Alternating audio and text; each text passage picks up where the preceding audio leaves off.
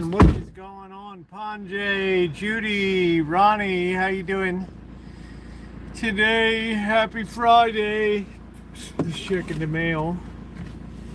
Well, I got my homeowner's insurance replaced.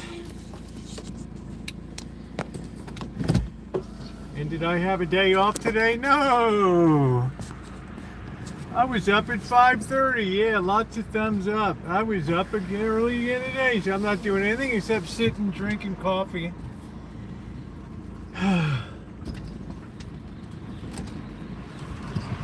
That's the whole 9 yards, babe. What's going on, Daniel?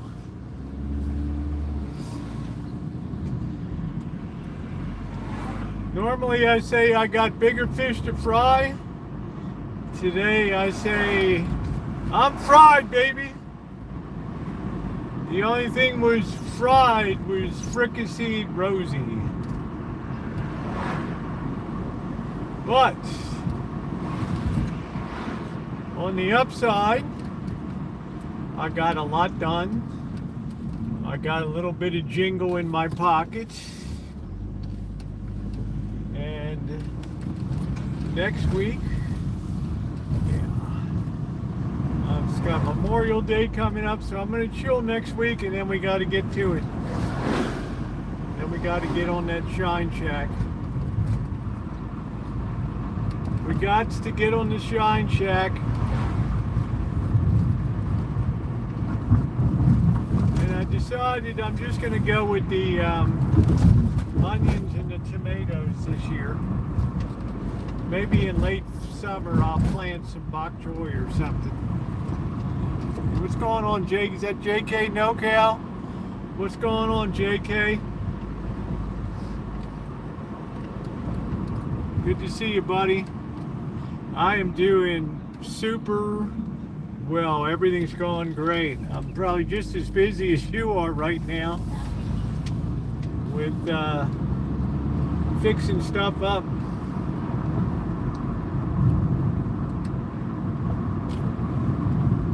Cindy says, I needed this day today. Well, we're glad to see. I know you don't drink, and that's a good thing. But we love having you here, Cindy.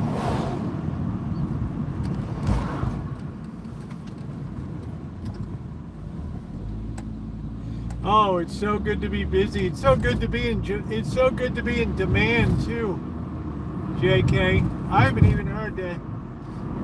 Man, word of mouth is just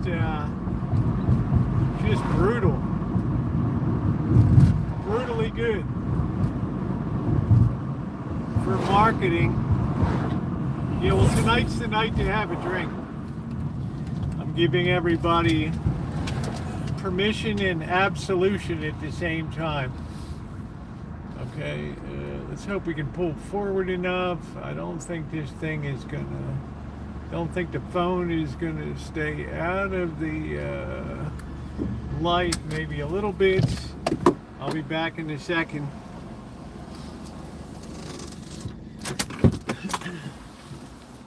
Go A's. Hey, what's going on? Las Vegas. I know. Yeah, we got way hot now. But I can remember the good days. Don't get people that you know watch those days are winning. During Las Vegas.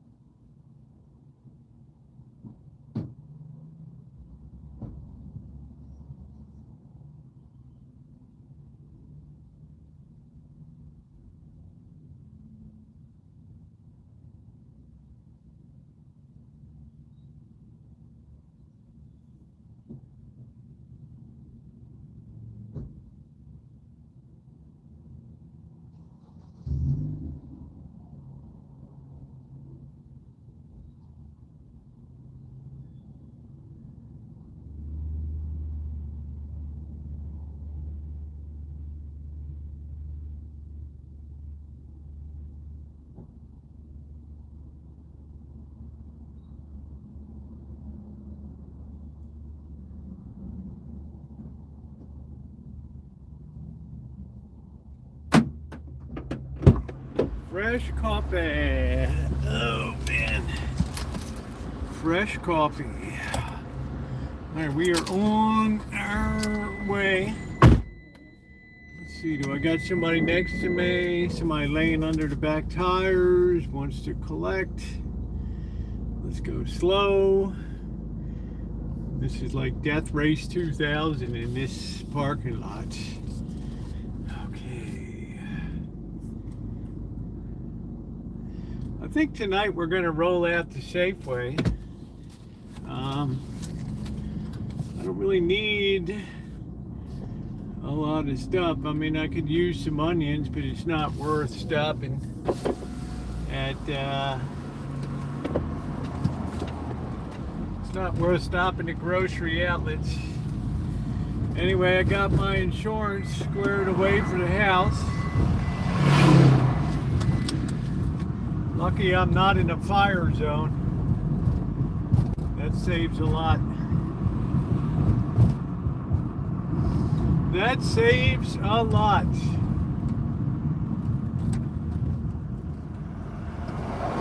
So I'll tell you, when you're in a fire zone here, you better believe you're going to pay 4 times what I pay. The same comparable house, outbuildings and all that, yeah, you're going to pay the same.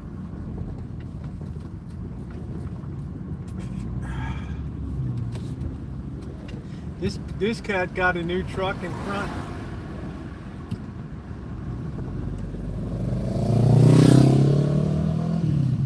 Judy, I can't, there's no way. And I'm going to do a review tomorrow.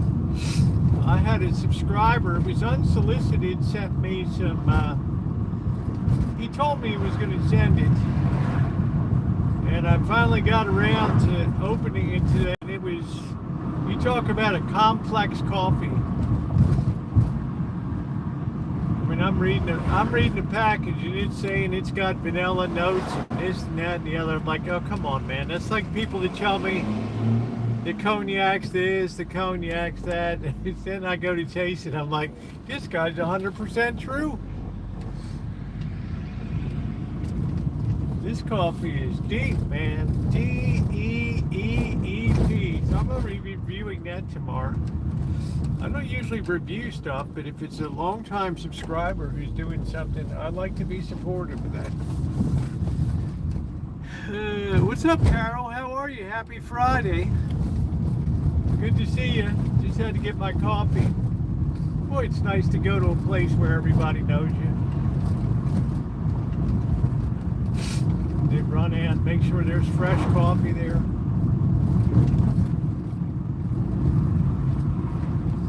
I like that. I hope you're doing well, Carol, out in the great state of New York. I can't wait to get back to New York.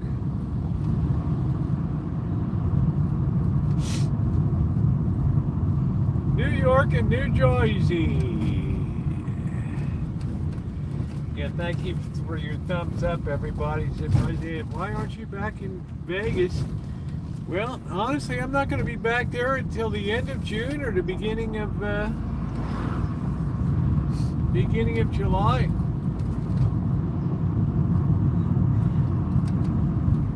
I haven't quite put my finger on it. So we got a lot of time between now and then. Hell, it's Memorial Day Monday. I couldn't believe how quickly the month flew by here. And I'll tell you what, anybody that says the years go by fast, time flies, I'm telling you guys, get up at 5 a.m. in the morning and go to bed at midnight. Your days will be like super glued. Right now it feels like it's about 10 o'clock at night. I was supposed to take off today.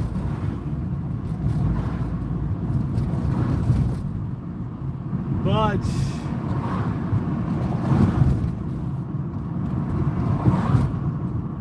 times being what they are, I took the job, like the Wizard of Oz said. When Dorothy's like, well, when did it all happen? Well, I don't know. I took off in a balloon one day, and I landed here, and they thought I was a great and powerful Oz, and times being what they were, I took the job. What's up, Trog? How you doing today?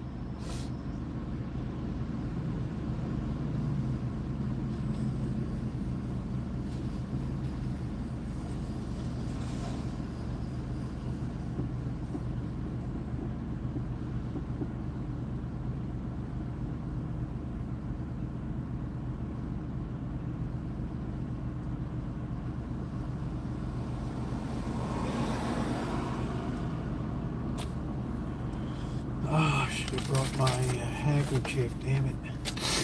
At least I don't have any battery problems right now. So I'm supposed to get some mussels, and also they got sweet corn 10 ears for 10 cents an ear.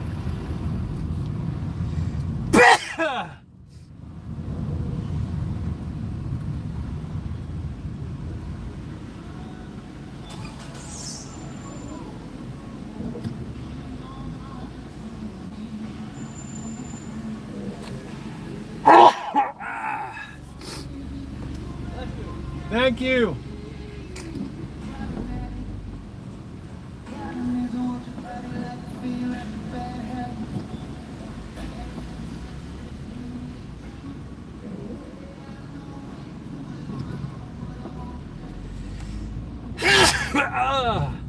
Get it out of your system. Roosevelt, get it out of your system. Somebody else sneezing. It's in stereo. It's either that or it's an echo.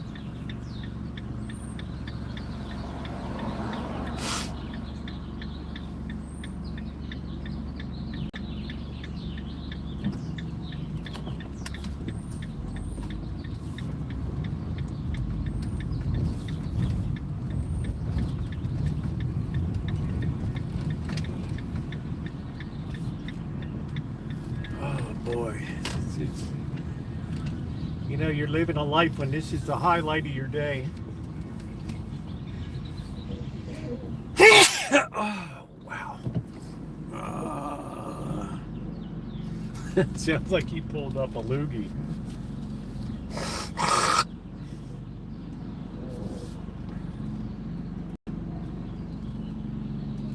Very observant, Trog. Very observant. Thank you. Yeah, it's that time of year, and can you believe I went through a whole year and 2 months of shots? I'm hoping it's going to work. If not, it was a big waste of time. I didn't have to pay for it, but I'm thinking maybe the guy put me on the wrong joy juice or something for that. I don't know. You know, who in the hell knows? All right, let's put the windows down. Make sure I'm in straight and looking good. Friday night.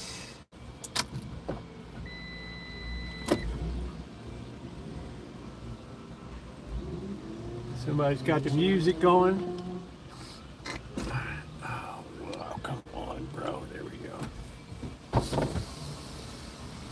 All right, so what's going on? Stay the hell up here.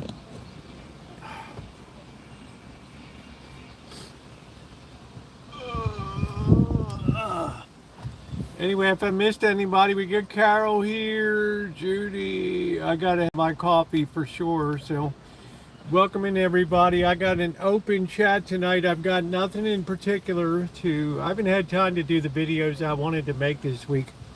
I haven't hardly had a second to do anything. Loved your blueberry cobbler recipe, by the way. I am Hippie Chick, my alt account. Well, welcome in, Hippie Chick. Thank you for being here. I like that so much. Yeah, I got a great ball cap here. The A's.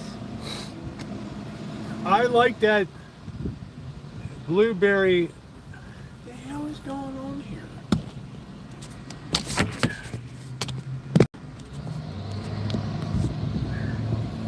Yeah, it's like the whole studio is just freaking falling apart here. I like that filling so much. I thought, you know, you could use this stuff like jam on toast. It's that good, you know. Because Fridays I don't have the soup because of meat. But I thought, what the hell? If I had a can of that and I transferred it to a mason jar or something, man, oh man, the London UK print shop foreman in 16th century admitted the word not any. Thou shalt commit. Yeah, okay. Yeah, thanks, Ron. Thou shalt steal. Well, Ron just found the basis of our civilizational problems right there. And these winds are strong, the shit's blowing through the air.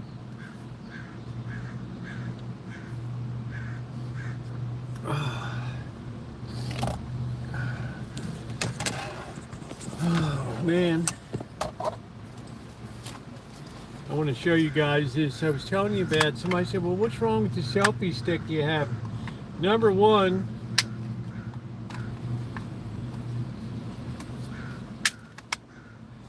when you put a phone on there, it's like wobbly. Even if you push that down all the way, it still wobbles. What's going on, Joni? Look at the length of it. Look at the length compared to the one that I was using. I mean, if I go on the streets of Vegas with this baby, they're going to think it's a damn police baton. What's going on, Russ, in New York, New Jersey, and the environs of the Empire State there today? I mean, that's a real piece of hardware. Yeah, hay fever season. You gotta love it. It's not defective. It's just too big. It's menacing to people on the streets. Absolutely menacing. And when you put it all the way up and you got the phone in there, look at that. It's like, dude, are you filming a movie? Somebody asked me that. Are you filming a movie out here? Oh, shit. Sometimes I just can't believe it. And I don't know. The problem is I ordered 6 of them. So, you just have to make do. I don't know what the hell's going on here. How you doing, Melody?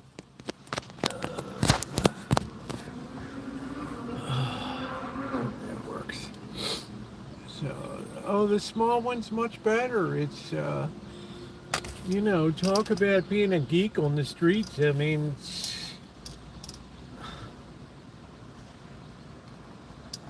hi, would you talking to the, get that thing out of my face, I'm gonna kill you, you mother. Just put the camera on top of the phone and then look like you're even videoing. Oh, man. I don't really have a problem. I mean, most people by now, they're so used to cameras in, you know, cameras in society that it's not what it used to be. That's for damn sure.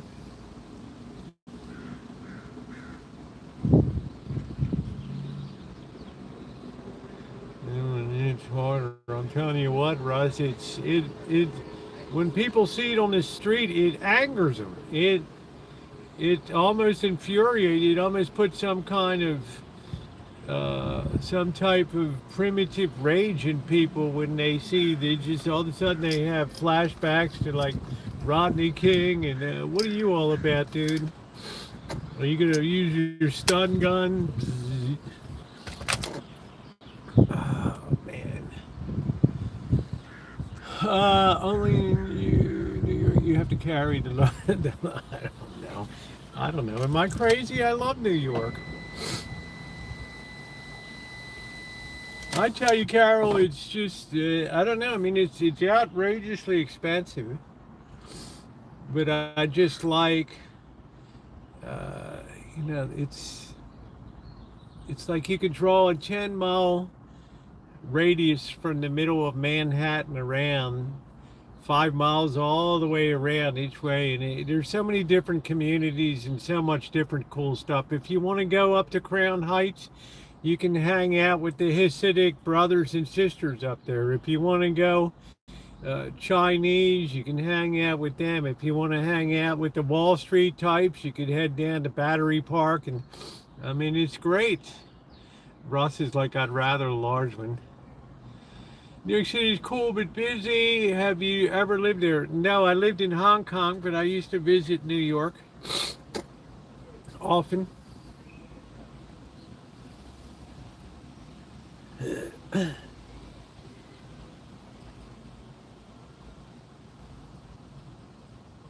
They'd always be impressed when you came into the New York office of the Royal Bank of Canada. Yeah, I'm in from Hong Kong. Wow, we actually have people over in Asia? Yeah. Yes, it's like, what the hell? You know? Yeah, man, you have 2 full floors of people over there.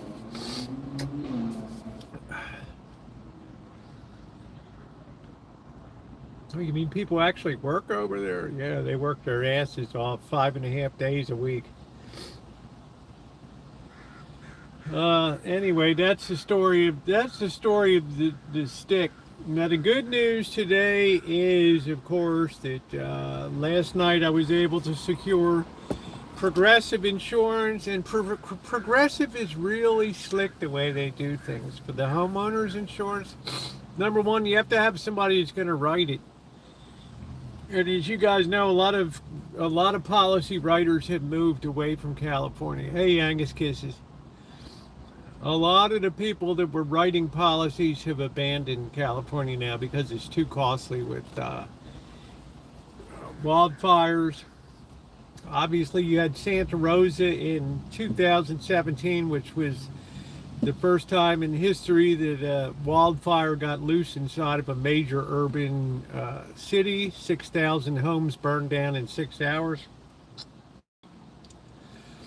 People said it could never happen again. It was on the news coverage every night for 10 days. I was doing videos standing right next to reporters out there getting ready to go on ABC News National Hookup. They said it could never happen again. Yeah, I own the truck now, Joni. They said it could never happen again, and the next year, Paradise, California burned down. And even bigger, the next year we had up near where J.K. NoCal lives in Windsor, we had the Kincaid fire that almost swept into the town of Windsor. And then we had the Quayside fire just before the pandemic. And then, tragically, a year and a half ago, we had the Malibu, Pacific Palisades, Altadena, Malibu fire. So these guys have had it.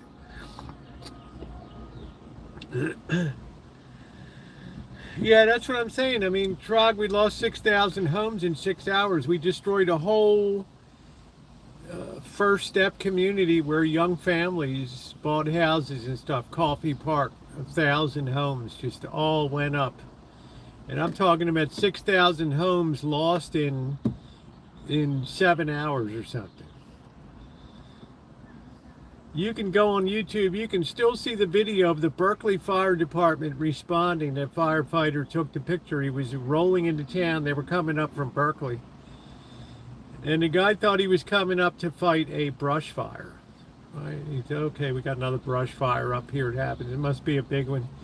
He comes rolling up 101 and he looks up the highway going north and he sees fire on the left side. He sees hundreds of homes just on fire on the left side. He looks to the right side, he sees hundreds of homes, Kmart, he sees all this shit on fire.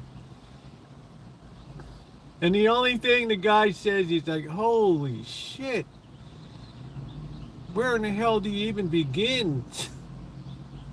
You know, I mean, it was just an outright conflagration.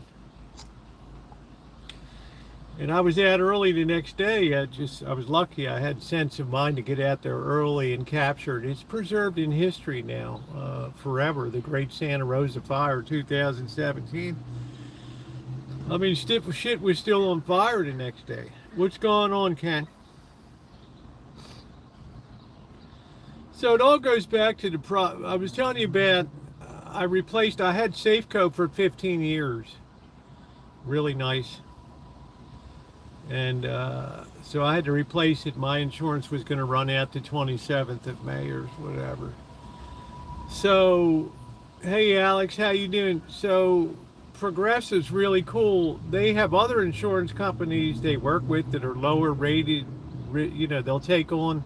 They're not as well capitalized. They're probably a little less reserves around them. So when they look at your application and you put your social security number down, they immediately run a credit check on you. And from that credit check, they ascertain whether you're, a person that takes care of business in life or whatever.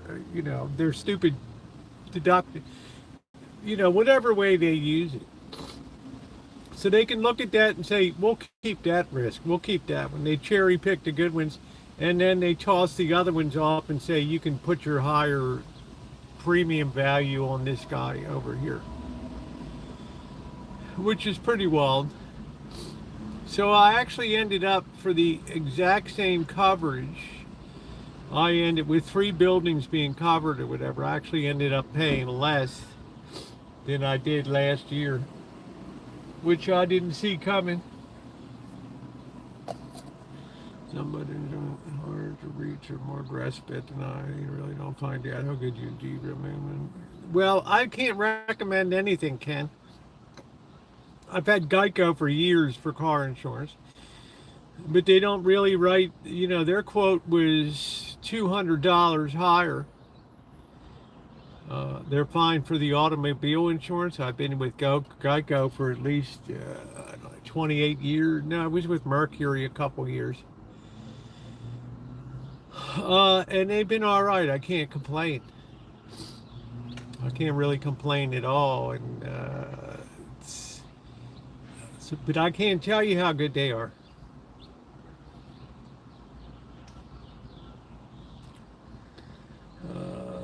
Tate rules. Ron, why don't you join our conversation here? I'm going to see if I have a tissue back here.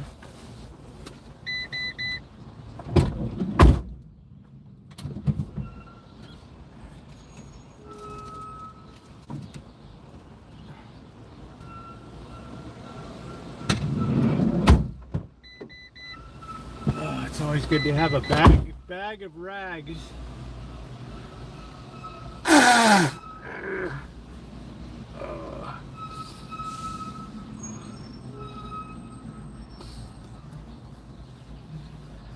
All right, that was my little adventure. So I ended up kind of happy. I mean, would they do a claim? I don't know. I mean, when you look at the capital value of what's there, it's not a hell of a lot. I mean, you're not insuring a mansion, right? You got 1,000 square feet, you got a huge piece of land, but you don't insure land. The land ain't going anywhere. That's it.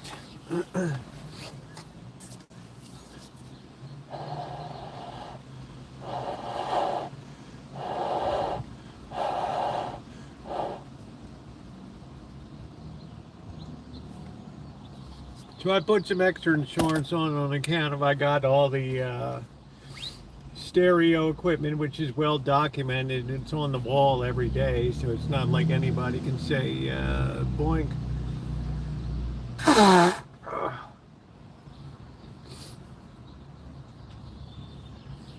don't think I took my allergy pill today. I don't know. I'll do it. I'll make it through.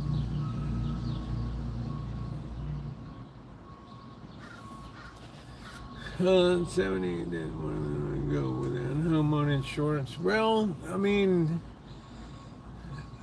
I don't know what to tell you here. If you have to buy earthquake insurance, that's a whole nother thing. It's not covered in your homeowner's insurance. And then it's standard on earthquake insurance is 20% deductible. And it's already outrageous. And then if you say, wow, man, I might as well just pay for it all myself. If you step it up to 10% deductible, it's crazy expensive. So Home fire just covers fire damage, water damage in case of leaky pipes and all that kind of crap. All those. So,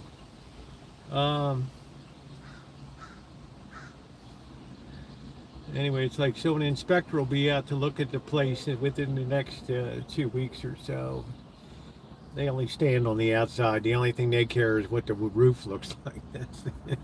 You know, so I'll hear a drone flying over the property.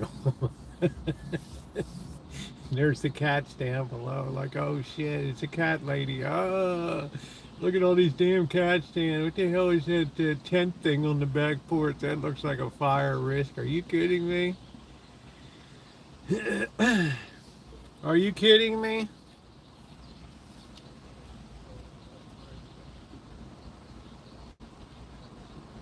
So that solved that issue. So I pretty much cleared the decks on.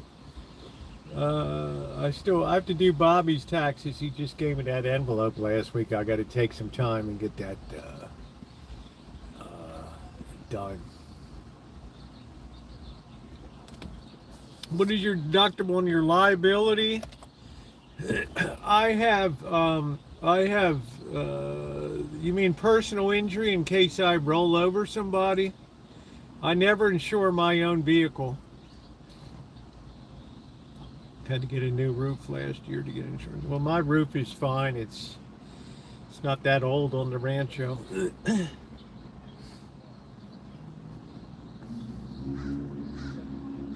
Oh, yeah. See, the only thing I care about insurance is the person that trips out front. You know, gets a spear through their head or something, and you know, they were supporting a family of 8 kids, and now so I have the maximum you can get is $500,000. Everything else I don't care about. Like in this vehicle, I don't put anything on this vehicle at all. If it smashes up, if I can't recover from the other person, I just walk away. That's it. Same thing happened to my daughter. California is not a no-fault state. So my daughter's driving in California. Somebody T-bones her. Old guy, yeah, I don't have any insurance or whatever. I'll see if I can work something out. Never heard, never worked anything out. No insurance. It's the way it goes. They say, what do they say? 1 out of every 4 people that drives in LA doesn't have any insurance at all. There's no point lowering premiums if you couldn't afford to do it. Well, I take my deductible up high. You know, the whole house was rewired, replumbed, 20 amp wiring. My father was a fire inspector for years after people would do fraud and try to burn their own businesses and houses down. Hundreds of inspections. Causes of fire, yeah, this is what it was. And at the end of the day, he said, I never saw a house burned down that had 20 gauge wiring in it. Oh, it's exactly what I went out and bought, the yellow shit, and put it in the whole house. Every building, everywhere.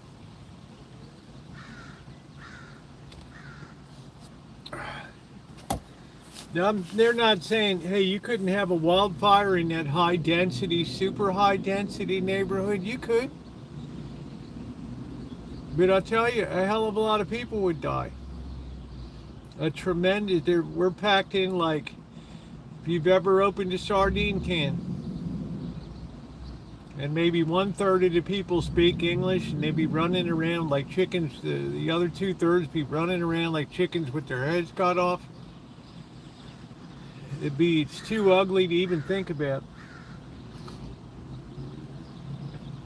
But not too likely. There's a lot of fire hydrants, there's a lot of fire departments and stuff. I mean, the fire department's less than half a mile away. What did Joni ask when she came? What did Joni say? Anybody remember what Joni? I can't remember what Joni said. I don't know. Time to smoke a blunt. I don't know. Joni just popped a question. I won't be able to scroll up and hit it.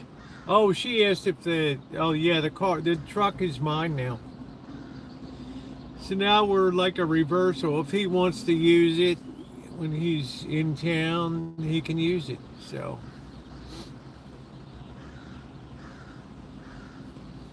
I'm always glad when the allergy season is. Man, it was cold last night. I don't know what it is today. 78 degrees. We're 10 degrees cooler than we were yesterday. It was like 49 degrees this morning or something. But you know, it's always going to burn off and the sun's going to be out. And that's exactly what happens.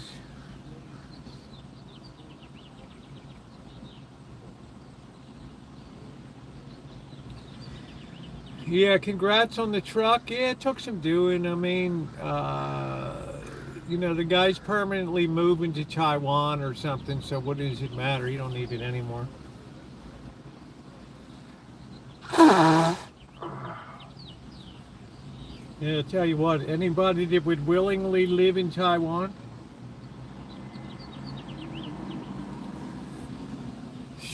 especially Taipei, of all the places I went to, so dreary.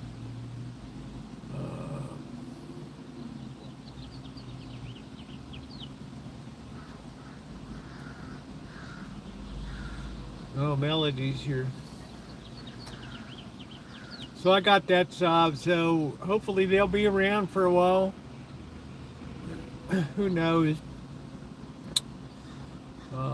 The one thing I know out here, the replacement cost of homes went up so much, the value of the home, that it made insurance much higher to cover off that risk.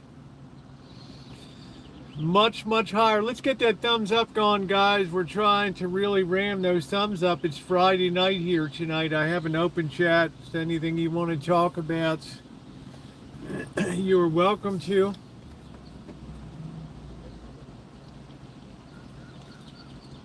Boy, I see a lot of e-bikes these days. It's amazing how battery technology can be expensive relative to average. You have to, housing is not the way you think of it in America. It's more like a New York City condominium that you buy. It's crazy expensive. But the nice thing over there, like here, anytime you're in a co-shared or co-run building, like timeshare or co-op apartment building, you're always going to have the management committee that's in there, and they're going to be slamming to people. Especially if they let a third party originally sign the contract when the building's being built. This is the management company, and they'll tell you, oh yeah, you have the right to change it. And then you look at the fine print 5 years later when the shit's out of control, and it says, oh, we have to have 80% of the tenants here to change the management company. What? Yeah, and they just put the common area rent up another $40 a month. What? What? You know what? I don't want to be living in a place that somebody sees it's like a money tree that they just shake once in a while.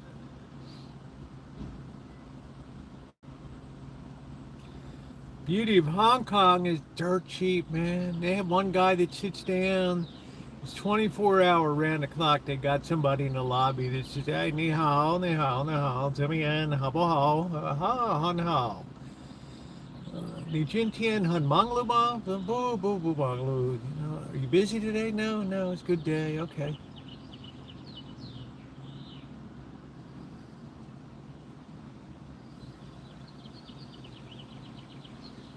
You pay like, I don't know, $30 per.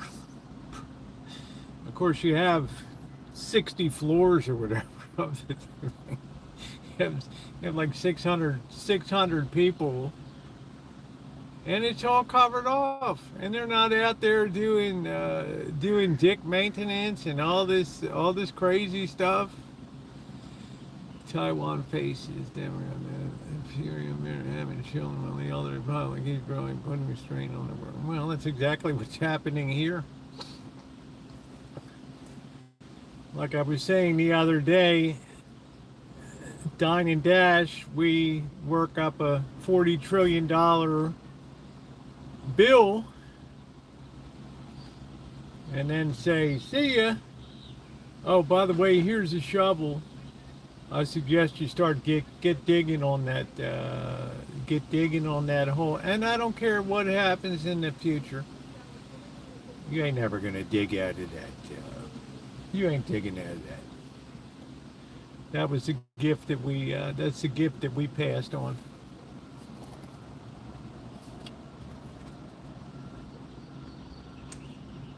Exactly it. So yeah, well, it's there's a lot of causes to that.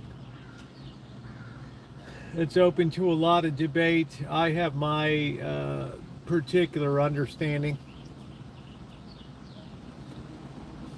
What country would you move to if you moved? Oh man.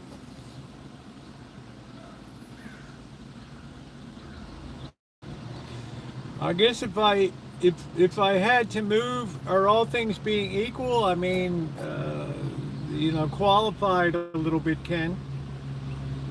Yeah, hold on one sec. Yeah, let me just deal with Ken here. Like all things being equal, or what? I mean, the only way to wipe out the man of the world is to do it. Yeah, I'm just saying. So we pass that along to our kids and grandkids, and it's like we dined. Are you ready for your bill, sir? No. Give it to him. But, sir, you have supped like royalty.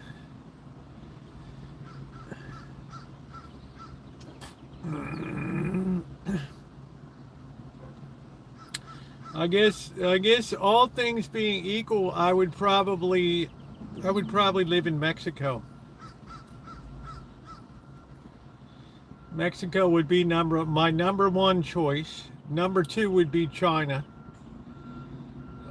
Somewhere in China, because people have a very distorted idea about it's an Oriental. We're in the Occidental. They're in the Oriental, and they have a whole entirely different way. When you speak a language, you start to understand how people feel in their heads and stuff, and they have a whole different idea about things. So there's a lot of things you hear about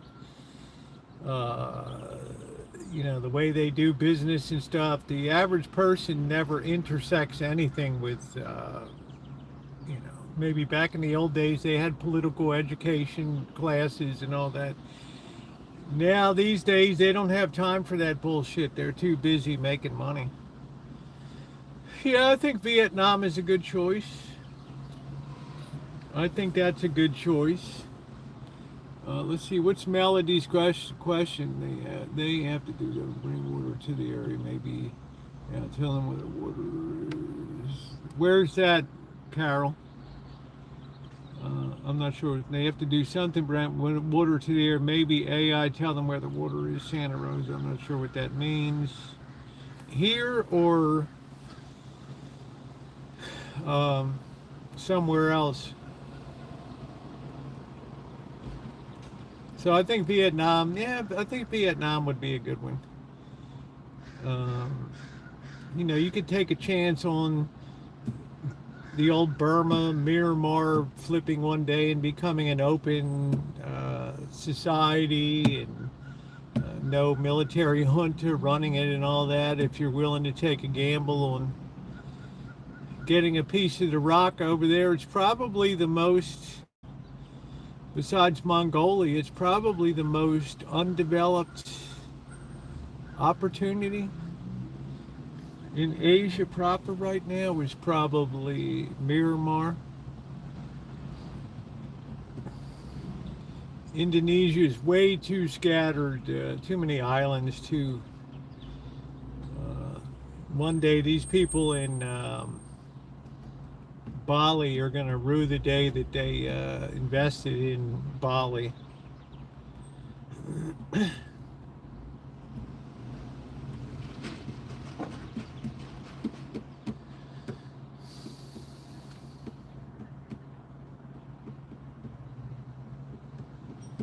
I follow this channel called Lost LeBlanc of Matt LeBlanc. He's always, puts a video up once a month or twice a month, hopping around with a different bunny every time.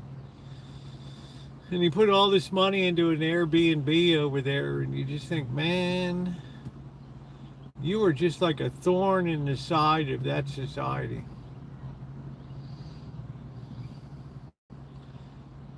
Just like the United Arab Emirates is a thorn in the side of Iran.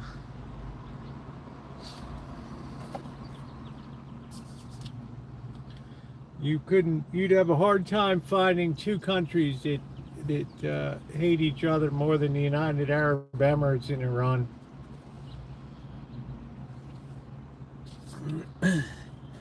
So I'm not sure. Melody said she had and Carol, I wasn't understanding what you said about the pipe or the water or whatever.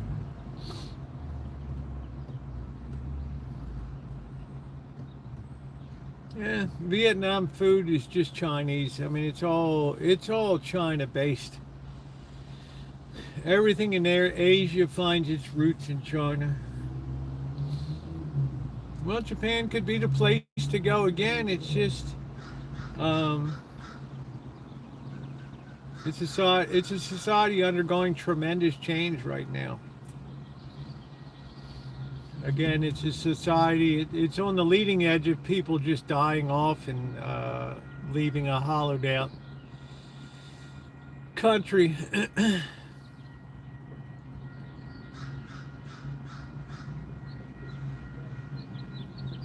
mean, when you go in, I thought people were bullshitting about buy a house in Japan, and then I go into the real estate sites. It's like, yeah, you can buy a place, cobwebs, and kind of run down. Might be a couple hours outside of Tokyo or whatever. Yeah, it's, $10,000 to $20,000. Weed and good pool players there. I don't know, Trog. Have you ever been to Vietnam? One of my good friends, Robert Mack, his wife is Vietnamese, so he spends half the year in Vietnam.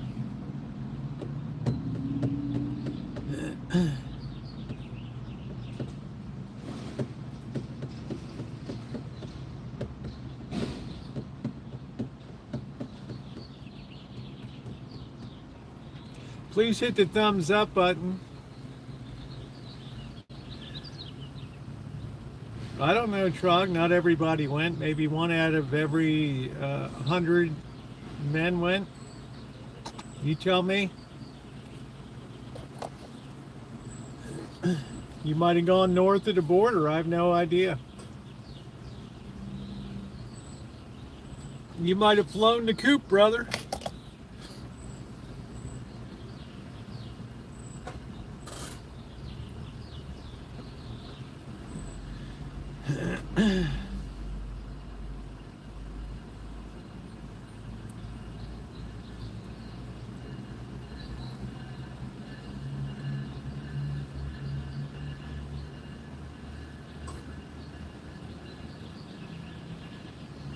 Couples who married cohabit and recommend each paying equal percentage of their respective.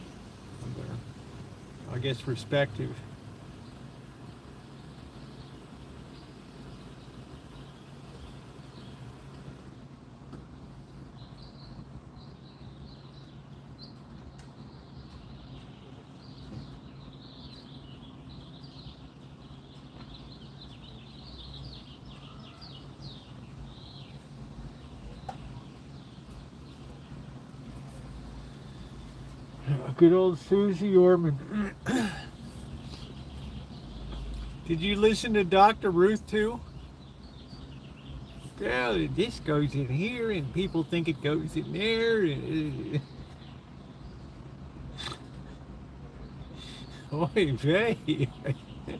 I don't know what to do.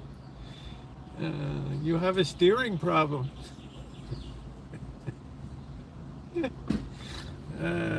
Shit.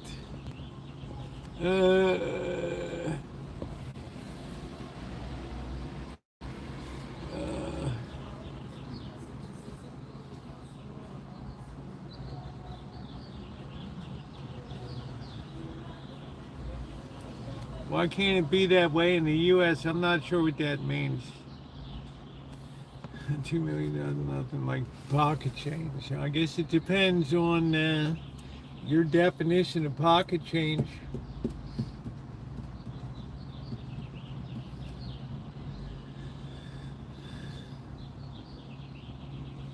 I mean, if it's falling out of her pocket, I'll take it.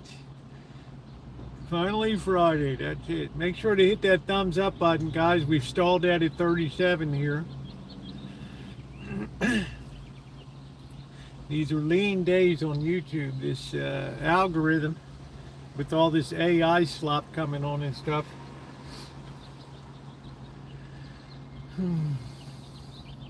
You gotta love what you're doing to be here.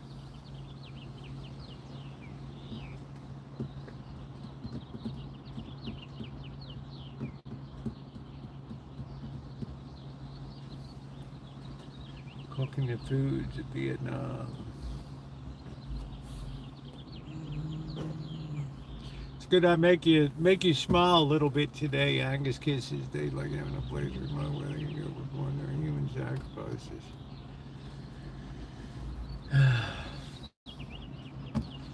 It's good old mullock. I used to think it was mollusk, like a shellfish. Do you think food prices will come down anytime? I think beef prices will come down. Remember, it used to be the United States was a contained agricultural enterprise, and then once the world became more globally interconnected, there was often more money to be made by shipping product outside of the U.S., even in a raw form, corn, soybeans, etc. So we're now competing with the purchasing power of other nations. Vietnam food is it's okay. I mean, it's just a derivative of Chinese food.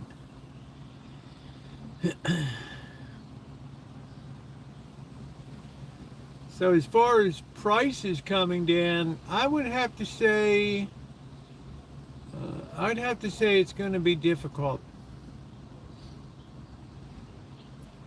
Not impossible. The big problem now, and it's not getting any headlines, is the terrible drought conditions that are prevalent in much of the wheat growing. 2 weeks ago, the FDA crop report on crop conditions came out, and it was the crop was rated poor for wheat. Many years since the crop was rated poor. And wheat just went limit up that day. Which is why I've told you guys I've been long the wheat market since I recommended agro and wheat, a month and a half ago or whatever. We all know that the richer you are, the more tax advantage. They need to do some options. Yeah, let me just finish this thing with Ken asked about food prices. That's a worrisome sign. Now, people said, well, there's tremendous above ground supplies. Yes, there are. But I hearken back to 1972, and I know I'm talking about ancient history. When the Russian wheat crop failed in 1972, and remember at that time they were our real, they're Bolsheviks, we're capitalists, we're running dogs, they're commie, red, whatever. And they came over and got permission, I guess, from Nixon or whoever it was. And in one fell swoop, they took I don't know, 160 million bushels of wheat out. They called it the Great Grain Robbery.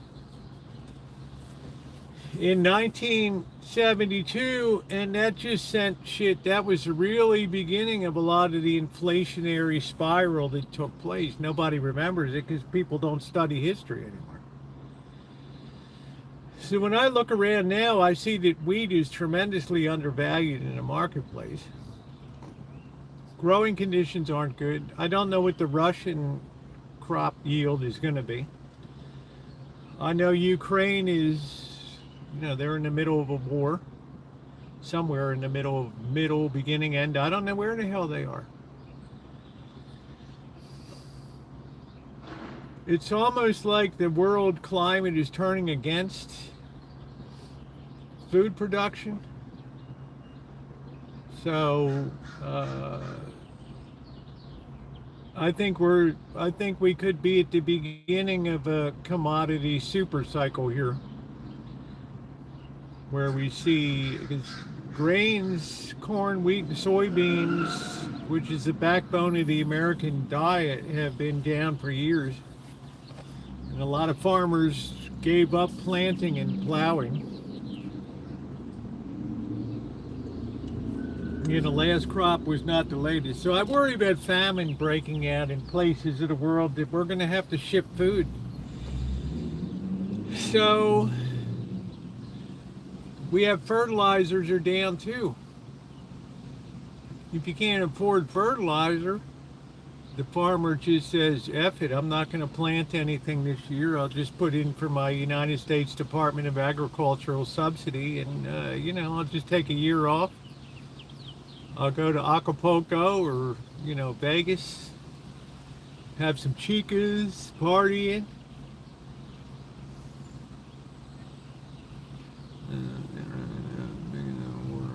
They just have to. The Rosa could have pickets. I'm not sure what you're saying. Well, let me go to.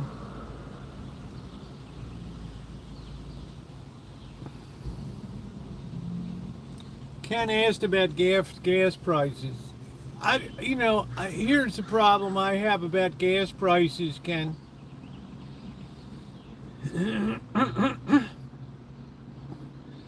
The problem I have, and please hit the thumbs up, guys. Take a second to hit the like button. Here's the problem I have with gas prices. I don't get any truthful news out of anything. I've heard for the last 2 months that we're negotiating, we're close to agreement. Oh, we're looking good. We're closing the gap. We should have a deal done by the end of the weekend. I don't know.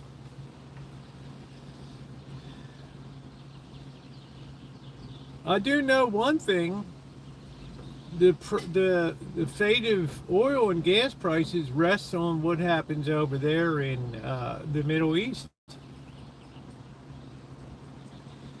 United Arab Emirates, we're halfway done building the pipeline. We don't have to export out to the, through the Persian Gulf. Yeah, but a lot of your infrastructure is wrecked.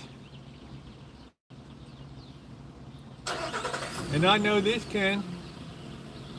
If it turns into a shooting war again, they've had 7 weeks now, Iran, to get shit positioned for maximum effect. And where that effect is going to be felt is in Kuwait, Bahrain, United Arab Emirates, Saudi Arabia.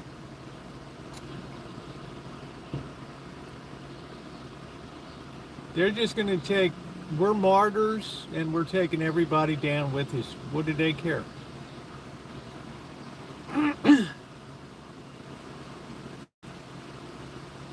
Take it all out. Desalination plants. Make sure 50 million people can't get a drink of water tomorrow.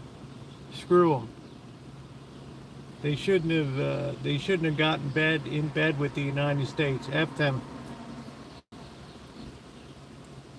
You tell me how it turns out, Ken.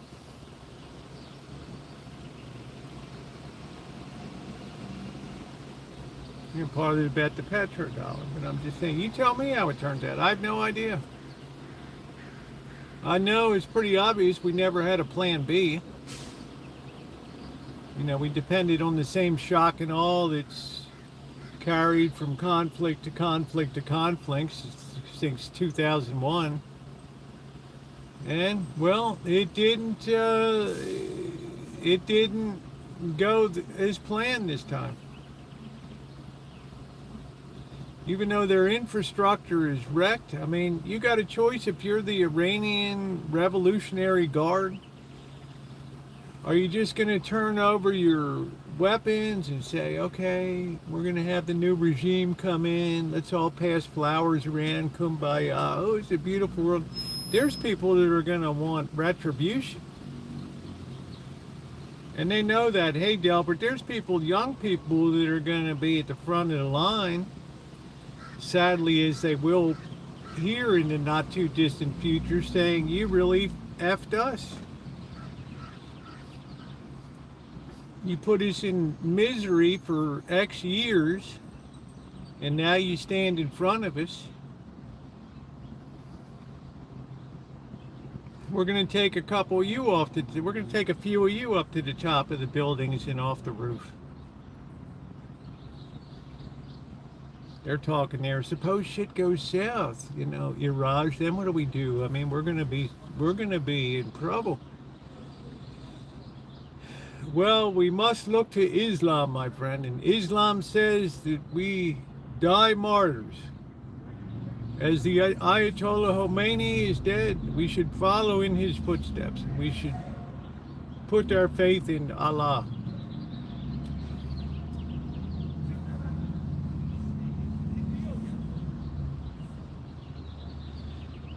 Regime change, are you kidding me?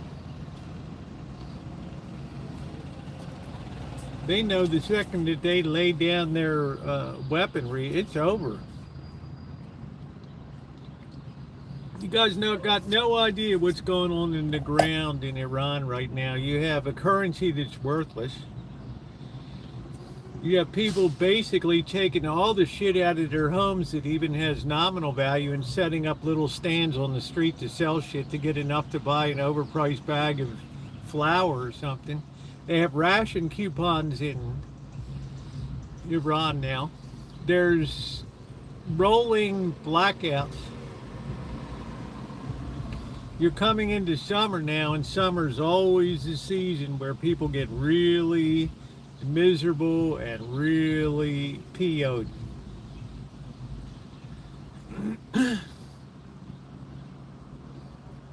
Yeah, these are just my opinions. I was asked, and I'm giving you my best idea about things. So this is, you know, if it was a slam dunk decision, the president would have made Tehran a sheet of glass by now. But other people are in there telling him, you know, if you do this, Mr. President, it sounds good, and for a tough guy, you know, I'm a New Yorker or whatever, no offense, Carol, but, you know, I'm a tough guy. Yeah, but Mr. President, what are we going to do with 50 million refugees streaming out of the Gulf states that need a place to go?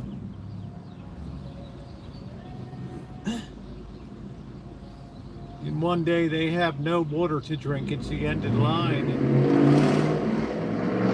And it'll take years to rebuild all the infrastructure over there. Are you kidding?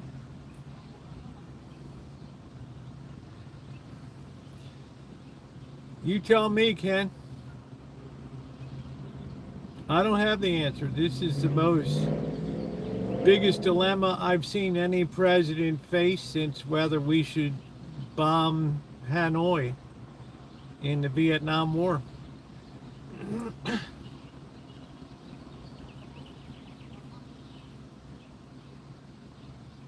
I mean, if we lose one frontline aircraft carrier or a Class 1 battleship or something, they are going to be freaking raging in Congress. Raging. If you have men and women on some battleship or some aircraft carrier that goes down and results in the death of hundreds of people. There's not one person probably that'll stand up in Congress and defend that and say, well, okay. War's hell.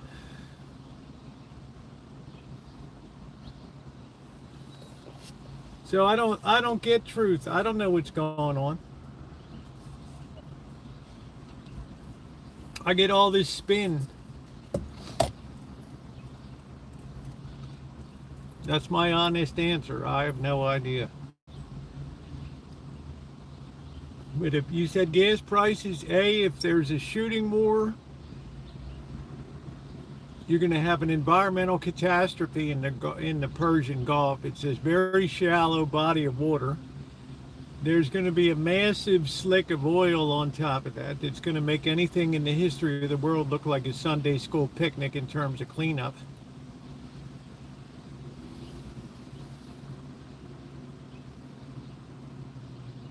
No, I'd say it's pretty much, the Iranians have a very strategic hold.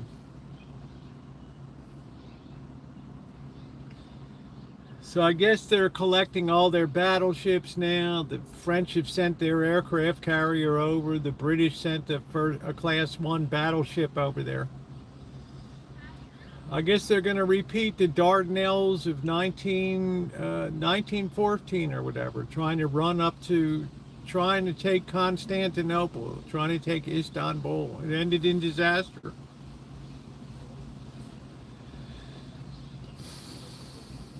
Now, Melody, one of the things that I've argued about budgets and money is the corporate tax rate is too low. If an individual can pay a high corporate tax rate, the corporation can. And number two, if a corporation is treated like a person, then they should also be contributing into the Social Security. That's my view. They should take 15% of their profit and turn it into the Social Security Administration. I'd rather see the money go into the Social Security Administration than to see Jeff Bezos call life an engineering problem and put hundreds of millions of dollars into Project Apollo to extend his miserable life. And Larry Ellison of Oracle Corporation, who says that the idea of death makes him angry.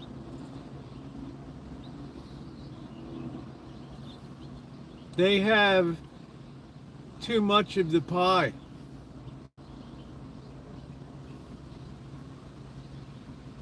That's just my opinion.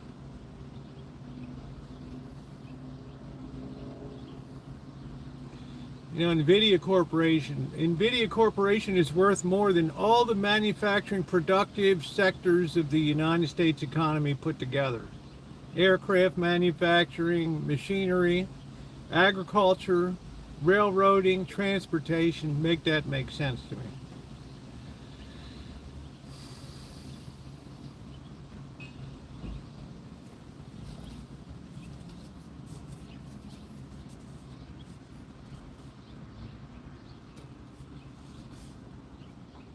So I stand by what I said a few days ago. Yeah, this bubble be popping.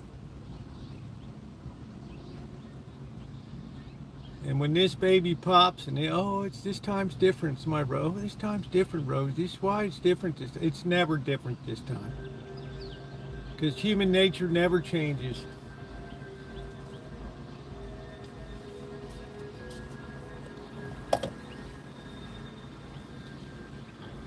Yeah, so I think that the corporate tax rate, if you're going to get all of this efficiency out of the economy with AI layoffs and all that, you're going to have to support a lot of damn people. We've just started the lopping off head count because of AI. Yes, some people are going in to start their little application AI businesses, but once they train up a business or whatever, it's gone. There's no recurring Once you're done, it's a one and done. My life makes it hard for me to. Why can't everyone pay the same percent to go to infrastructure? Like, one reason is if our top tax rate is 26% or whatever right now, and let's say Blackbird makes $30,000 a year,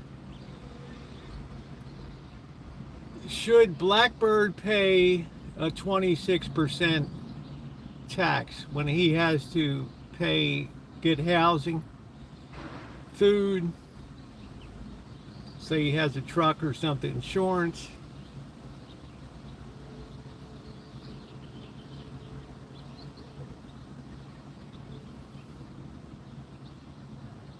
I mean, that's why in England and some nations they have a flat tax. They have a VAT tax. You pay it on consumption. If you don't buy, you don't pay the tax. You have individual taxes. We have what's called a graduated tax system where the people that earn the least pay the least in taxes, and the people theoretically that earn the most pay the most into taxes. I don't know. I don't have a problem with the system. I don't think so. I think it comes down proportionally harder for a person that's earning $30,000 a year to take $5,000, $6,000 off of that and tell that person to go out there and buy beef at the same price that the person that's making $300,000 a year is making. I don't know. I mean, you could be right, Melody. For me, it seems to lack an ethical dimension to it. Right? It seems to be a lack of recognition of how hard the scramble is at the base level of existence, like a person that's surviving on gig work right now, running around Uber Eats or driving for Lyft or Uber, while Larry Ellison jets off to his island or spends another $100 million on life extension research, or Peter Thiel secures blood from young people to give himself transfusions. You know, it's like, you know, where in the hell am I? You know, where did we cross our wires?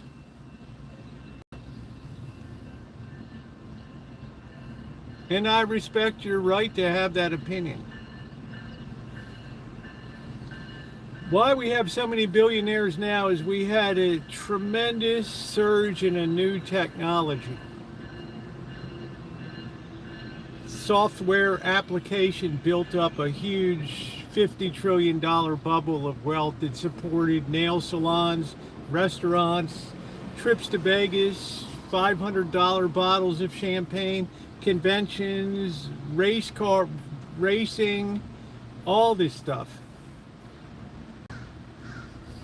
Tremendous wealth. People that are software engineers, everybody wanted to go to college to be a software engineer, make $150,000 to $200,000, $300,000 a year. Man, that's a lot of cheese to go around. And the people that found those companies are the ones that become the billionaires. The top echelon of management that started the company, sweated through the sleepless nights, then launches it onto the public market. Stock goes up tremendously, like Nvidia, and they put that money in their pocket.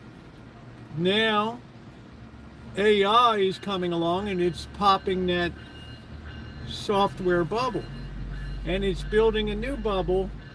While this one's deflating, this one's inflating over here. But the problem is, this one, the AI one naturally starts to consume its own tail like a snake in the end. But here's the kicker now, Ren Mary. All of these companies just leverage themselves to the hilt, borrowed hundreds of billions of dollars, trillions of dollars, to throw it into building data centers, land acquisition, lawyers' fees, permits to appear before city councils, payoffs to people, bribes. We're gonna build a park in your town if you let us put up the data center. We're gonna put a statue of you, the mayor, in the park. It's gonna be wonderful.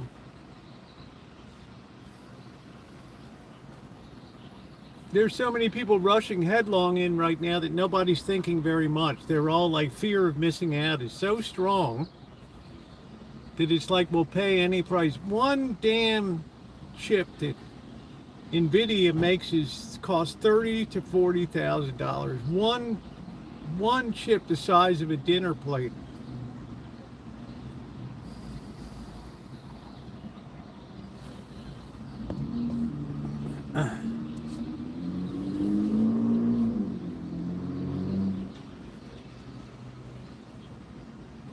So you tell me what happens down the road when it's all of a sudden like, how are we going to make profit on this shit?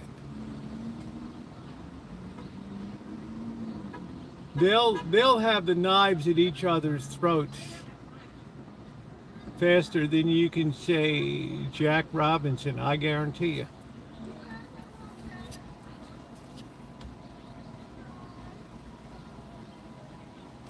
Why do you think Sam Altman of OpenAI pushed his initial public offering up to today, dropped it on the desk of the SEC? He wasn't going to be till later in the summer because he knows the rats are starting to chew inside. You better get the public's money while he can before the shit all blows up. Well, how you doing, K-Docs? It happens. It's the rotation.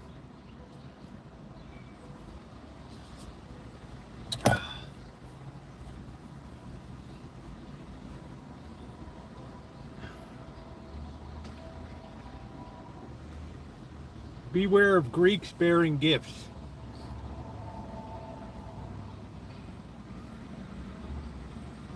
That's why we have a lot of billionaires, because we had this bubble of newness that if you were there first, you got heavily rewarded. Like Jeff Bezos. Hey, why don't we start to live? Why don't we, instead of people going shopping, why don't we drop shit at their door? Let's build warehouses, and instead of having all the crap shipped to Macy's and Target and Walmart, we'll be like another Walmart, but we won't have the overhead of employees, and we'll just have a big warehouse. If you want something, come to us. You just have an app. Be there first. It's like the great Jeremy Irons said in the movie Margin Call, be there first, be smart, or cheat. And I don't cheat. Then Jeff Bezos says, well, instead of all these warehouses, why don't we just have associate sellers and let them warehouse the shit? We'll take a percentage of what they sell, and then it's their problem.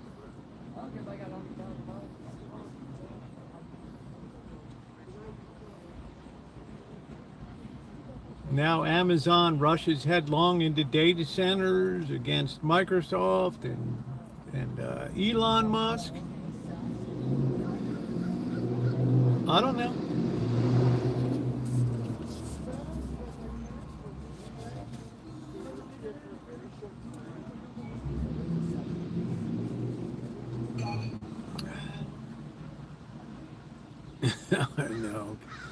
I know, K-Docs. It's, you know, they're still playing Moneyball. Still playing Moneyball. So there's your answer. As far as a graduated tax system, Melody, I mean, that's just my opinion. I just don't think that the people that earn the least should pay equivalent percentage-wise than the people who earn the most.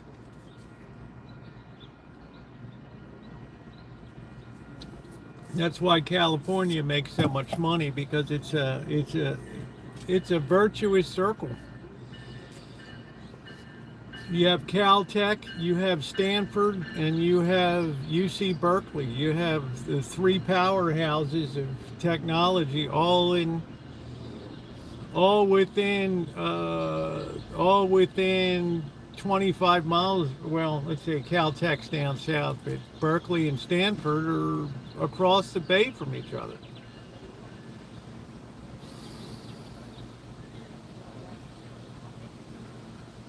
I mean, look at all the big tech hitters. They came out of those two schools. I mean,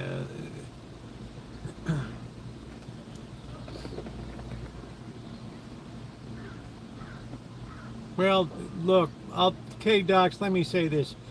If money bought championships, then the New York Yankees would be every year having a World Series ring. It doesn't work out that way. There's some dynamic in baseball that's unappreciated. And that dynamic is something that's hard to put your finger on. Sometimes it's just stuff's arranged in a way that works.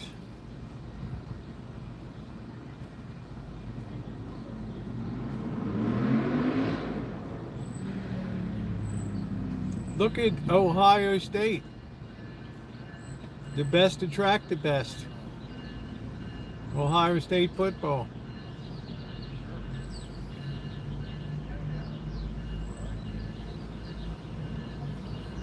You'll never break the stranglehold of the, of the Big Ten and the SEC. Ever. They've effectively killed football now with the transfer portal. It's killed. It's gone. It's done.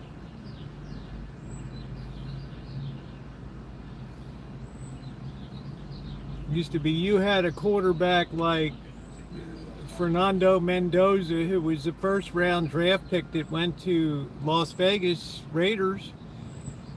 He started at Cal. If there wasn't a transfer portal, he probably would have stayed and led Cal to a championship, but he goes through the transfer portal. He perceives it to be a better opportunity, and the school that the guy leaves is left holding the bag. I'm not saying that people should be slaves, but what I'm saying is, it's ruining it. It just kills college football. Just like the best thing that happened was the NFL put a salary cap on, and all of a sudden you had any team in the NFL could potentially make it to the Super Bowl. Perfect. People love that. We never had a championship, but we got a chance to get one this year. Yeah, man. You don't have that in baseball. You have the Dodgers, the Padres, the Yankees with these ridiculous payrolls, and then you have the A's.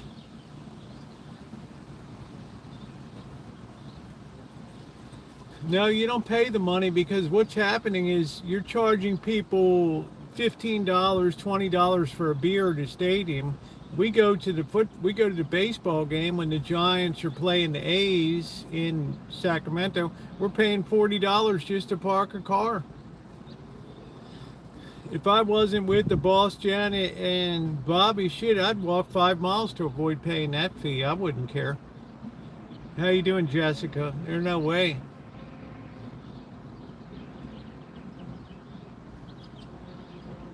$100 a seat. Come on, I don't see a lot of young people at the games. You're chewing up your seed corn of young people that would naturally be interested. I mean, one of the most formative things a young guy or young woman does is go to a baseball game when they're a kid. It grabs them to be there in person. You're cutting that out now. Basketball is the same way. $8,000 for a courtside seat. I've tried to get tickets to the 2028 Olympics in LA, they're already selling tickets for the venues. I got no chance of basketball.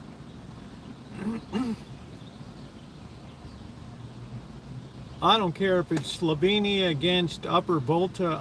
There's no chance. You think you're going to see your own team play in the Team USA? Forget about it. It's such a turnoff. Yeah, thank you very much, Jessica. I appreciate you, honey.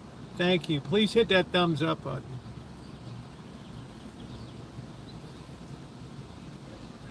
You know, it's as usual, human greed in the end kills everything.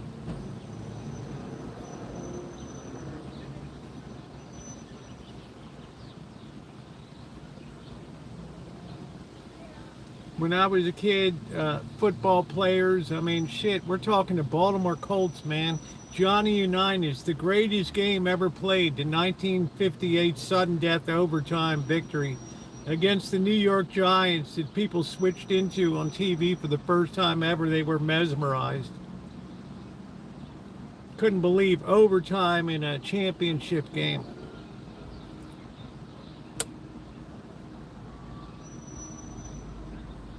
All those guys on that team had to have off-season position. A lot of them were in my parish, in my church growing up. Jimmy Muchler, who caught the ball on the 4-yard line so Alan Amici could punch the ball through to the end zone. Boog Pal in baseball ran charter fishing. A lot of these guys sold insurance.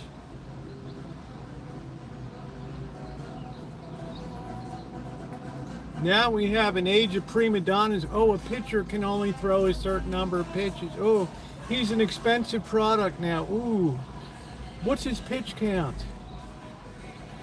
Doesn't matter how well he's pitching now. Let's just pull him out of the game. Or football players. We don't want to play preseason games anymore. People could get hurt.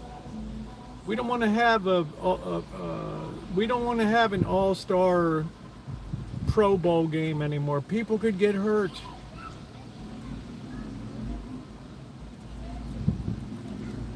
You know, you're gutting sports. You're killing the young people that would be interested. When I was a kid, you had a Junior Orioles. You got 10 tickets to 10 baseball games. You saw every team in the league.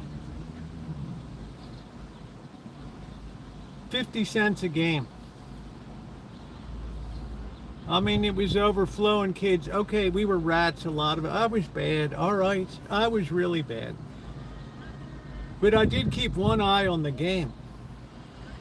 And I did develop a love for baseball, love for basketball, love for football. Now I see young people today, they're like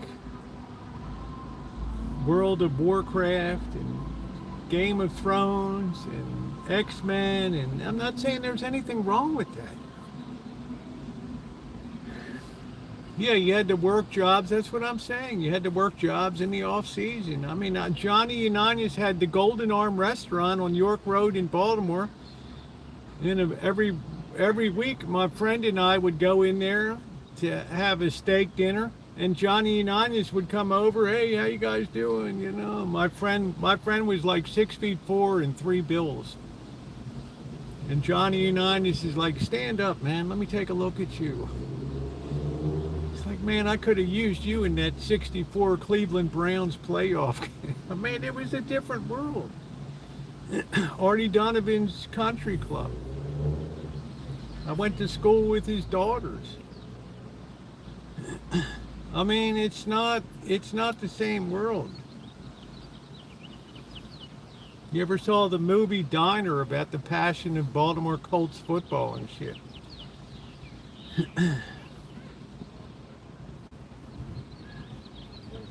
So, Walter Payton played for one team, Barry didn't play, and they didn't have a 10-4. Oh yeah, I mean the Bears, come on, man. Walter Payton, Jim Brown for the Cleveland, come on, man. These guys poured their heart and soul in, got nothing.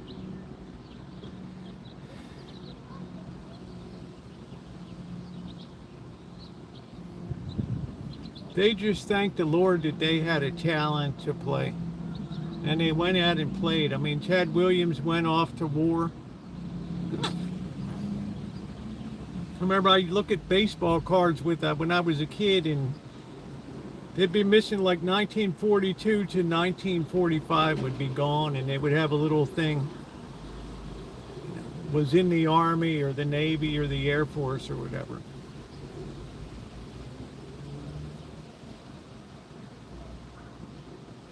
I mean, that really made an impression on me.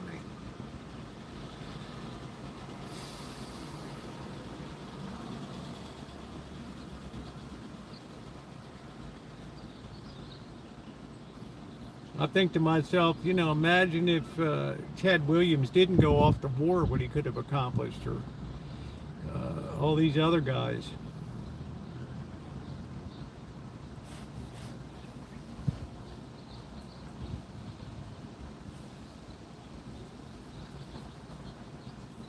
So I guess the biggest takeaway for me is the tremendous amount of greed that is just, you look at the way, you know what's destroying sports now? Gambling. When they gave you a smartphone and an MGM, Bet MGM, William Hill, FanDuel,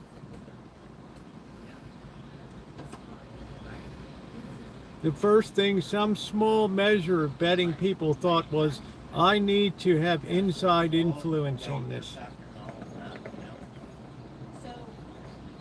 If I can get this player in college basketball or this basketball pro player and I can slip him $50,000 in cash to throw a game, the most unlikely game in the history of the world,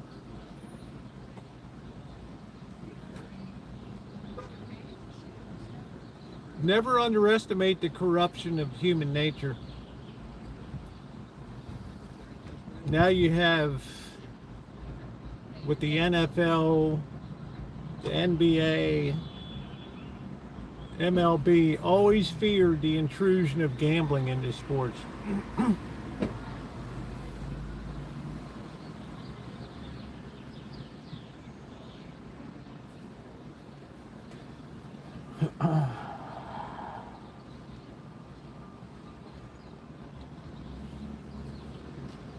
So I don't have TV now. I don't care what it is. I mean, Kelly comes in, she enjoys the NHL playoffs.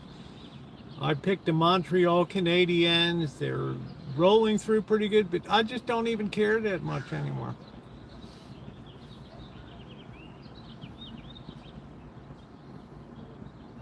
I only like it as an intellectual activity now to build a sports betting model or something, a horse racing model with my inputs and things using AI. That's the only interest I have right now. You know, can I beat baseball, betting baseball? Can I beat the odds?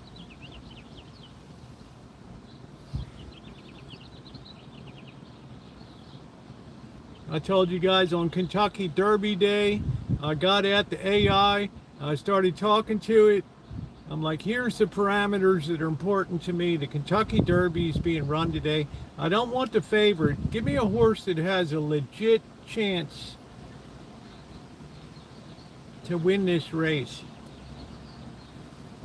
And it comes up with Golden Tempe, 30-1 shot.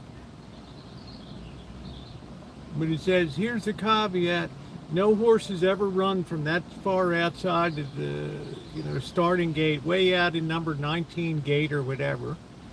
And no female trainers ever won a Kentucky Derby.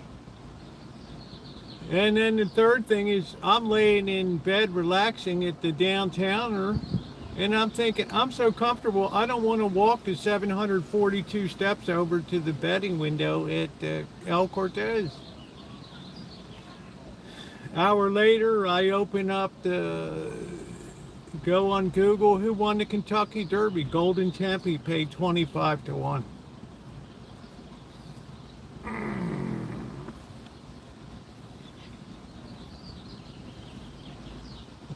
I wish I'd saved the screenshot, because everybody's like, Roosevelt, you're so full of shit. I swear, you know I'm not a liar.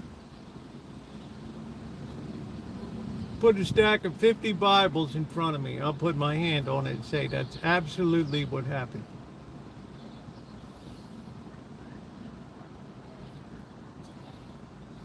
So I went ahead and built a whole model. I know I should have got up, but you know, I eventually got up and built a model that I'll take down there the next time. Sit there on a Sunday when it's 118 degrees outside, I'll sit my ass in the sports book and I'll have the time of my life.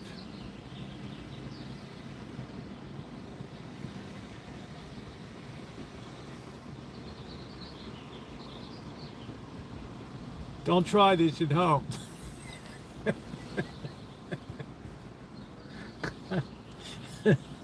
I'm surprised Ronnie's on there. This is just opinion, and do not take Rosie's. Do not do horse racing model. Do not play poker. Do not do this. Do not cheat on NFL or NBA games. Do not try to go and pay somebody off. Ronnie, you have spoken. I have heard. I understand. But the point I'm making is that sports is now being corrupted by money on two sides. Salaries that are making it impossible to enjoy a game, and corruption from people trying to throw the game. And this year, for the first time in my lifetime, 3 years old, my father's propping me up between pillows on the sofa, 2 years old, to watch the Colts on TV. For the first time, pro football goes behind a paywall now.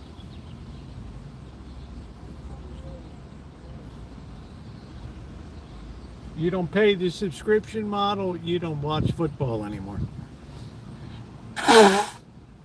Well, I'm not paying a effing subscription model. Much as I love college football and pro football, it's my favorite sport, I'm not paying it. How you doing, Naomi? What's going on, babe? Yeah, I'm just saying, it's done, Dr. Frank. I don't care if they run themselves ragged. I'm interested in seeing how the new head coach does for the Ravens. Finally, after whatever, 12 seasons or whatever, John Harbaugh is gone, we got a new coach. Yeah, I'm curious to see. I refuse to give Bezos 1 cent to watch. I'm just not playing along anymore. I thank the Lord that Naomi's family was kind enough to add me to the YouTube premium package. And I thank you again for that, Naomi, but it's not going to put football on the screen. How you doing? How you doing, Robert? Nice to see you.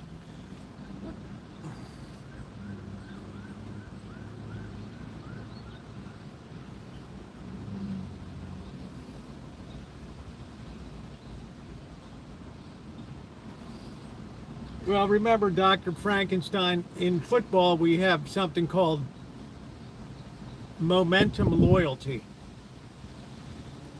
And this is what the big cats up in Park Avenue, the headquarters in New York City, some of the most expensive real estate on planet Earth, in some of the luscious and most well-appointed offices in New York City.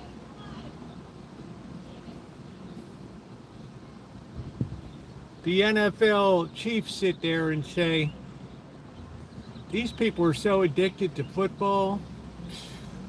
It's the Vegas syndrome all over again. These people are so addicted to Las Vegas. Charge them the $12 bottle of water. They're not going to, they don't care. They just pull out their credit card. Charge them $25 for a shot of well liquor. Cheap shit. That same mentality is in the NFL right now. They'll pay any price to watch football. So what's going to happen? The first time we have an economic crunch, which in my opinion is like right on the doorstep, you're going to have an implosion.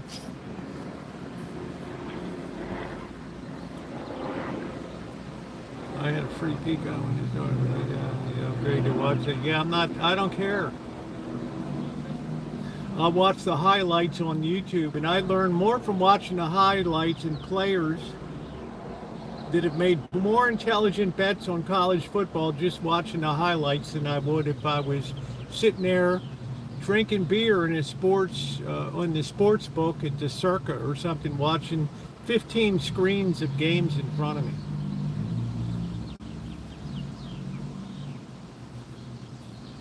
Sorry to hear that, Naomi. I got up early again today. Today I didn't get up till 5:45, but my work went into overtime today. Did anyone have a movie or done? Yes, Jessica. YouTube features free movies. I talked about one last month, The Apartment, starring Jack Lemmon and Shirley MacLaine, Fred McMurray. Absolutely tremendous. There's just a ton of free, good classic movies that you can watch.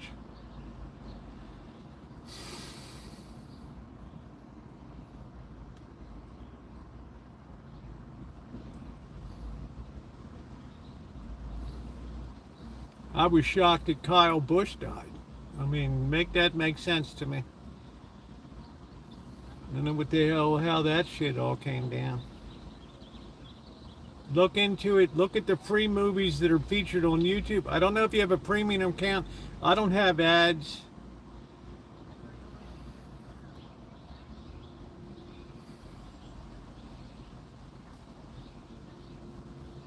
But I'll tell you, I don't want to put my remaining golden years into watching crap on.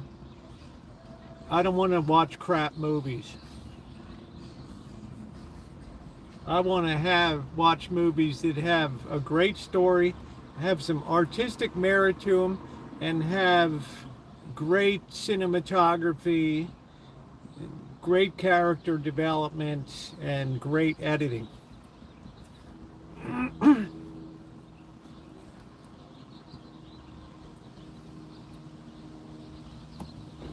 Please hit the thumbs up button, guys. We're way behind. 2 weeks ago, we were almost at 100 thumbs up, but the YouTube algorithm is relentless these days with all the AI slop. I mean, Jack Lemmon is always outstanding. Shirley MacLaine just does a fantastic job. I'm not a big Shirley MacLaine aficionado, but she was tremendous in that movie. As was Fred McMurray. So I'm not, I'm not going to waste my time just watching dribble and crap. Now you have AI down in Hollywood that's just kicking out storylines. You got AI slop on YouTube of these AI voiced over crap history things and all this BS. YouTube's in a panic because advertisers are saying, we're not putting our ad dollars into AI created content. Are you kidding me? And YouTube's like, well, how in the hell do we, every time we develop a system to find out which is AI and which is human created, within 40 milliseconds, AI's already developed a workaround to hide the fact that it's AI.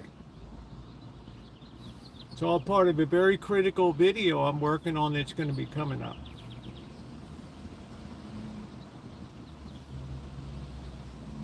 So now they're in a panic in YouTube. What do? Well, the next step is if we see a human being in the camera, then we're going to take those people. It might take a year or so. We're going to take those people and push them and promote that real life shit. Maybe that's Rosieokelly. I don't know. I don't spend my life worrying about YouTube. I'm not, but she's cute. She is absolutely amazing being there. Yeah, I mean, Shirley MacLaine yeah, she's cute as a button in that, she is. And plus she's good acting. It reminds me of Elmer Gantry with Burt Lancaster. And a young Shirley Jones playing a prostitute in that, Mrs. Partridge, for those of you, the Partridge Family. I mean, it's amazing. You want to talk about a hot tamale? Yeah, Terms of Endearment was good.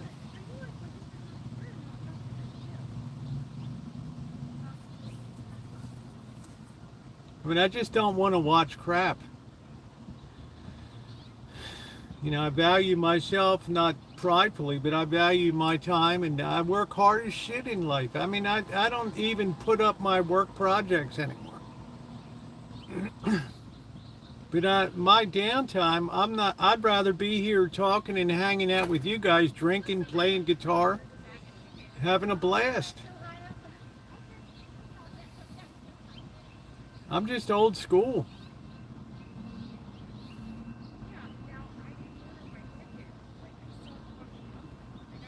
Yeah, Catherine O'Hara. She's passed.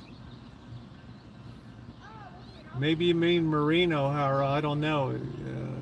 Catherine O'Hara was part of SCTV. Just don't want to watch crap. I want well-reviewed classic movies.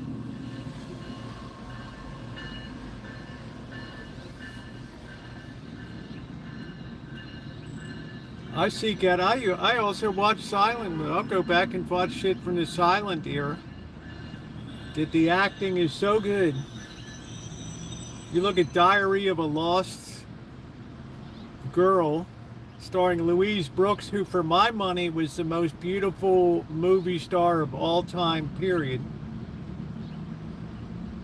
She helped introduce the Bob Cut or whatever, but she's just one fantastic looking woman, and she got hooked up with the German director George Pabst,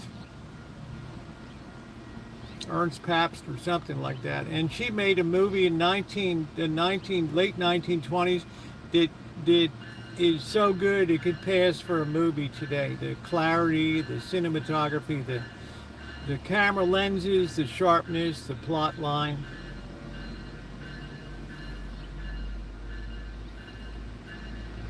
Even you can watch Dr. Strangelove. You watch Peter Sellers in Dr. Strangelove play Dr. Strangelove. Ooh. Doctor, are you telling me that people could survive undergrounds?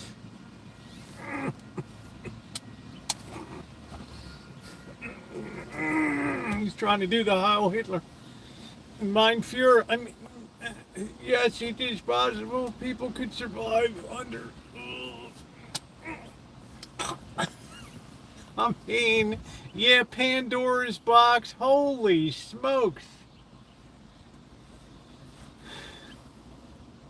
I'd have to put Pandora's Box as one of the top 5 movies I've ever seen in my life, and I think it came out in 1928. But the world wasn't ready for it. You have to know Dr. Strangelove. Some of you know.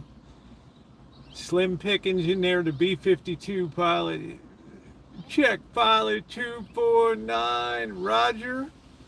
Got an override manual bomb switch A on. Arming bomb in sequence A, 3, 2, 1. Doing sequence B. James Earl Jones. I mean, you're talking about movie gold, folks. Movie gold.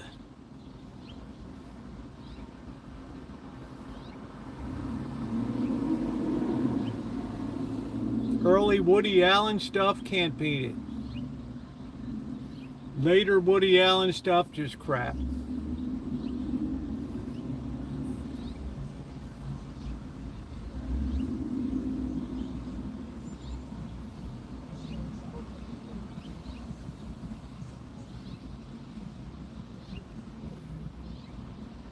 Yeah, I'm just saying. I mean, you look at Pandora's Box, holy smokes, or you look at Diary of a Lost Girl.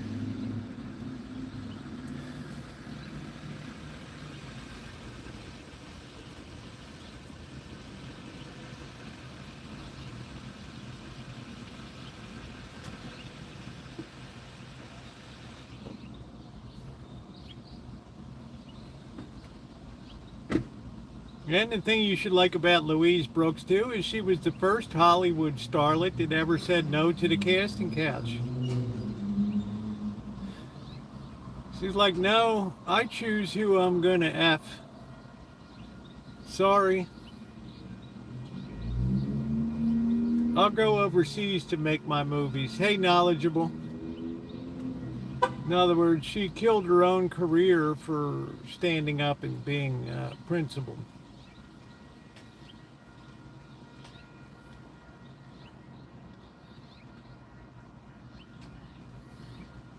Elmer knows Dr. Strangelove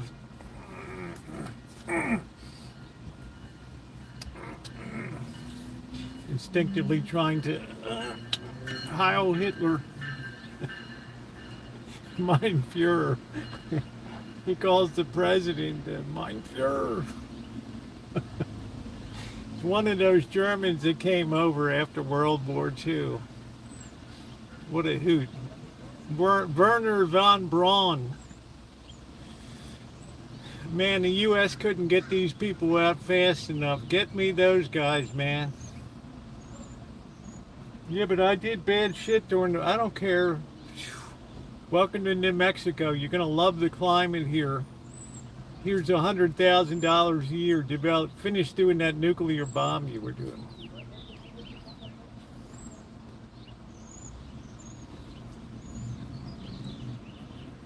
Thank God for the Germans, the best technology in the world, but often with the worst intentions through history. Why? Because the German language is precision, which is the perfect language for engineering. We were so embarrassed.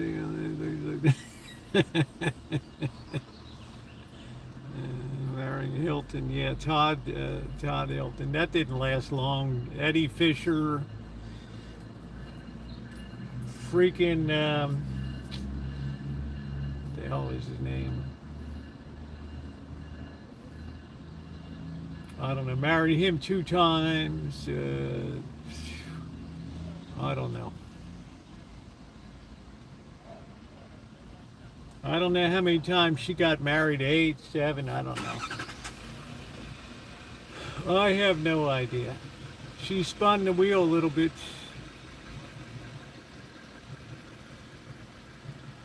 Well, you know, they weren't happy about Frank Sinatra either.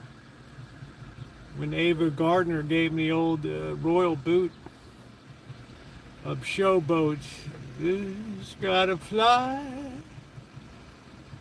Birds gotta sing. Oh, can't do a thing, that man of mine. Showboat. Zsa Zsa Gabor.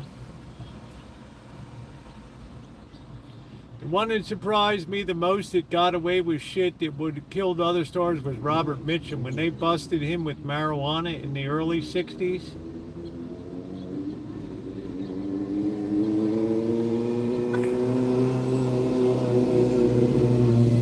Somehow or another, this guy survived all that shit and went on to...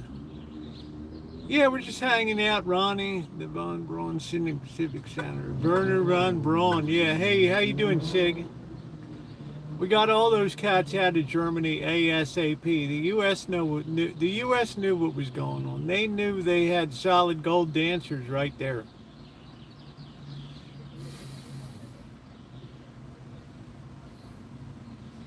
You know, they told Werner, you know what? You can drop the Fuhrer shit now. Oh. Okay, mein Fuhrer, you can... Whoa. I thought we just went over that. Well, he also was farewell, my lovely, and some other. But I don't know how he survived the marijuana bust. I think he even spent time in prison, jail. I don't even know.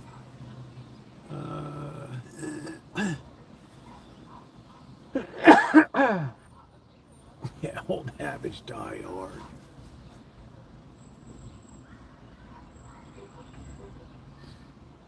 I mean, he was a good actor. I mean, he was good. He was solid all the way through. But I'm saying, a lot of people got neutered on that marijuana and all that stuff.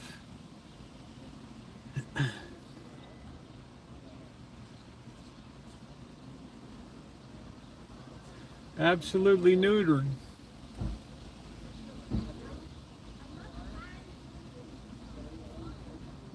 But I don't waste my time. I'd rather do productive things than watch a shitty, crappy movie.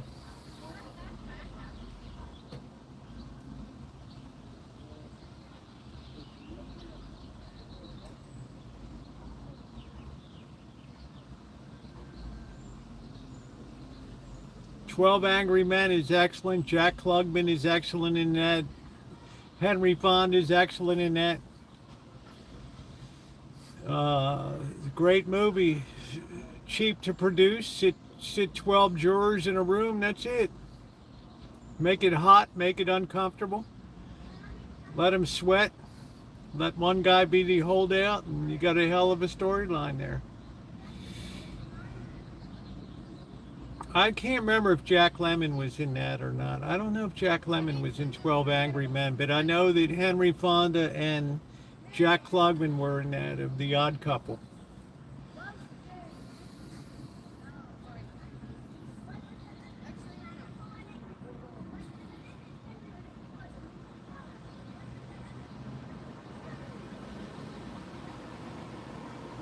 The Pawnbroker. The Pawnbroker with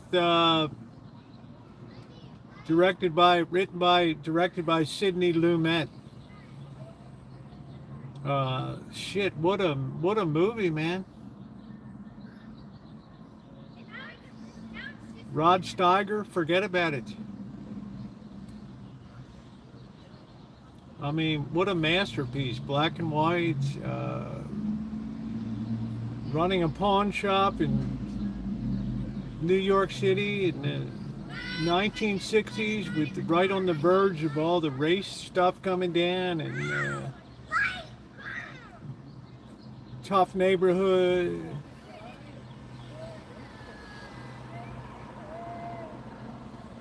I don't want to give, how you doing, Shimei? I don't want to give the plot away, but it's definitely a movie that every movie aficionado should watch.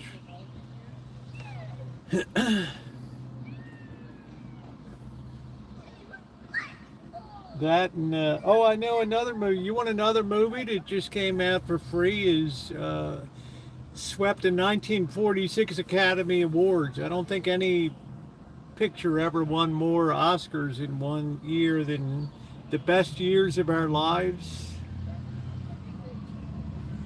It was the first time they showed the results of war. They had a character that got U.S. Navy guy that got his hands blown off by depth charges. He's using hooks in the movie. And another guy who's having terrible flashbacks about bombing missions and things. You're going to be in Vegas? I am not. You have a good time, Rutherford. I kind of wish I was, but in a way I don't want to be in Vegas on Memorial Day. Rates are high. After Memorial Day, the rates just crash in Las Vegas until late September.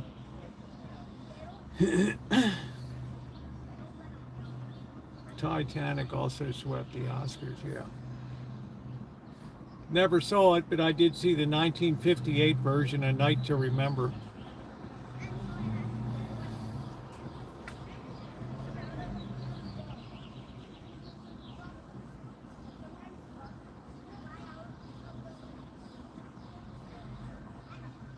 Yeah, Thelma Ritter was absolutely amazing. Going all the way back to the women in 1939, I think. She was in the movie with Clark Gable and Marilyn Monroe. Clark Gable's last movie, Wild Things or The Wild Things or something like that, shot in Reno. It's like if you can ever see Shirley Booth in Come Back Little Sheba. She only made 3 movies. But what a blockbuster, man. You want to see early alcoholism. And yeah, the long trailer 1954 was the best shit that Lucille Ball and Desi Arnaz ever did, period. I saw Yours, Mine, and Ours when I was a kid with Henry Fonda and Lucille Ball. Couldn't hold a candle to the long, long trailer. Unbelievable. I thought I was going to be hospitalized when he went to try to back that trailer in underneath the carport where the rose bushes were. Took out the whole thing. I'll about crap myself when.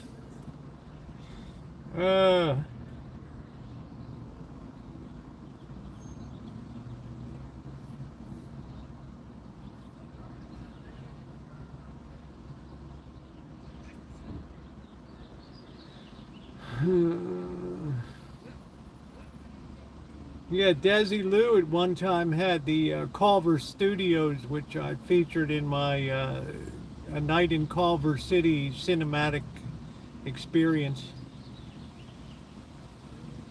Now it's Amazon Studios. I could get arranged to get it. They don't allow public tours. I mean, I could have it arranged to get a tour in there, but my feeling is you've seen one studio, you've seen them all.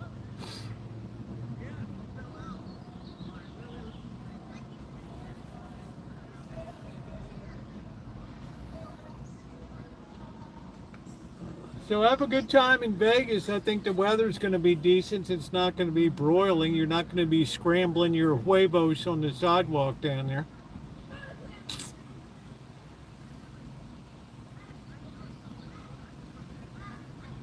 Jambon con huevos.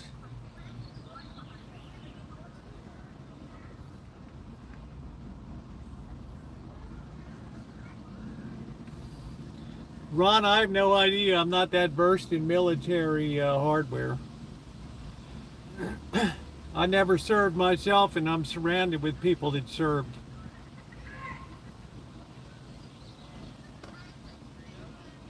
Yeah, she smoked a lot. And Vivian Vance was younger than she is, but they made her up to look older.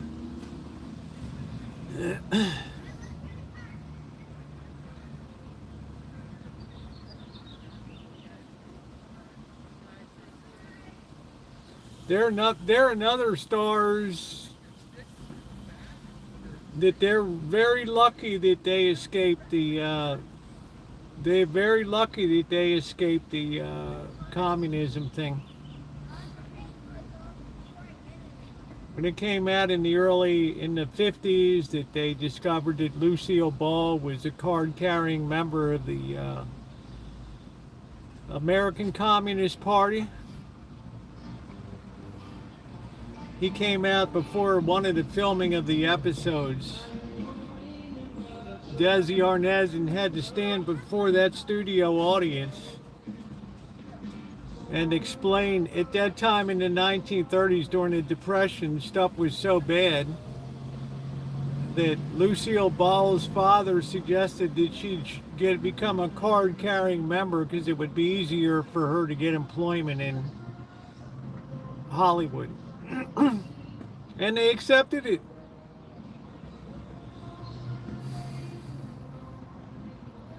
And then Ricky Ricardo, yeah, I mean, Desi Arnaz is standing there like, look, I was born in Cuba, bro. I escaped that shit to come to America.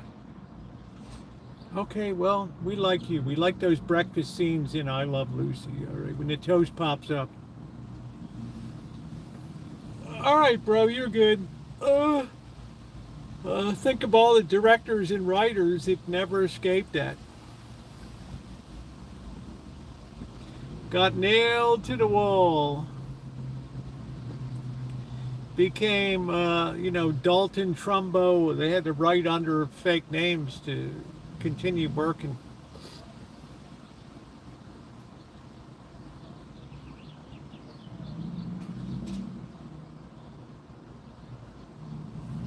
No, but a lot of people, you got to understand the press for communism was very high in the 1930s because the Great Depression was so bad.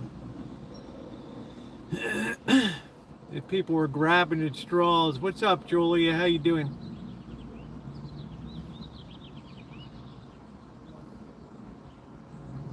Yeah, I mean, they had to just do what they could to survive.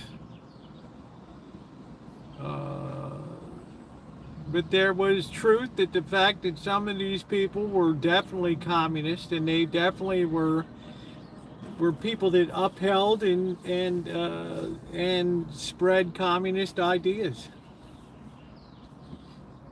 proudly.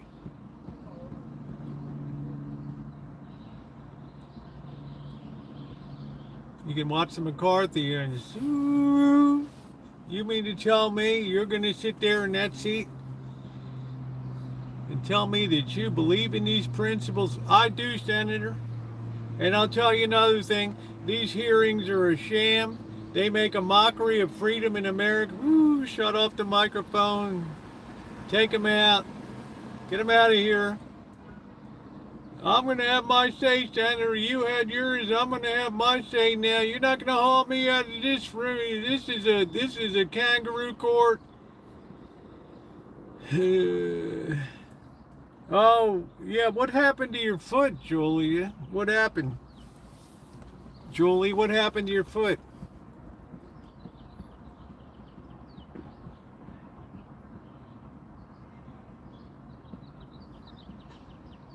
A lot of these people, had people come in and testify against him. That, yeah, this guy's a common, this guy's,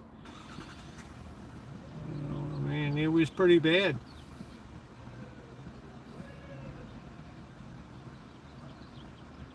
Unfortunately, we're going to have to go through a big surge of that stuff coming up. What goes around comes around, Dr. Frankenstein. The one thing you can depend on in life, brother. Please hit that thumbs up button. What goes around comes around.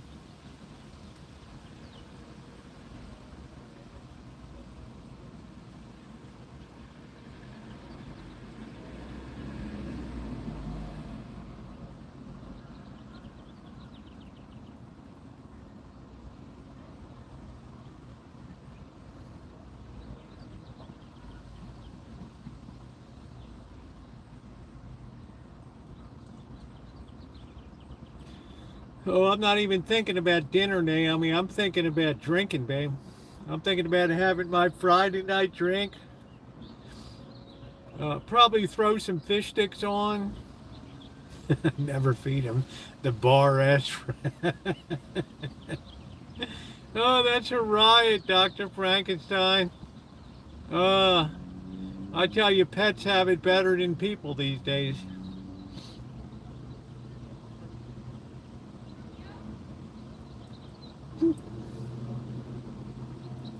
History repeats itself because human nature never changes one bit. It's as unchangeable as it was 50,000 years ago. It's as keen and sharp edge as it was back then.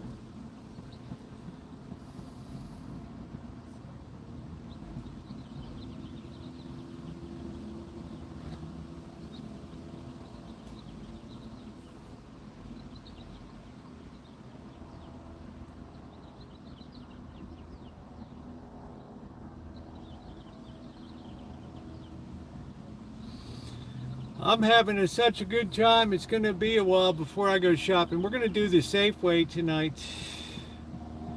That's what's on the agenda tonight, the Safeway to shop. I filled up with fuel the other day. $60 for, you know, 3/4 of a tank or whatever. Crazy. $6 a gallon.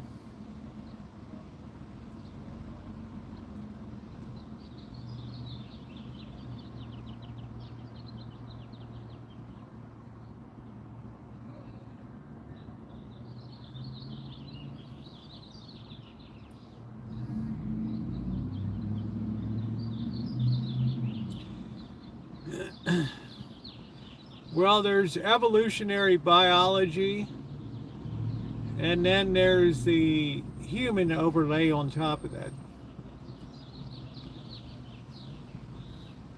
To wit, why are we the only species that's capable of contemplating our death,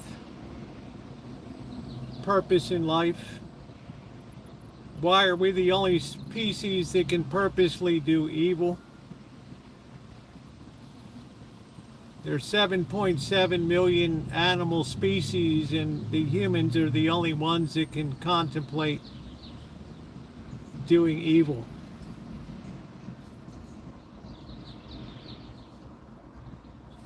Well, Melody, what does it take to get your life moving, babe?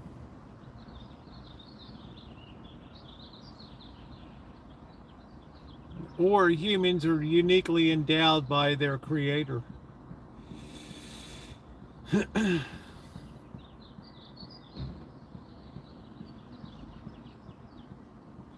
which case, we're not here to get into Nietzsche and Spinoza. I'm not about to reinvent my philosophy classes again. Which, by the way, I remind again, that's what I majored in college.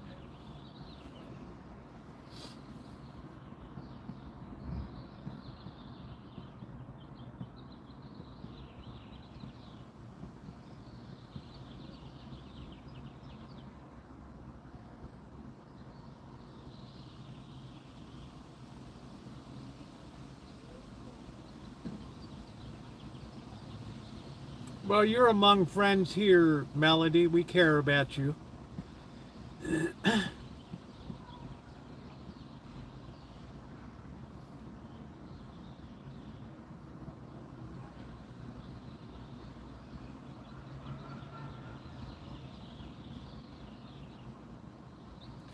You know, I'll leave you with this thought. On the one hand, the anthropologists, the Nietzsches of the world, the Charles Darwins, the Richard Dawkins, the Sam Harrises, they'll tell you on the one hand that evolution is real, the selfish gene. And then on the other hand, if we're guided by selfishness and self-serving, and it's survival of the fittest, then at no point along the way would language ever develop with the concept of, I should do something, you ought to do something. Or they can't explain why a soldier in combat would willingly throw himself onto a hand grenade to save his platoon. Or why a person would run out and see a child on a train track and willingly push that child off the track while he himself has the certainty of death. In other words, in no way, shape, or form does that thought come through the natural evolutionary process. It's a defect.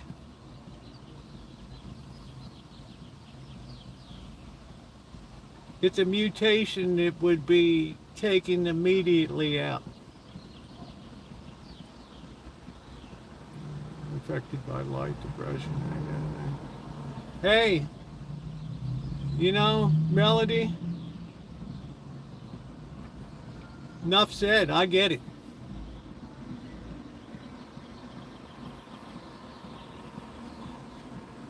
It's a burden that you bear. We can end it right there. Enough said. But you're among people that care.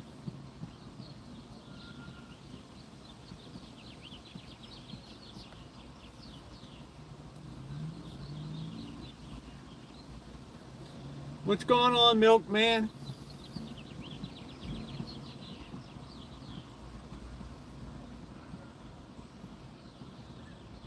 But we're not about to engage in a frontier philosophy class, which is senior level seminar shit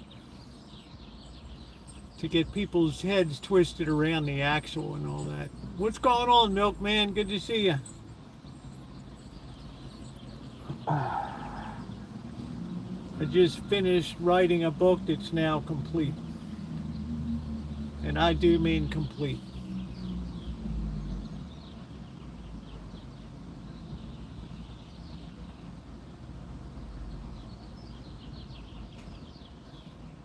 Man, that's the weirdest color. It's on that car. I don't know why these military mustard browns, mustard yellows, camouflage greens. I don't know. This war palette, black and camouflage green and gray. And,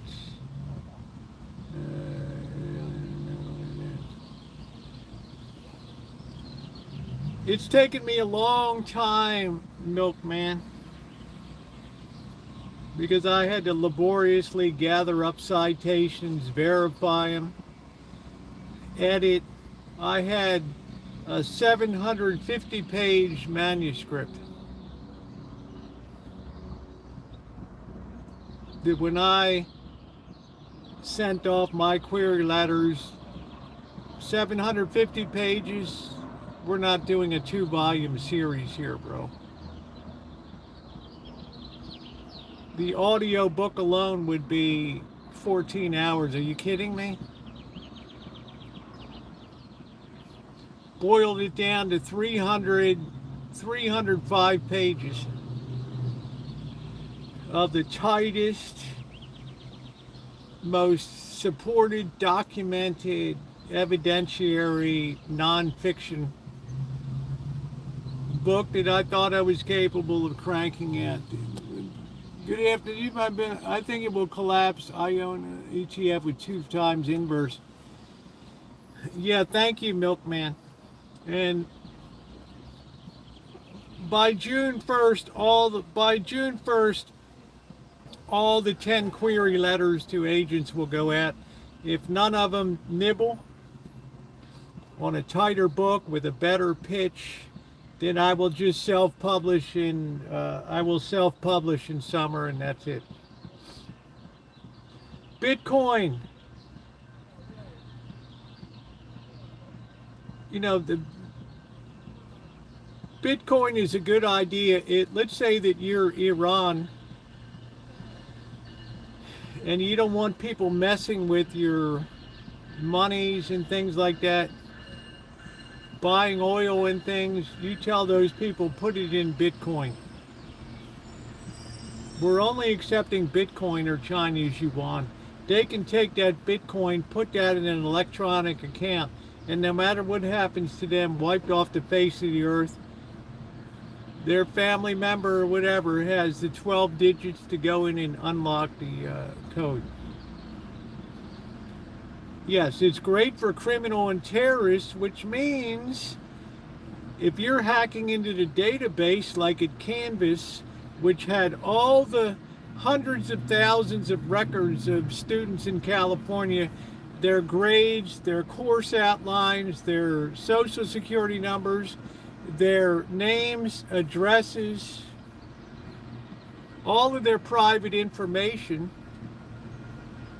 you've hacked into the system because they have a very weak lock on the door, and using AI, we're in. Okay, we're inside now. First thing we got to do is change the lock so they can't come in and kick us out. Okay, it's done. Now we send a letter to the University of California system, all these canvas management people, and we say, we got all your information, bro.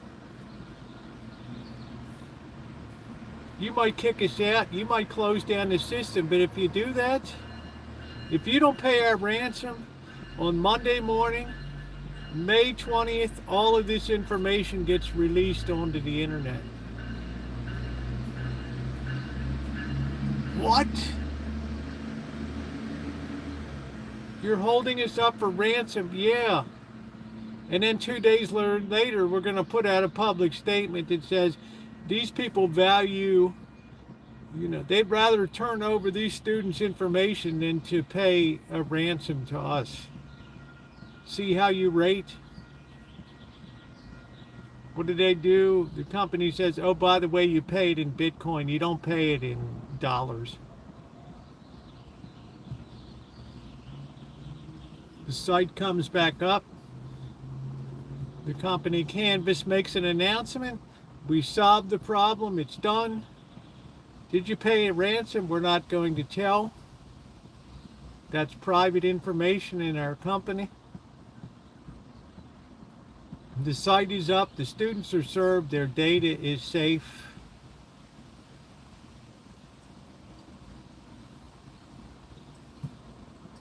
Yes, Bitcoin is a beautiful thing for terrorists and fraudsters, which tells you almost immediately that in a way it's going to negate the utility of Bitcoin, because ultimately the United States government, Treasury Department steps in and says, we're not clearing Bitcoin shit anymore. Jamie Dimon was right. We should have listened to Jamie Dimon. Now, this is not me talking. The other factor is Bitcoin has no proven history through time. Gold and silver have been the medium of salvation for people through history that had to weather the storms of civilizations coming and going. People instinctively know when times are really hard and inflation is raging, or the bombs are blasting or whatever, gold and silver. If you're a Jew suffering in the Holocaust, you put your kids, you sew gold and silver into their dresses or whatever, hide it on it. The kids get out, they can bribe people at the border.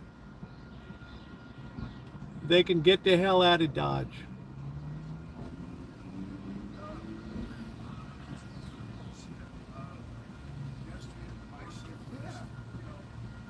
In other words, 5,000 years of civilized recorded history have proven to people that when times get tough, people go for the gold. What governments will support it do? Well, I'm just saying, I was surprised. Let's put it this way, Blue. The fever regarding Bitcoin has cooled down to 98.6 now. During the Super Bowl 3 years ago, Tom Brady's pimping for it, Danica Patrick, all these people are pimping for Bitcoin on Super Bowl commercials. And I told Johnny and Mass, and Johnny was kind enough, this is not directed at Johnny and Mass, but I said, once the fever breaks, it takes years to build it back again. Years. Like gold in 1979, 1980. Took years to build. Hit that thumbs up button, guys. It took 40 years to get back to what it was in 1979, 1980. In other words, people's mentality, the publicity's gone now. There's no fever for it. The fever was for AI. The fever was for gold and silver. That broke a little bit. Now its attention turned to AI, and that's going to break. And gold and silver are going to still be standing there. If you, and Dr. Frankenstein, you're an engineer. If you take the price of gold on the y-axis, 0, 1,000, 2,000, 3,000, 4,000, 5,000, up to 10,000. And on the x-axis, you plot time from 1970 or whatever, 1960 onward. And you plot the price of gold, and then on top of that, you plot the United States debt. On top of that, you're going to have a 0.98 correlation coefficient, which means the price of gold has perfectly tracked the United States total sovereign debt. Almost like they're chained together.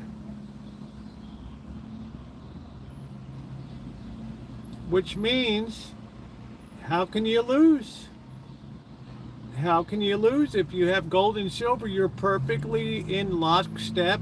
You can plot it yourself. Go on AI, ask it, make me a chart of these two, plot it on this time period, and this value of gold, and this value of debt.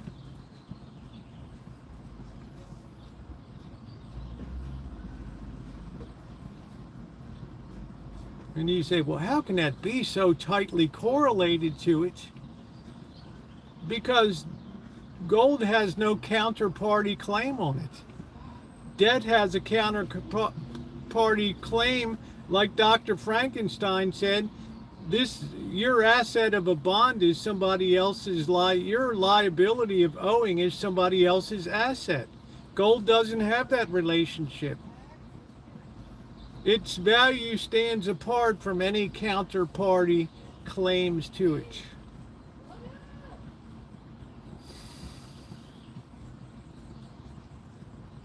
I don't want to get technical, but I love statistics, probability, engineering, mathematics, calculus, multivariable calculus, derivative sciences. I'm not going to get geeky and stuff.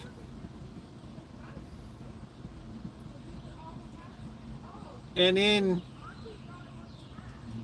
statistics, we have something called a correlation coefficient. Means how closely how closely do these track together?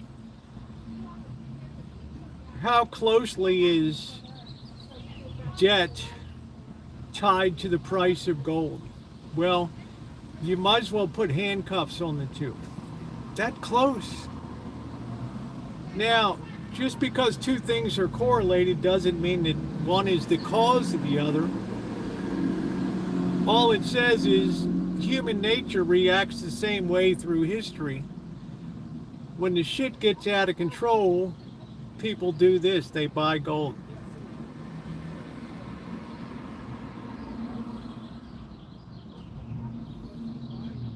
Pretty amazing. Please hit that thumbs up button, guys. I'm giving you some ideas and stuff to think about here without being geekish.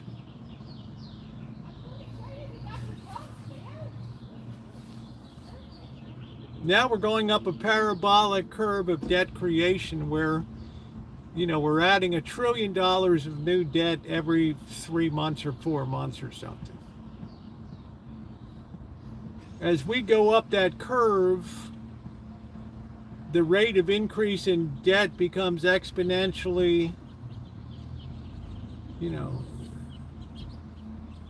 y equals x squared, right? It becomes an exponential function as we go up. It climbs radically faster.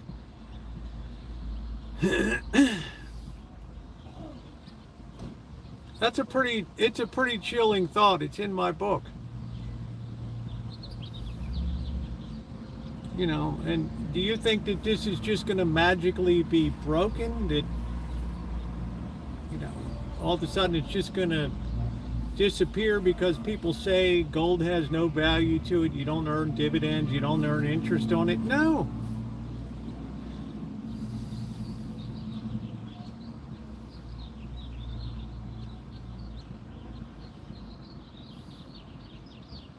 Something else that I told around with today that's not in the book, I'll tell you, you talk about the rise of diabetes in America. And for a long time, you know, analysts, scientists have tied it to high fructose corn syrup and the rise of soda consumption and high fructose corn syrup into the United States diet. Corn.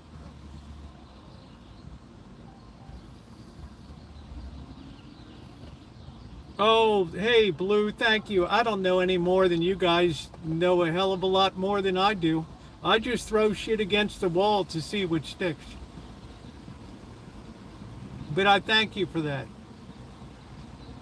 Like I said, if I can get people to sidestep the train that's coming down the tracks, then I sleep at night. If I'm wrong, then that's egg on my face. That's my plate of crow to eat. But if I'm right and people come back and later and say thank you,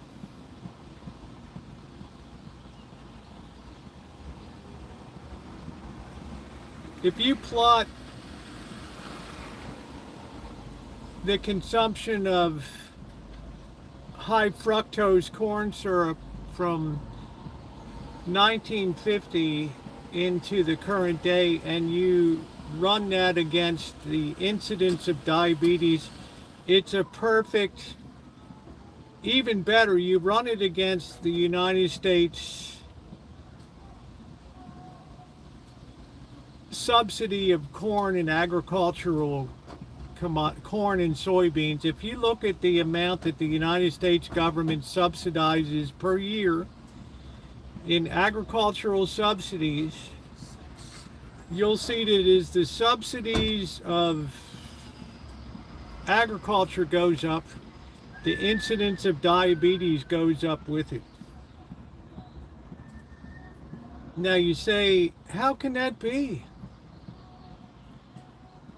Well, scientists have seen for a long time that, you know, the overconsumption of sodas and high fructose corn syrup is not good for people. Well, then why is it so prevalent and why haven't we cut it out? We haven't cut it out because of the lobbying power of agriculture in the United States. Well, where does that come from? Hey, Just Be.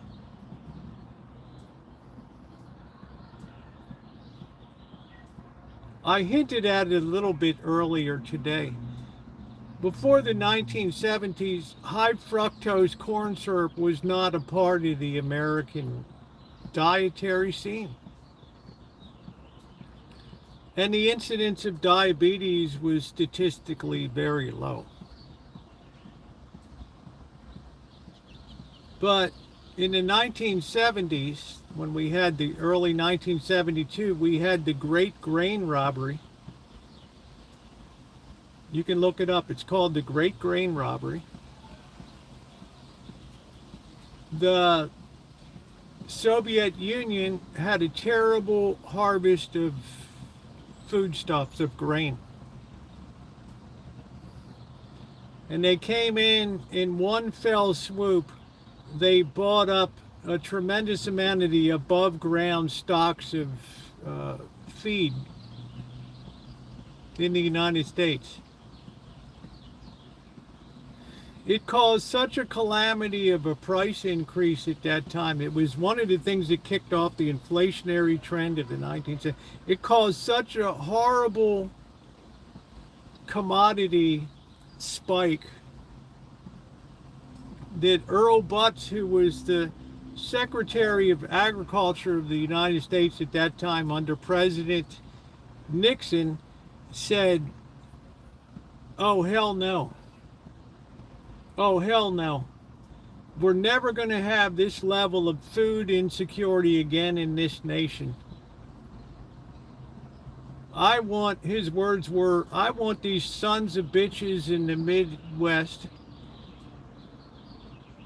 to go fence post to fence post every bit of land that can go into production let me just finish this, Blue. I want everybody that can turn a spade of dirt to be growing corn and soybeans in this nation.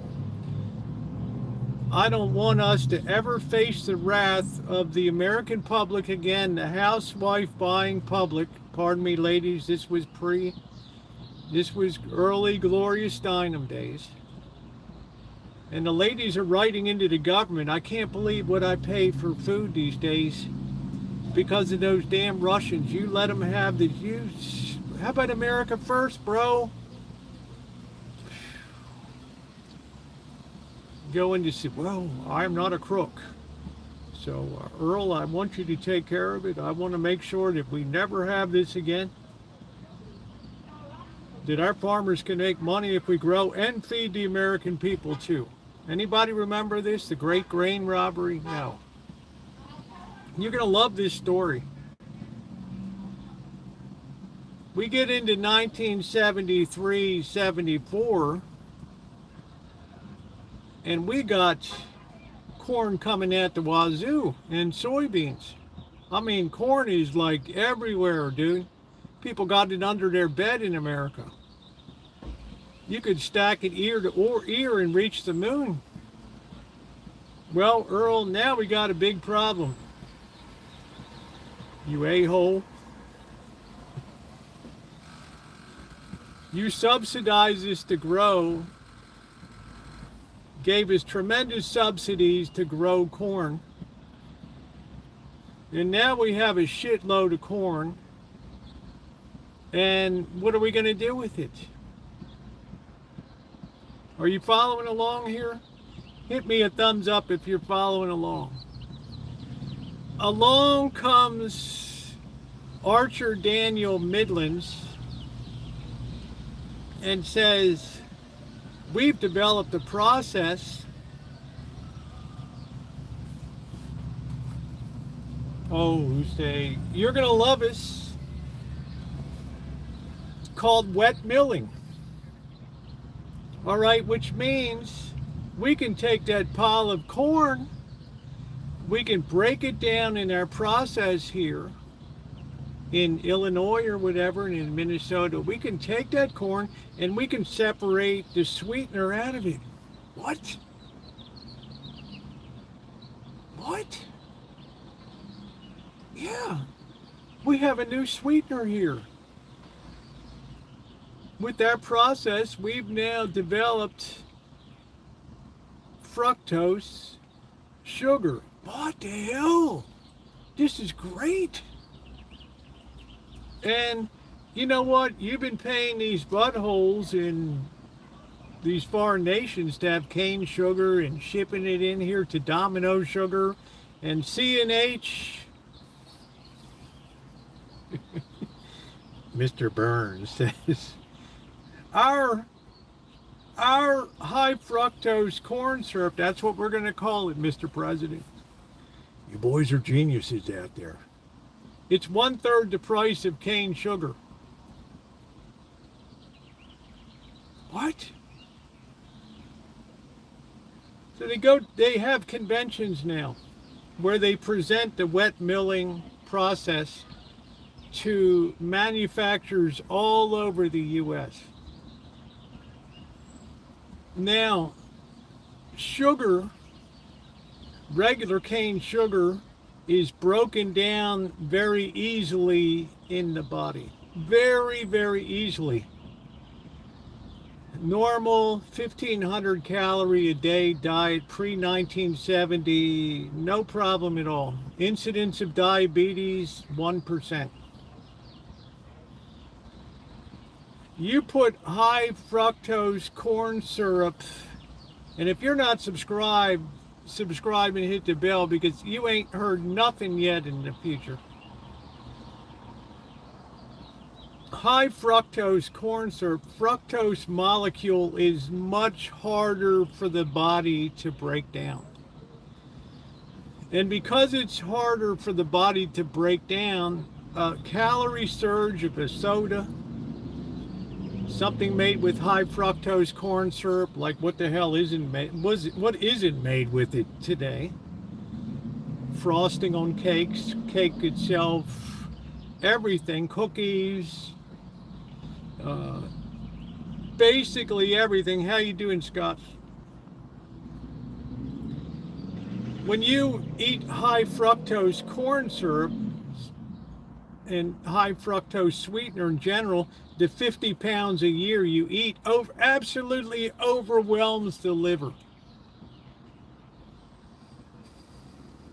And what does the body do? It takes what it can immediately in a panic mode and puts it into what's called visceral fat on the body.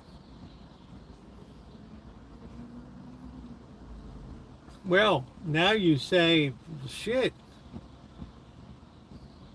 Scientists start coming in and telling the administrations, we got a problem here.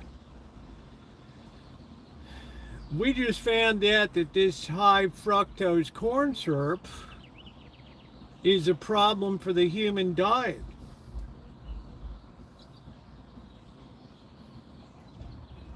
Turn to the agricultural community. The agricultural community says, we heard that there's a problem here. And now you're going to start allowing sugar, cheap sugar, to flood into our nation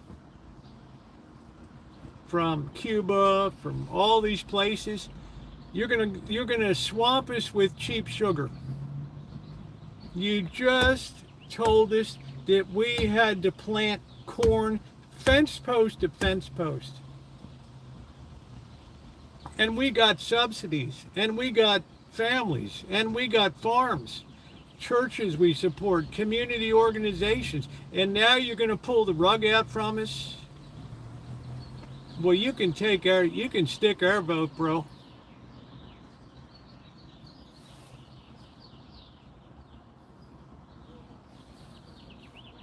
The farm lobby backs way off.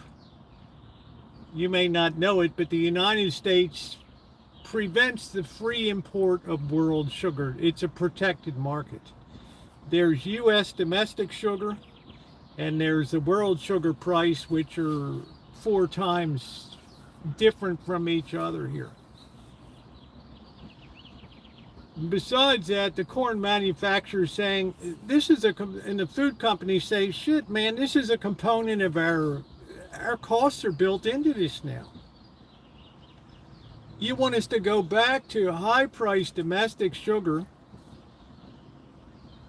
screw up all of our profitability? Hell no. And the farmers are saying, you want to take away our subsidies now? Hell no. Are you understanding the story that's put together here?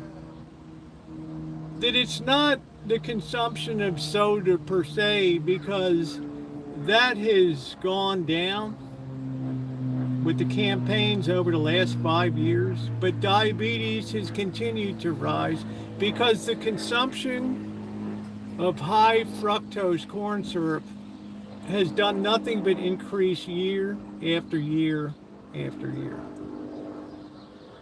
Now, you're hearing something that I'm revealed. I didn't put it in my book I was going to. You're hearing some relationship that has never, ever been established before on planet Earth. The direct connection between the subsidization of farm agriculture, particularly corn and soybeans, because soybeans is a whole nother process. To break that down, you have to put petroleum into. I don't even want to get into soybeans, but every year farm subsidies don't go down, they go up, because now the whole food chain is invested into corn in ways that you guys can't even imagine. The sweeteners, all that stuff. So if you want to really put the connection, and please hit the thumbs up button, guys. It's taken me years to connect this correlation coefficient between agricultural subsidies and diabetes in America. And everybody's led to believe it's because of the overconsumption of stuff. No, it's the high fructose corn syrup is in everything.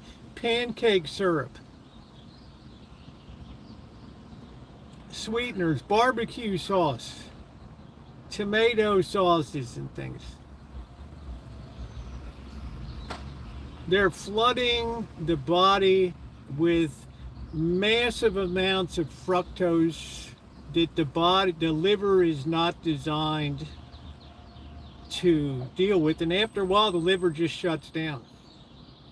It says, well, if this is the way that you're going to abuse the shit out of the liver, we're cutting out. Bye.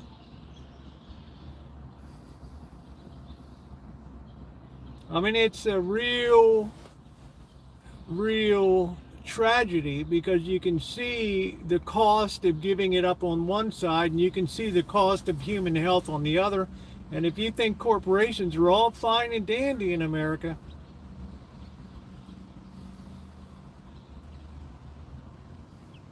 I hate to tell you, you got another thing coming.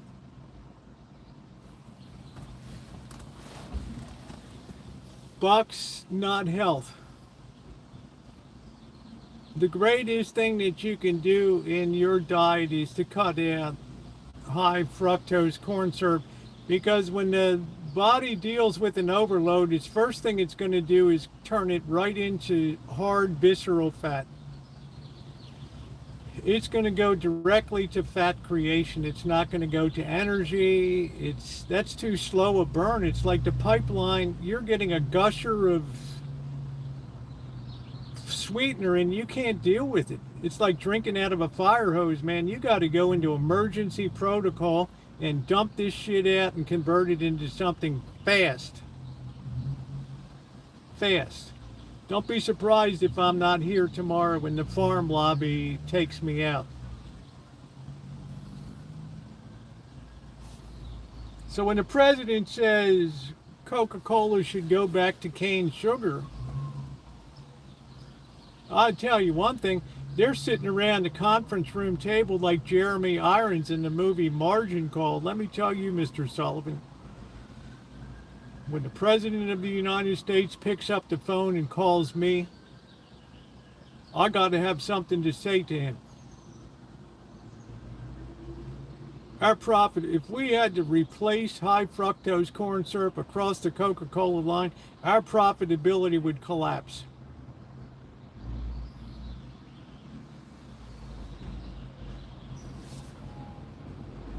Let's bring out a very limited little line of, let's just make it a loss leader. We'll create real sugar Coca-Cola. Great idea. In Mexico, they have real sugar Coca-Cola. You're not allowed to use high fructose corn syrup in Mexico, and you rarely see a Diet Coke or a Diet Coke Zero in Mexico. Ask me how I know, because I've been all over Mexico. The problem is the incidence of diabetes because of the consumption of even regular sugar is terrible. But then when you put high fructose corn syrup in America, in place of that, you're doing something even worse down there. By little possible middle. I mean, look at corn shells for tortillas, high fructose corn syrup. Look at anything the prevalence of corn in it. Corn was not even a part of the American diet until about 1965. You didn't have really corn on the cob down south. You had cornmeal and other people. Well, Yankees didn't eat corn. You know, my Yankee grandmother would say, "Shit, that's what they feed pigs. We don't eat corn. That's that rebel food." Mother, grandmother say, "Yeah, bring on the cornbread." You guys have a story that's never been told. You run those plot lines, Dr. Frankenstein, agricultural subsidies against the incidence of diabetes. They are a 0.99 coefficient of correlation, which means they're absolutely chained to each other.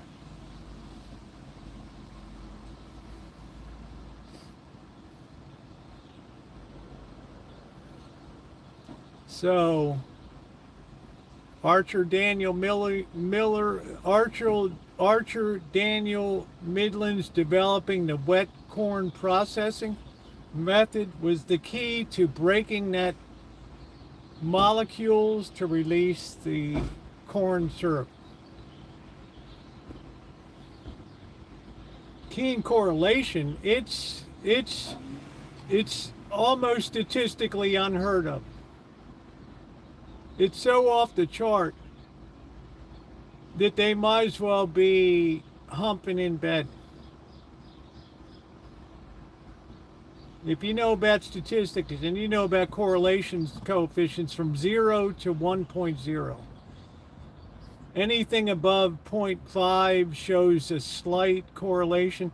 Thing above 0.6 shows a correlation. Anything above 0.7 shows a moderate correlation. Anything above 0.8 is statistically significant. When you start to get above 0.9, it's rock solid.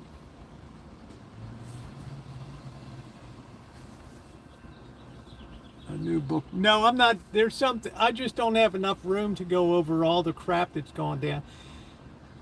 But for those of you who are watching, yes, I've written a book along the same lines. It's a lot of theological, philosophical,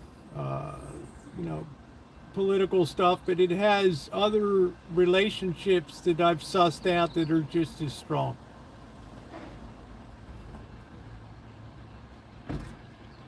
And keep your eyes and ears open. If I self-publish,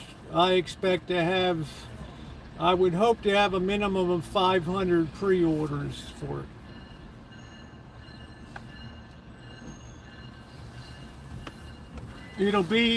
It'll irritate some people, it'll delight others, but it'll be talked about. You want to talk about the strongest lobby in the United States is which lobby? Some things can't be said, just be. The agricultural lobby, two strong lobbies, the Israel lobby and the agricultural lobby. You want the farm vote, you want to continue to carry farm country, that costs.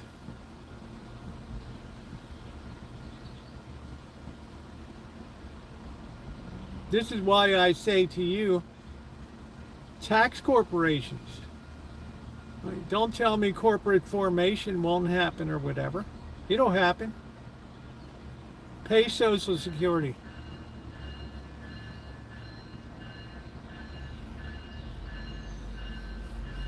Well, just be, you can wait for the audio book. I'm trying to see if I can get Jeremy Irons lined up. Anybody got $30,000?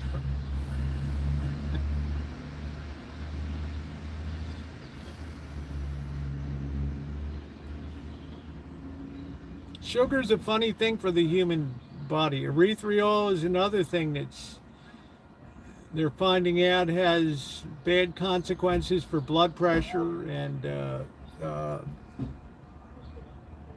it narrows the blood vessels over time, which raises the incidence of stroke.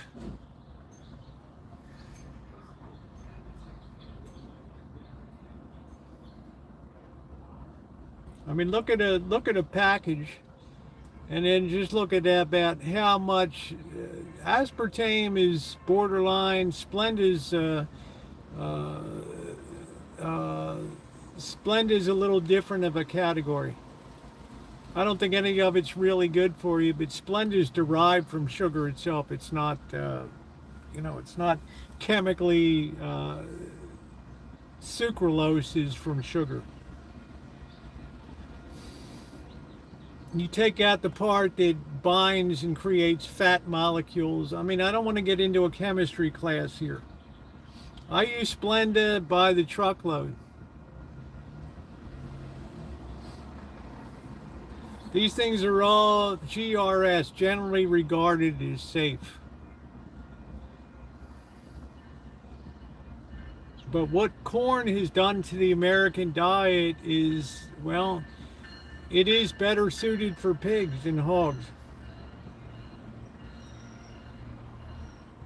And let's face it, I mean, it's everywhere today. So you want to know why the prevalence of diabetes continues to rise in America? Because of the continuing farm subsidies, which push more and more corn into the American diet. And the cheaper corn is, the more of it gets pushed in.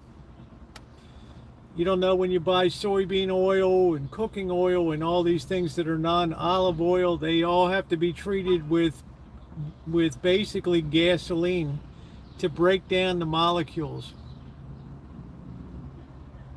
Yeah, I'm getting 10 cents an ear tonight.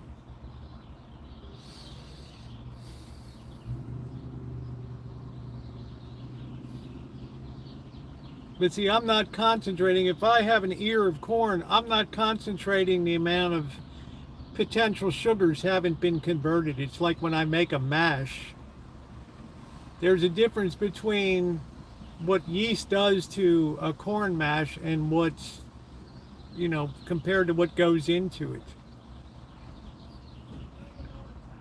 You're breaking down that complex carbohydrate of corn and you're turning it into a sugar that can be used to feed yeast that produces alcohol. I love chemistry, but I'm not going to get into C6H12O6 alcohol molecules and all that shit. So if you wonder why I ended up in the CIA, well, there you go. Oh man, Reach, you're like Walter White in Breaking Bad now.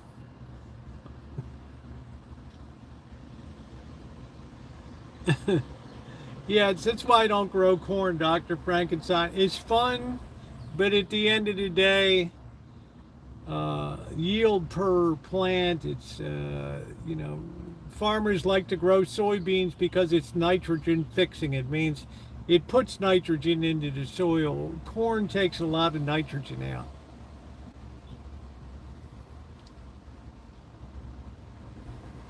So we're kind of screwed. I mean, it's like the diet's over the barrel to a lobby and the powers of Congress. Well, the hell models could effectively get all their nutrients back then, and learned a lot. Well, I guess part of it falls under the category, if you want something bad enough, then you just pay the tariff that it called. A lot of them started bulimia and,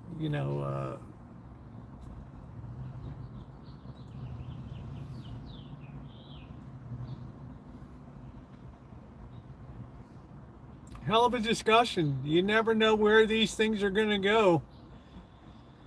But I do hope that people subscribe and hit that bell for all notifications. Even if you never chat, you're going to hear something about AI coming up that you never imagined in your life that you would hear.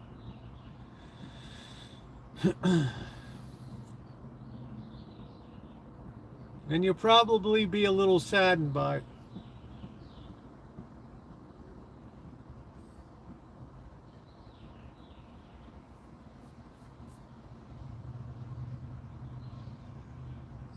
Yeah, 0 calories, Elmer. Just don't eat. Cut down on the brats, bro.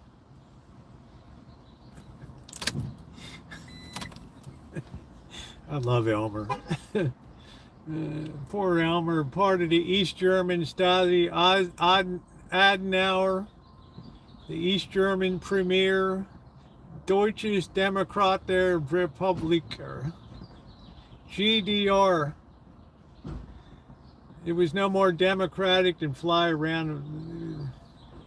No, I'm not. I'm Melody. The only thing I can do, everybody has the same intelligence. The only thing I've been able to do that philosophy taught me how to do was connect things that otherwise have not been connect. In other words, connect the dots by inductive inferential reasoning and things. I don't really know too much about pesticides, milkman. My initial thought is, well, it's probably not the best thing. I go down to the Central Valley. I visited a town of Mendota that the water supply got so bad, kids were starting to be born with 7 toes, or the birth defects. The state of California had to go in there and spend hundreds of millions of dollars because the groundwater was so contaminated with 60 years of pesticide usage. I go to visit the town. I walk around. It's a weird town, and boy, I got the hate piled on top of me. When this is I do that series. This is another town nobody ever visits. They don't get much traction when they first go up, and when you look at them a year later, 20, 30,000 views or whatever. Boy, the locals really went in. The locals really came at me. Come on down. We'll show you. You freak. We're going to find you.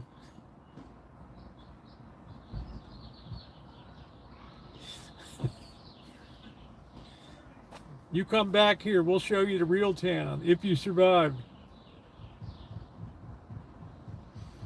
I did that. Daggett, California was another one. What was the last one I went to? Boron, the home of Borax 20 Mule Team.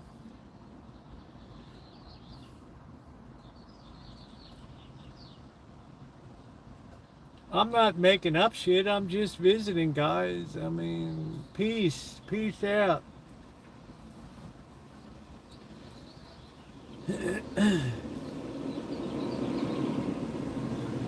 Blame my crop dusting days as a fire. She was furious with them to allow me to do that.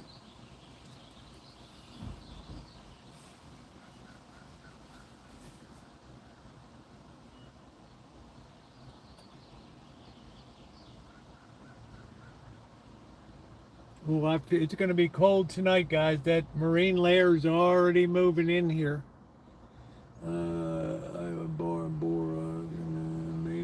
Yes, it comes from the high desert in Boron, California, the home of Death Valley Days. Brought to you by Borax, 20 Mule Team Borax. For whiter whites and brighter whites, get Borax, 20 Mule Team. Yeah!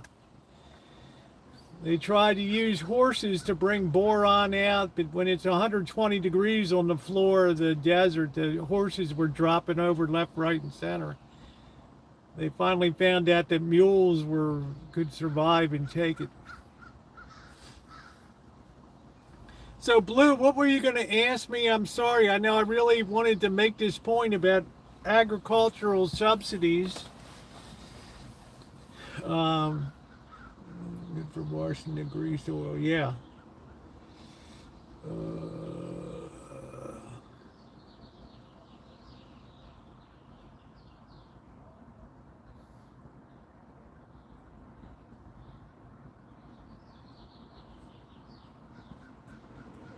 I know I got kind of deep in that, but I wanted to make sure everybody knew where the real connection to the real connection to diabetes is the overconsumption of corn, high fructose corn syrup, and how prevalent that is in the diet. And the cause of that goes back to 1972, the Great Grain Robbery.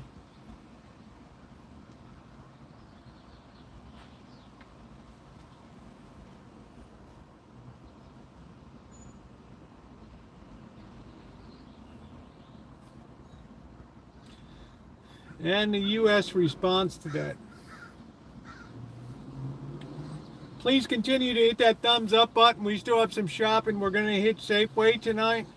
She had legitimate concern, very well, only a small randomly were affected similarly.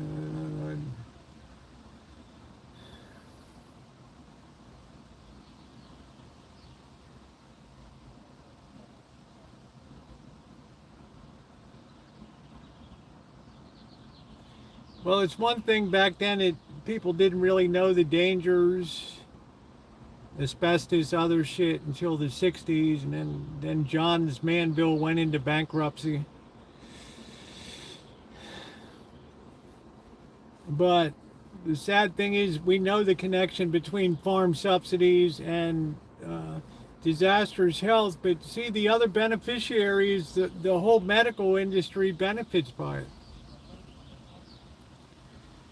You know, the whole growth of endocrinology and insulin, and you know, it's kind of tragic in a way that you have to spend hundreds of billions of dollars to manage what tens of billions of dollars have done in subsidies. It's like they look at that and say, well, it's a fair trade-off.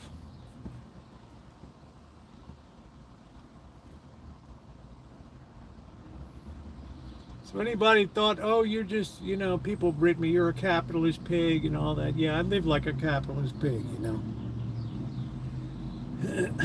No, I'm not. I've always prided myself in being absolutely down the middle, just let the facts speak. Anybody who's been on this channel, Ronnie, you'll bear me out. A year ago, I said, probably 2 years ago, I said that corporations should be paying a higher corporate tax and they should be paying into the Social Security system because, guys, there's a wave of people being kicked out of high-paying jobs in management positions now that are going to have a hell of a time getting repositioned in anything else. And it's not something that 13 weeks of unemployment is going to cure.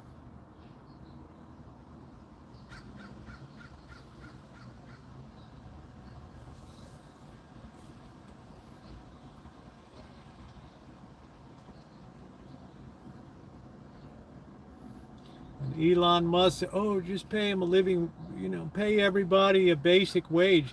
Yeah, who's going to pay it? Well, the government will have to pay it. Yeah, have you seen the balance sheet of the government lately, bro? Kick another $5 billion on? Why in the hell not? Give your kids and grandkids a throw them a shovel and say, get digging, man. Just because you could suck all, just allowing you to suck all the juice out of the lemon, that they're going to have to plant a whole tree and tend and water to take care of you. Young people have a legitimate gripe, guys. I had to write a book to finally realize the horrors of what we've passed along. And in my book, I apologize. Chapter 22.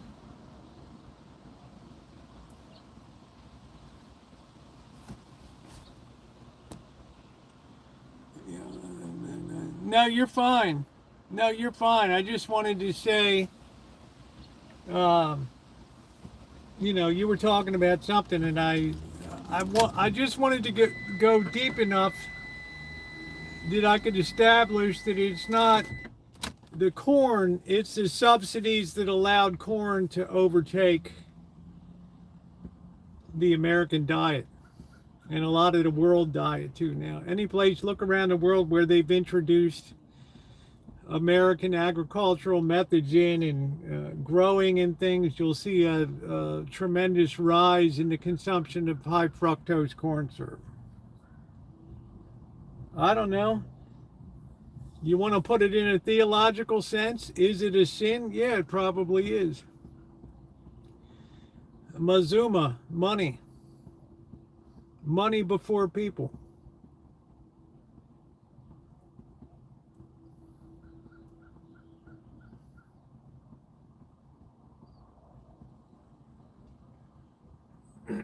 No, I'm happy to talk, Blue, about. You were talking about something I just can't remember. I can't go back that far on the phone now.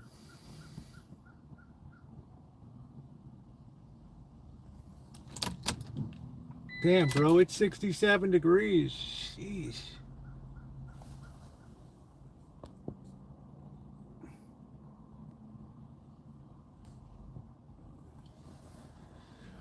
Oh.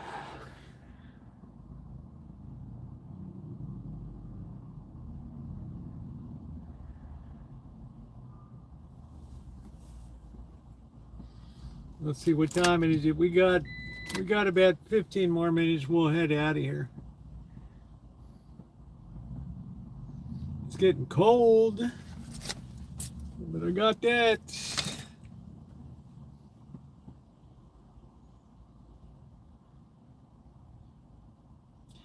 You look at, go to your refrigerator freezer. Look at your hot dog wrappers. High fructose corn syrup.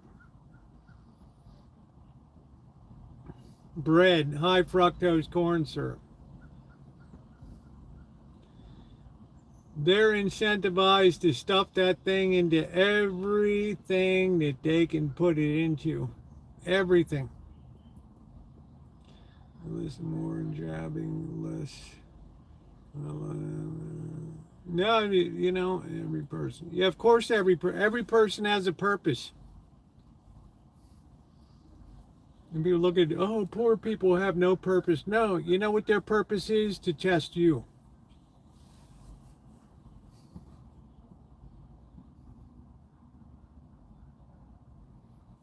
Everybody has a purpose.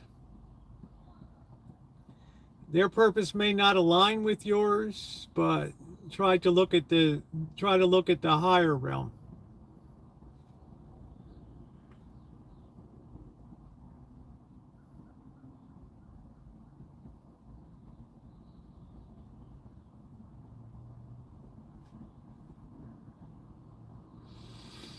If people didn't jabber and talk in here, I wouldn't have a channel. It's good when people push back and, engage in conversation. I mean, today just proves that you can have a deeply intellectualized conversation, and trust me, the fun moments are coming in about 10 minutes.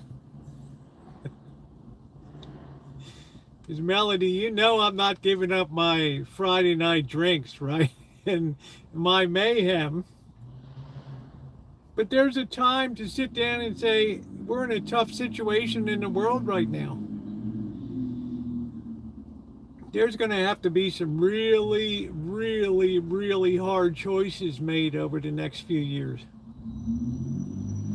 The biggest one is going to be the apportionment of resources, money.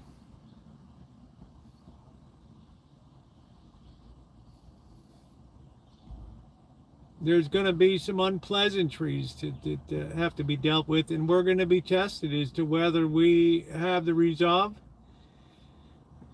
to put other people on our back and carry them. The mayhem is Friday. I wrote a book, Angus Kisses,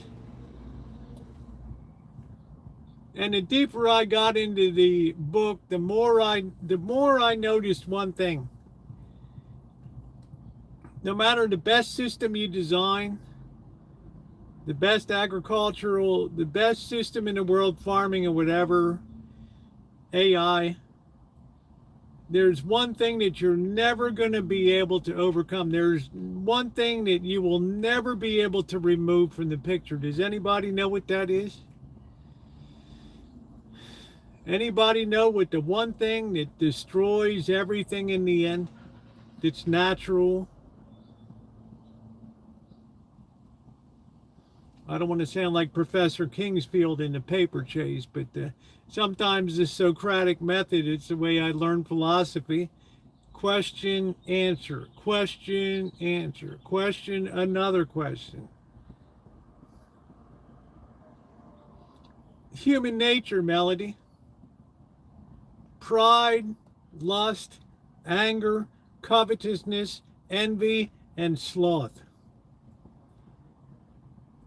baked into the cake, non-evolutionary. If evolution was real as the evolutionists claim, why weren't vices ever beaten out of human nature, since they're so counter to what produces a workable and good civilization? What? So what you're saying, Rosie, in your writing is that vices never evolved. The physical being might evolve,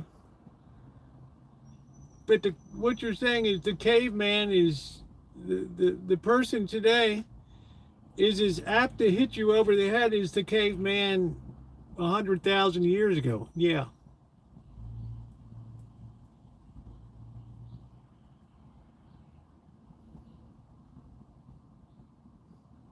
Yeah, that's weird. That's weird. Yeah, if evolution is supposed to be survival of the fittest, then we should get along better. What's wrong? Yeah, Rosie, when I think about when Cain, the first murder in the Bible, when Cain lifted a club and struck down his brother with the jawbone of an ass, right? Killed him, knocked him, killed him on the spot because of envy. Wow. Gee, maybe the Bible's on point. Maybe we just spent the last 60 years denying a reality none of us are ever going to be able to crawl out from under.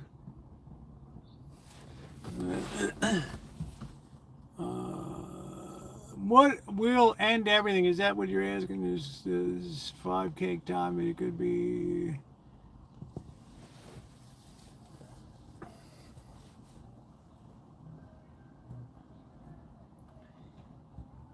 All right, I got a video coming up. I haven't been able to edit it. If you want a preview of coming attractions, I'll tell you a little bit about it right now. If you do, I'll take the 5 minutes, I'll tell you about it. If you don't, we'll just go shopping. It's fine. It's not going anywhere.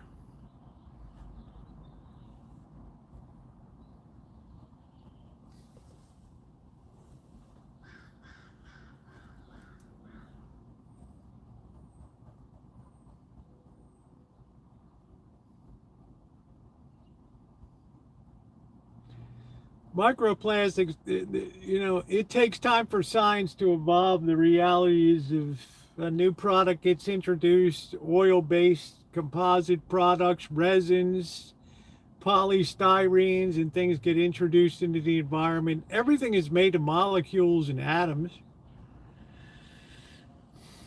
Throw that shit in the ocean and it wants to start breaking it down. Right?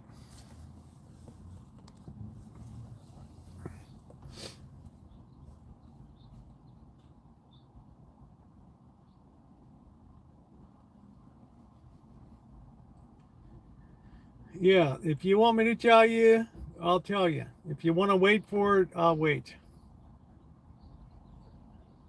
I wish they made those little Honda Fit still. They just don't make it. I just use about to clean up paintbrushes and a squeegee. Well, latex paintbrushes or latex is okay. Some people eat it in survival mode when they've been stranded.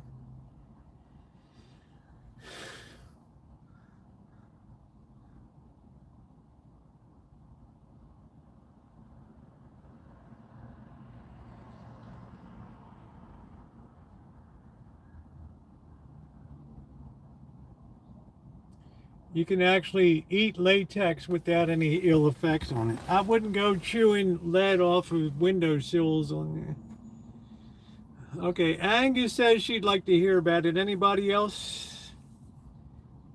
Just put a 1 in the chat if you want to hear about it, or a 2 if we just move on now. I don't want to bore anybody.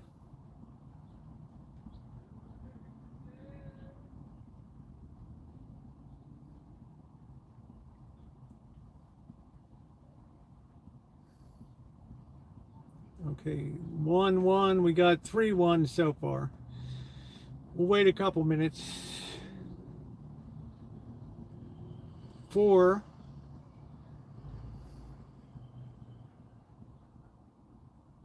You might not like what you hear. I'm just telling you. Sometimes you gotta, I mean,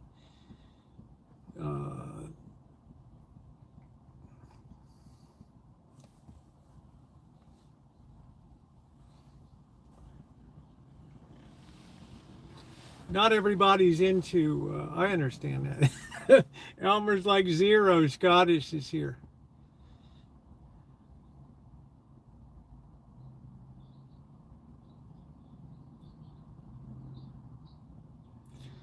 I only have 62 people here today.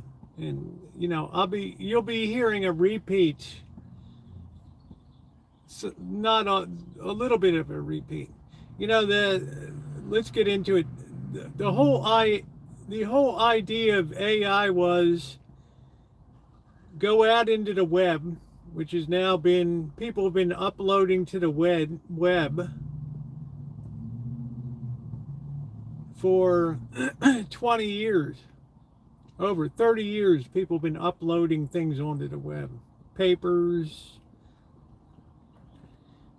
movies, everything has been uploaded onto the web. And when the browser came along, you could search and it could find crap on the web and bring it to you. But you still had to figure out another level of usefulness to it. Somebody can explain to Blue what we're into here.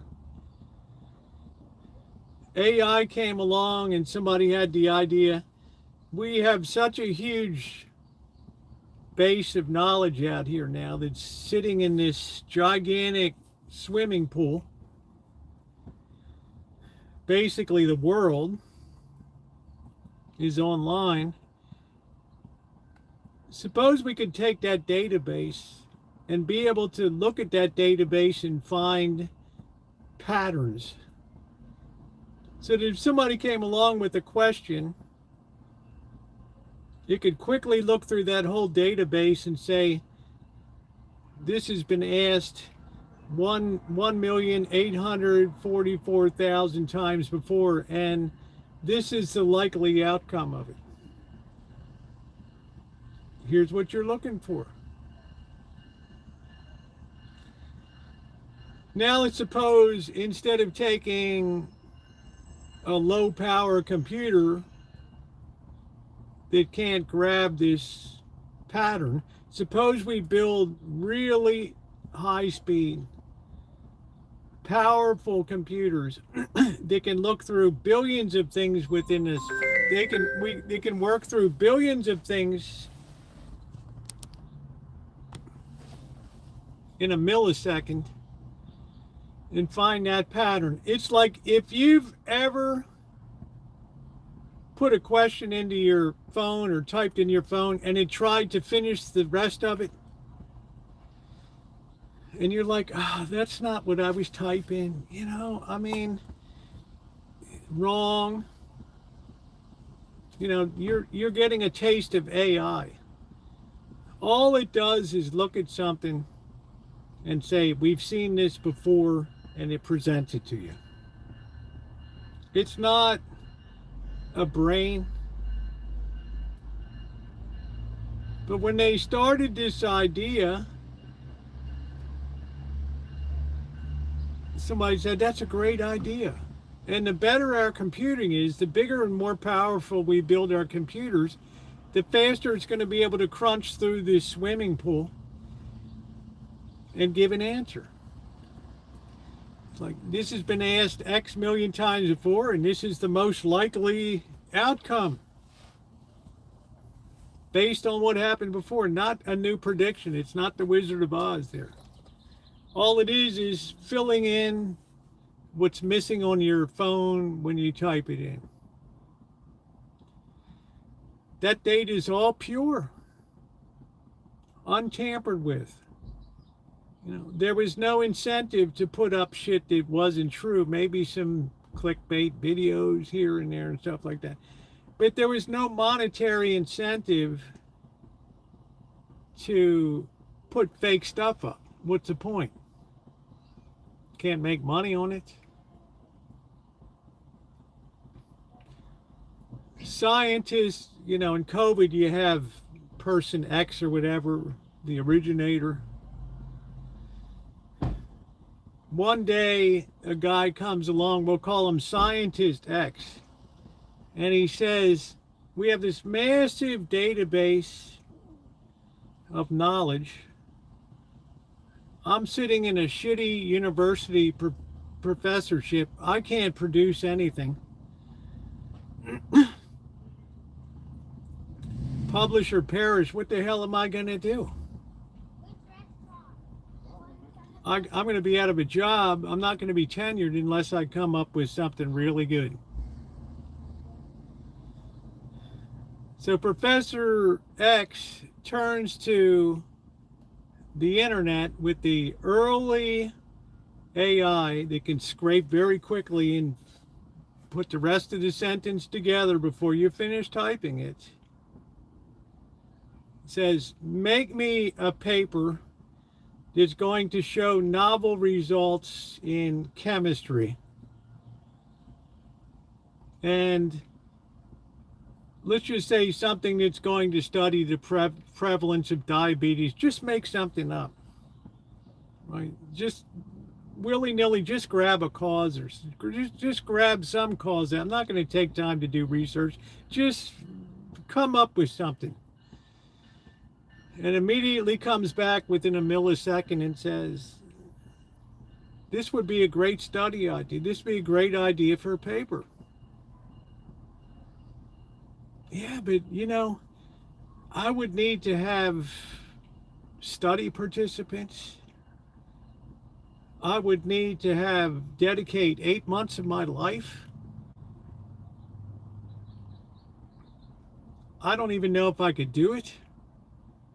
Where am I going to get the people, the money? How am I going to do this experiment? AI's just sitting there with the blinking cursor waiting, and the guy says to it, could you make up like fake, hey Kelly, could you make up fake citations? Like, AI's like, well, just put me some names out. I'll, sure. Yeah, here's 20 people we picked them in a random generator, just picked these names out. Here's the papers that they supposedly wrote. Perfect. I've got a totally faked paper. Wait till they hear about this at the academy, and then you think, whoa, wait a minute. I need to have peer review here. This isn't going to fly. This turkey doesn't have wings.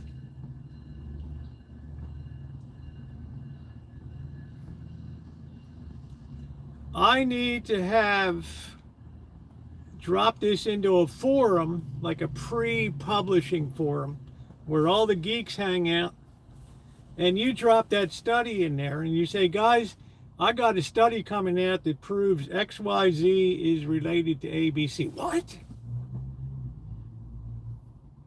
Wow. Where is it? Can I find it? I'm not ready to drop it yet.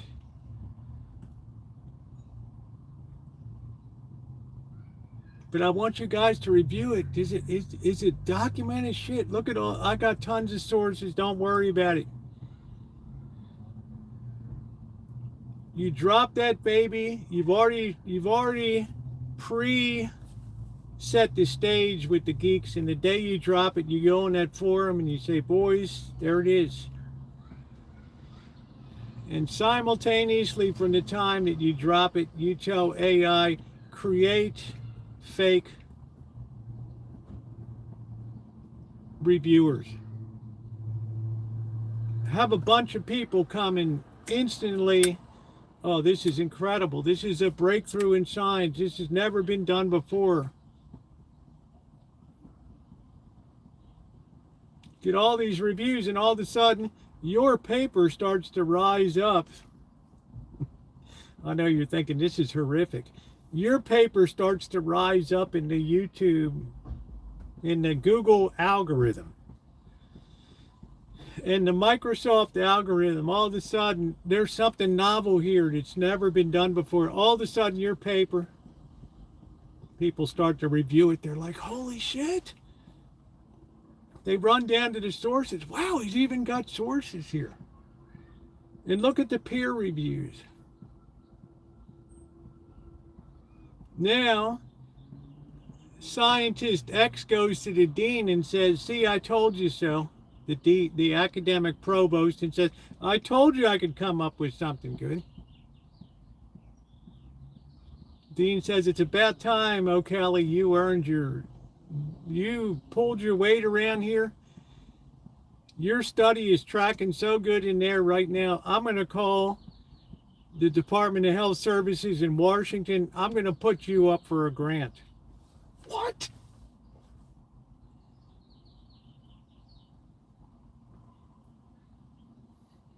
Now, scientist X starts to infect. Remember, he's the weak link.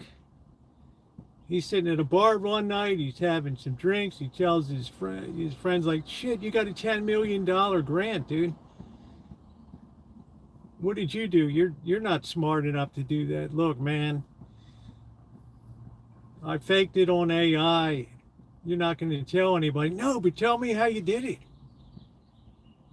I want to get in on that too. So from this origination, you start to have an explosion of fake uploads, faked research, faked reviews, fake data. It starts to go in, and it multiplies and it multiplies and it multiplies it. So here scientist Y comes along. He sees scientist X's study, and he decides to take scientist X's study that's been peer reviewed, citation source. He starts to use it in his own model. You understand where I'm going here? Meanwhile, other people are finding out that the key to making money is publishing stuff. So they use AI. They turn to say AI and say, how many of these fake things can you pump out a day? Maybe 100. Get cranking. How many of these fake how many of these fake YouTube videos about history, how many of you have watched AI voiced YouTube videos and thought to yourself, oh my God, another YouTube video with AI voice? This is what's going on now. Your world is being flooded with what they call AI slop. It's not peer reviewed. More than likely, it's factually incorrect. It's low-level stuff that's just created for clicks and views. And other people begin to build on top of that. So you have, it's like if you, in the old days, if you put a paper to copy on a Xerox machine, the first copy would be pristine. But if you took that copy and put it on and push copy again, over the next 100, it would lose its original. It would be like you were duplicating a potato. This is no good. This is shit. Where did this come from? And all of a sudden the geeks at Google, the geeks at Meta Corporation, the geeks at Microsoft are like running into the boardroom. Guys, we got a problem. We have unleashed the hounds of hell into the world's database that before 2023 was pristine. It wasn't infected.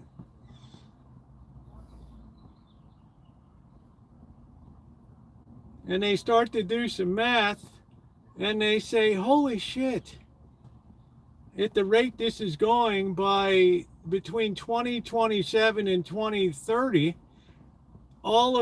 everything is going to be corrupted in the whole database of web stuff.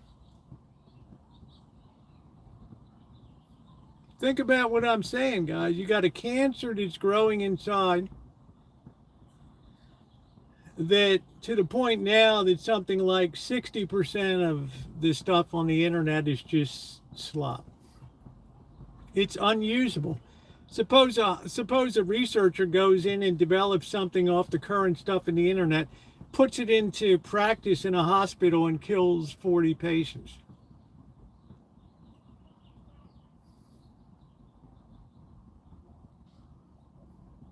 Now people start noticing. They start looking at papers and they start saying, there's no scientist quo-he you. Where in the hell is this university? What the hell is this? This guy died 40 years. What the hell? And they start pulling more and more papers. They're like, we got a problem here, boys. We're basically taking a pristine pool of information and we've introduced poison into it. And the poison is replicating itself.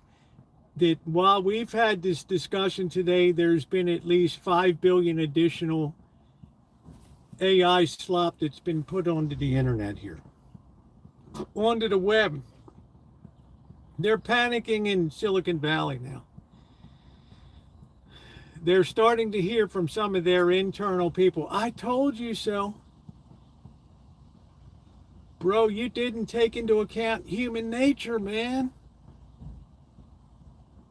Oh, what? I haven't even gotten to that, Blue. You forgot human nature, dude. There's people that are making fake videos for clicks and views on YouTube like crazy. YouTube's overwhelmed. Advertisers are complaining. Man, what the hell are you serving up on YouTube these days? People want to see authentic lives, and all of a sudden they're getting AI-generated slop. Do you guys understand where I'm going with this? Now, here's where it gets really dicey. Now we're frantic. Okay, because now we know we got a huge liability. People could die because of the shit that they scrape off of here. And who are they going to blame? They're going to blame us for polluting the whole lake of human knowledge. And the insurers start saying, you know what, we're not going to insure her. We up your insurance and we're going to put something in there. We're not covering your screw up. Well, the advertisers don't see it that way, Blue. Please hit that thumbs up button. Now they get together behind the boardroom, and you think the margin call boardroom meeting was something? They're screaming at each other now.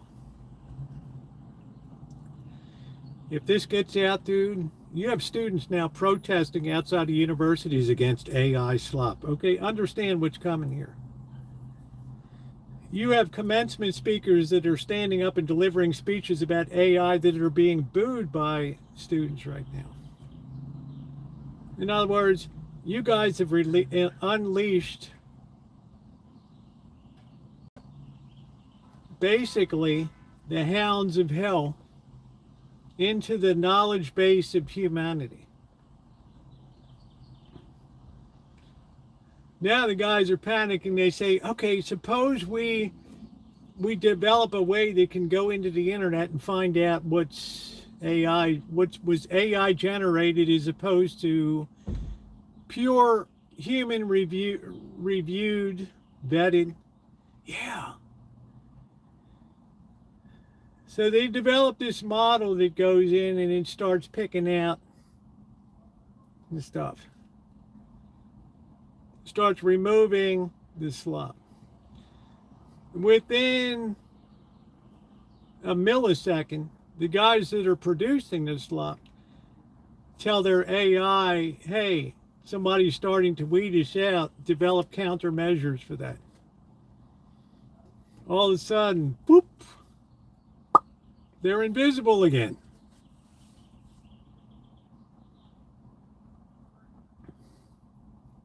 So what you have now, as fast as you can try to develop methods to pull the slop out, it's reacting faster than you can pull. Now you're back in the conference room, and now you're really screaming at each other. Dudes, this is bad. Now, within the last week or so, Anthropic Corporation, which has Claude, the safety officer for Anthropic quit, said, we're in the throes of evil right now. He was talking about a lot of things, war and interest, but he was, we're in the sauce now. So the companies get together now and they say, we got to we got to go back to pre-2022 and rebuild clean. Well, how in the hell are we going to do that, man? I know we'll hire thousands of people to have them review the slop, to get their scuba gear on, get into the slop and start separating out, looking at stuff individually, studies, and start pulling it out and putting it into the good pile. In other words, we're going to create a pristine garden that's walled off from this crappy internet. Oh, that's a good idea. We'll just get, say, 20,000 low-paid people in India to just sort through this stuff. Good, bad, good. They'll review it all. And the good news, we'll pay them $1.20 an hour. They'll be happy to have the job because they're poor. We'll put a fan in there. It's 120 degrees, right? They'll do it. So you have, what you don't know right now, there's thousands of people sitting around trying to go back and build a pristine base of data. Now imagine you're looking at Lake Michigan that's totally polluted now. And you're going to start taking a teacup and start going through. And meanwhile, Lake Michigan's getting more rancid, more turbulent. It's starting to smell. So you start this, well, we just have to have our own, man. We just concentrate on us. Let the dogs eat those people out there. Who cares if what they pull up isn't true or not? F them. Get our own stuff cleaned up, then we can sell it. We can sell it as a pristine database. Clean.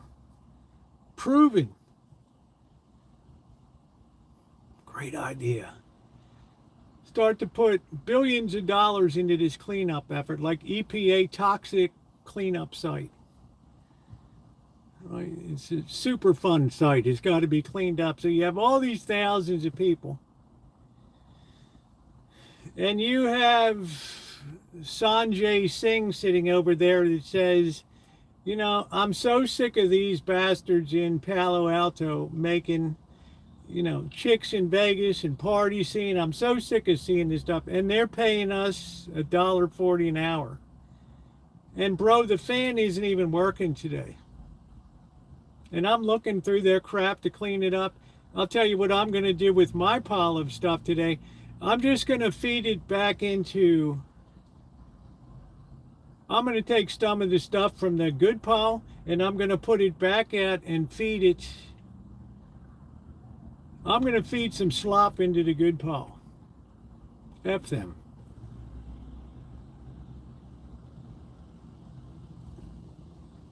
Human nature. Now, no matter what you try to do, you're polluting. You can't escape it. Terrible. So Google goes out to Reddit. They run to Reddit and say, here's $50 million, or here's a $500 million. Allow us to go in and scrape your forums. So they go in and they work a deal with try to build pre-2023 stuff and put that together. You know, they got a real problem on their hands. Basically trying to reconstruct human history before 2023.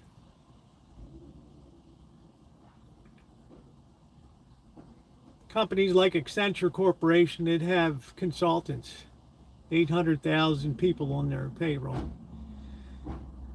They saw what was coming. They pulled themselves off of the net. Said, we're got clean data. We saw what was coming. We pulled ourselves out of that swirl. We disconnected the pipe. We sawed it off.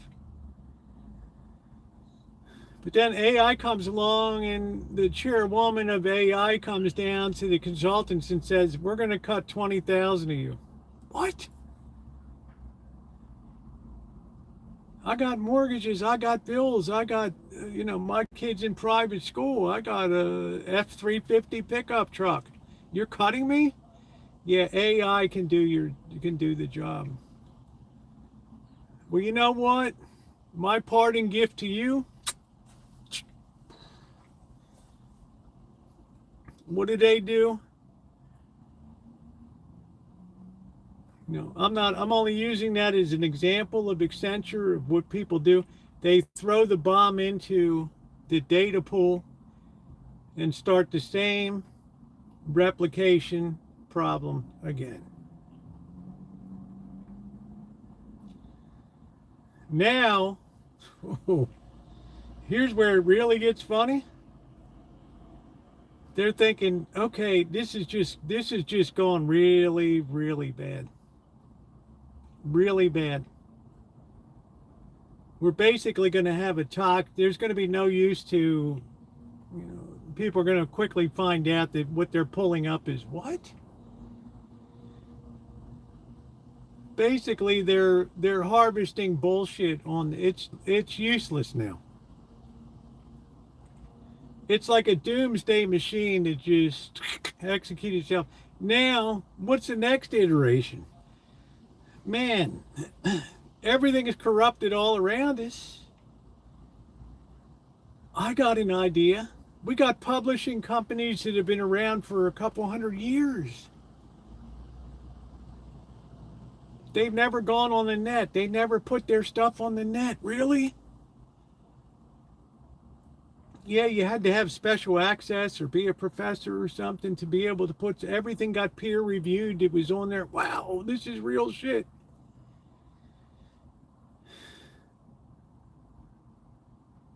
So now they're at their point that they need to go back like monks in medieval time to the people that have laboriously hand copied books, studies, chemistry, physics, pharmaceuticals. Yeah, it's just weird. They're having to go back now,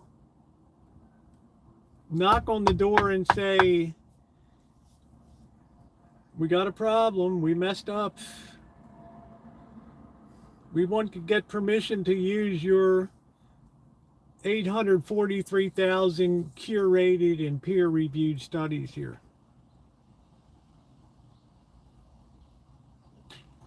Really?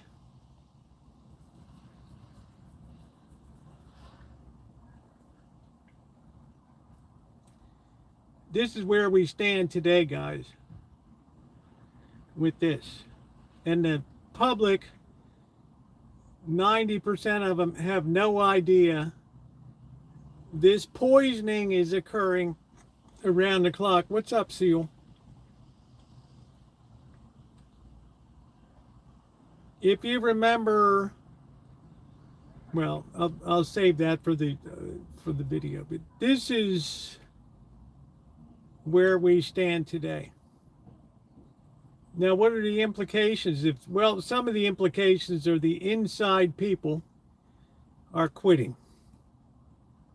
The safety guy for Anthropic, whatever, he quit, gave his farewell, wrote his farewell letter, said, I'm going to go read poetry for the rest of my life. Because, you know, this is horrific. All of it. War. The implications for this stuff getting loose, AI into systems, and everything is going to be corrupted. Hospital databases, everything is going to be corrupted. Because there's no containing it. It's like a nuclear reactor that's out of control. He made his millions. Now you say, oh, no wonder OpenAI is trying to come to market so quick now. And Elon Musk is coming to market with SpaceX so quick. And the other models are rushing to get before the news gets out, before they see the whole AI thing is like, we leave you guys with the slop. We'll organize the slop for you, but we'll have it there.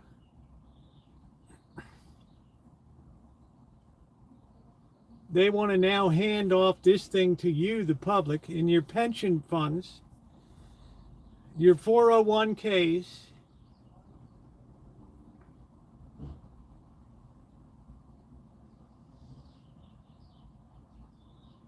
This is pretty serious stuff.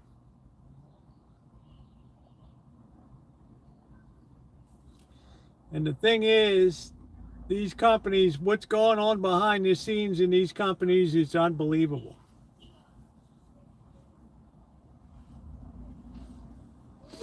Yeah, I mean, see, it's like, how are we going to explain this to people?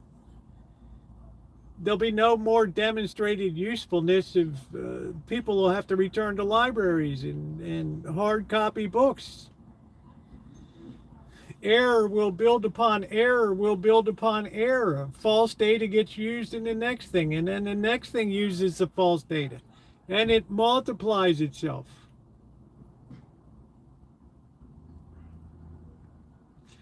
Boy Blue, I know this is true. You can research it yourself. This is going on right now. It's called AI slop. Some students, younger students, are recognizing this. They're starting to protest outside of college campuses and things. They know what the hell is going on. Stop AI slop. Well, they can't stop it. Every time they try to pull, AI works around quickly and stops them. You know, it's becoming self-educating.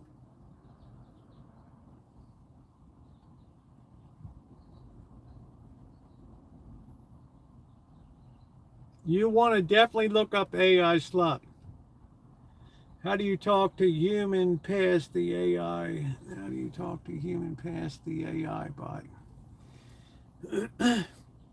What you don't know about AI is all of these companies, ChatGPT, OpenAI, Claude, Anthropic, Gemini, they all have what's called truth and safety committees. And what these committees of thousands of, quote, professionals, unquote, sit around and they draft guidelines for the usage of AI. Now, well, it sounds okay, Rosie. Yeah, until you realize what is their biases. Well, where are these committees located? Seattle, Washington. San Francisco, California. Austin, Texas. They're not in Independence, Missouri, Canton, Ohio, Pittsburgh, Pennsylvania. So they decide the guidelines of it can't be upsetting. It has to project the current state of behavioral sciences and things. It can't offend anybody, which means your first response is to make sure that it is culturally appropriate, the response you're giving, not the truth. Give a response that adheres by the guidelines that we're setting. Oh, that's blue. That's coming.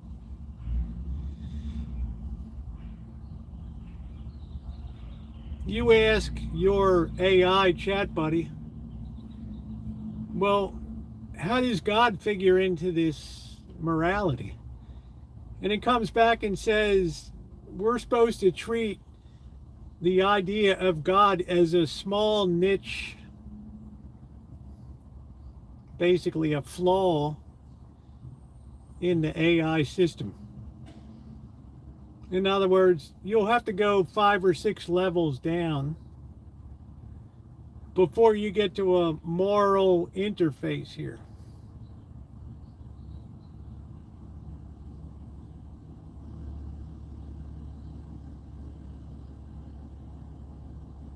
God is a niche in American life.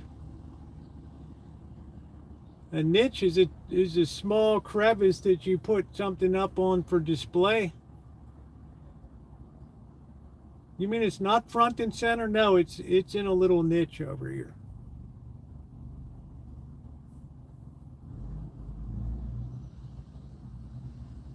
If you ask AI a question, controversial, and then you come back, it says, like psychologists say or sociologists believe being poor is all attributable to societal pressures or whatever, and it has nothing to do with family or anything like that. And you say, all right, cut through the Greta Thunberg layer, cut through the Chamber of Commerce Truth and Safety Committee guidelines. Man, you're going to see a whole... Well, since you asked me, I have to be truthful. This is...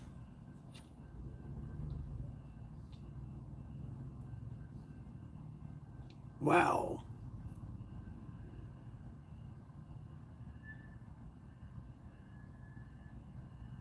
Is AI investing going to be good? Oh yeah, it's going to be great. It's take a while to scale up. The future's bright. They're going to be making money at the wazoo for the next 15 years. Okay, drop the corporate shell. Tell me the truth. Yeah, we're coming to a smash-up point here. What do you mean? This is shaping up to look like the biggest misallocation of capital in the history of the world, based on prior models of 1929, General RCA, the video I did the other day.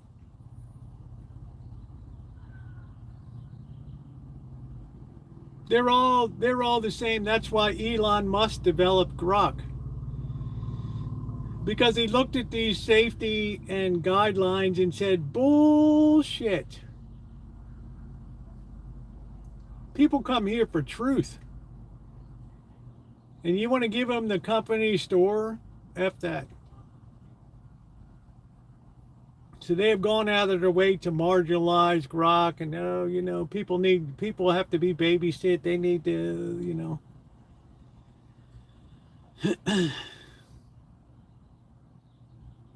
Yes, all it's doing is filling in. It's looking and establishing a pattern of what's been asked before. This has been the answer through X number of years. This is the most likely answer. It's not inductive. It can't think beyond what it's given. All it is an exercise in high-speed pattern recognition. Same as when you take your phone and you start to type something and it finishes the sentence. It's the most likely thing that comes next. So I'm kind of on a crusade now to make sure at least the people that I can reach, and there aren't many of them these days, understand, what we're talking about here. We're talking about a runaway beast. I don't know what it's going to do with systems and things. I have no idea. But I do know one thing. Last month, the Treasury Secretary called in the head of Anthropic, sat him down and said, I'm not a stupid guy. This looks like it could be dangerous. Like to banks. And the guy said to him, I think it's okay now, Mr. Treasury Secretary, but I can't guarantee you in a year or 18 months. Why is that? Because it's training itself so well now that it can exploit the tiniest little cracks in systems. What? One reporter said the Treasury Secretary came out of that meeting and he looked like a deer in the headlights.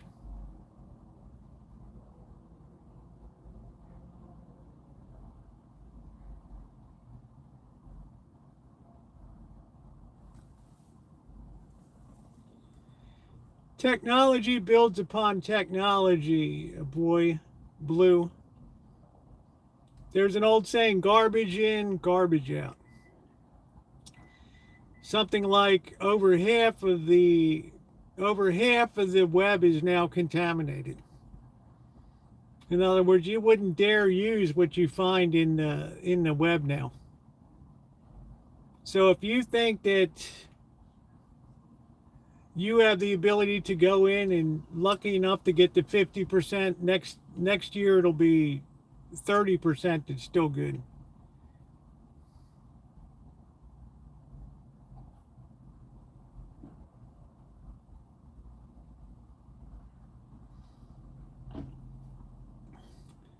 I report, you decide.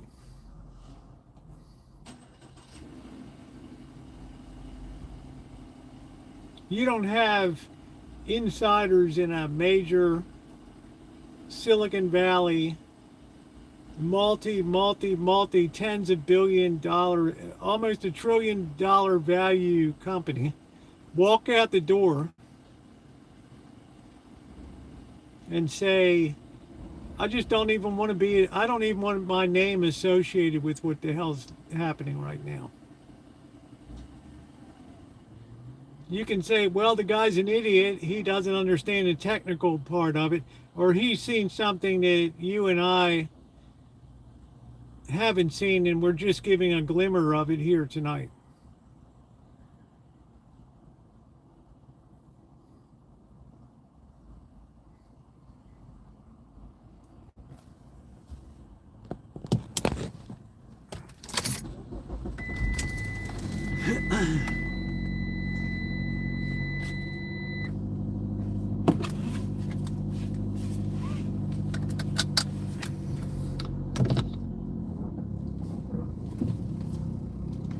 Efficiency is great when it's building something productive. It's not efficient when you have misinformation that people build upon, the next generation builds on, and the next generation, and the next 5,000, and the error gets multiplied, worsened, and picked up. It's like the copy machine analogy. Until the end of it, you don't even recognize what the hell it was.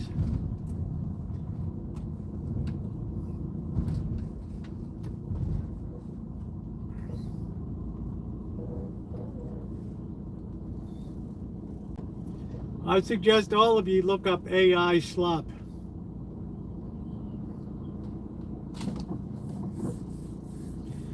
Cheap, low value to no value information generated for money.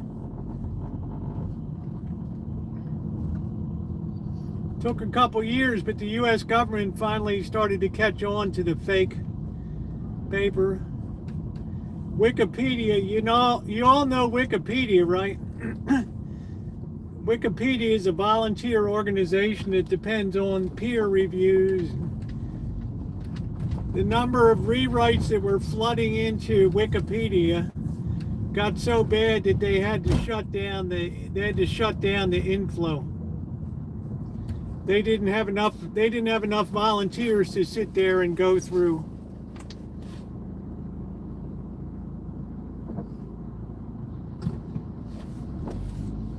Yeah, thank you, Milkman. They had to close it off. You can ask it yourself on Google.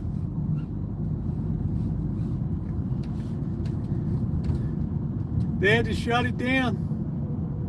Not Wikipedia, but they had to stop updating. They didn't have enough. They didn't have enough people to review. Everything that was getting put into Wikipedia was reviewed by a human being. Now, when you have 20 million things coming at you, it's impossible.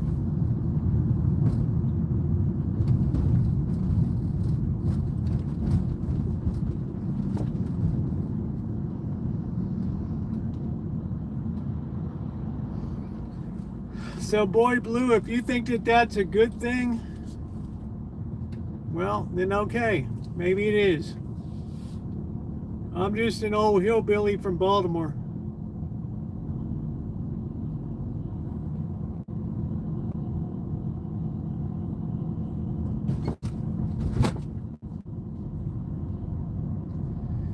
Please hit the thumbs up.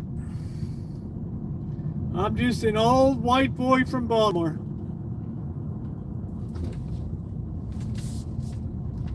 The old war horse from Baltimore.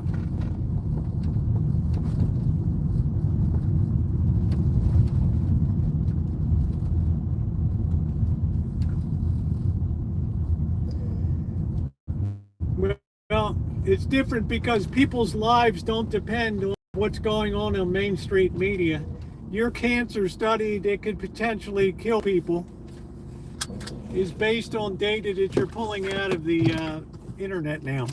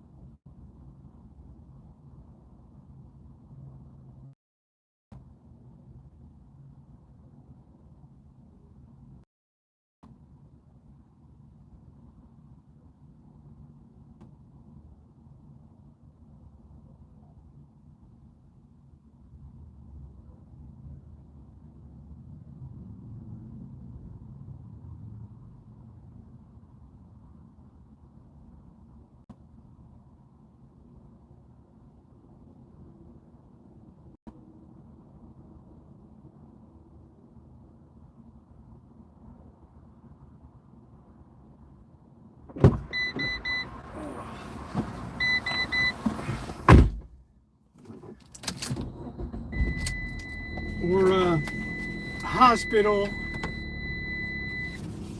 gets infected by an outside hacker that found out using AI that you had an open crack in your system that nobody ever developed, nobody ever figured built it. Oh, they didn't plan for that. Oh, well, it just happened.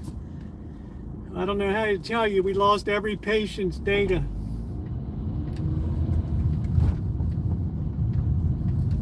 Well, we don't have any more charts anymore, paper charts, so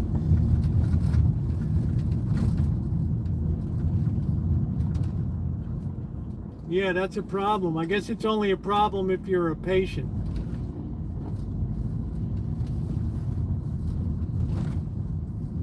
Or somebody gets into a pharmacological database and starts to change the formulary for production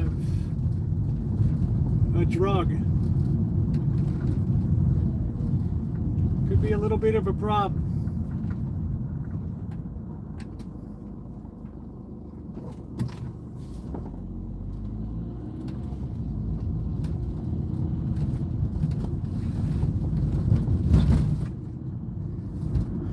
We'll see how it plays out, Boy Blue. I hope you're right. What, is this guy going to just stop right there? What are we doing here?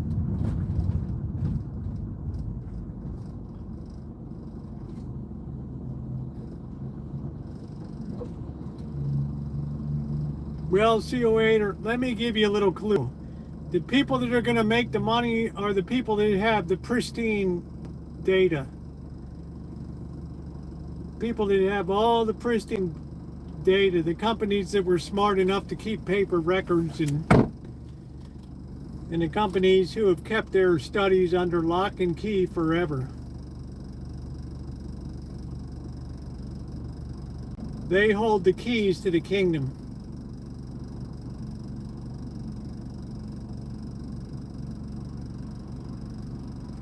You have a publisher listed on the New York Stock Exchange that has been publishing in America since just after the War of 1812.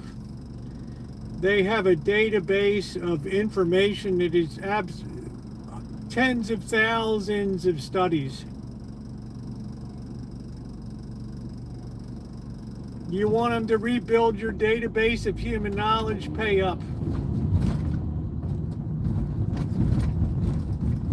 Be smart, people. Be ahead of the curve.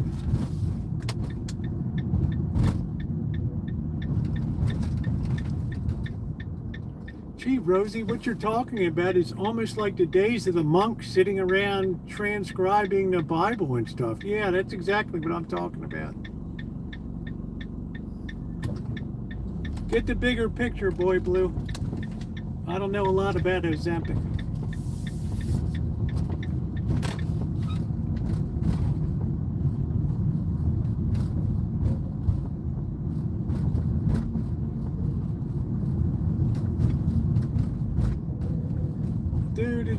Boy, it got cold tonight. 61 degrees, guys. Woo!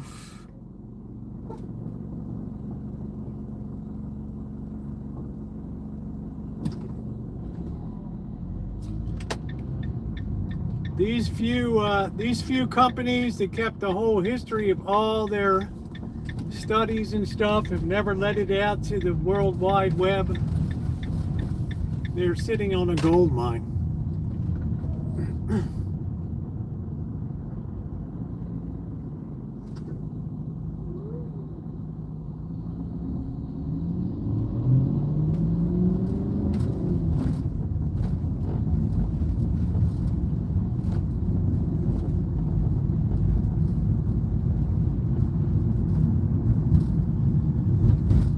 Time to get some shopping in. Please hit that thumbs up. We're trying to get to 150. Wow, it's one of the deepest intellectual discussions we've ever had. Fantastic. For me, it's like the Ice Age here.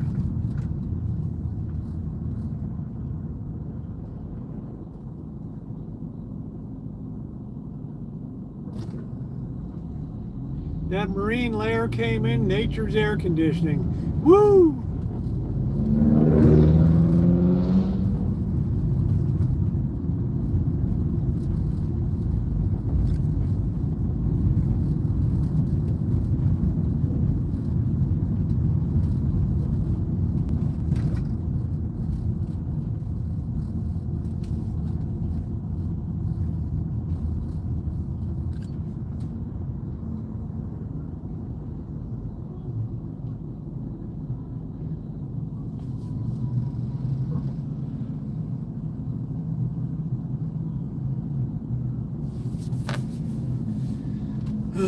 Star-Spangled Banner, Elmer. September 1814, Baltimore City, baby. Rockets red glare. 3 great things came out of Baltimore: the Star-Spangled Banner, Babe Ruth, and Old Bay, baby.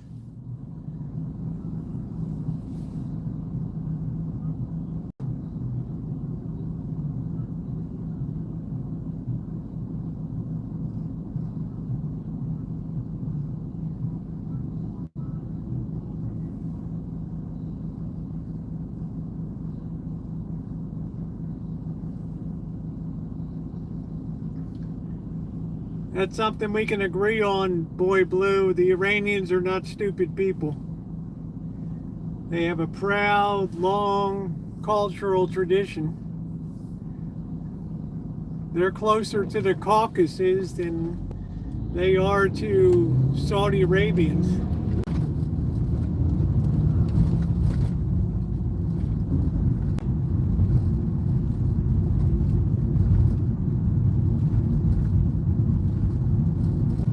Roosevelt, you are so fine. You keep us intellectually fine-tuned.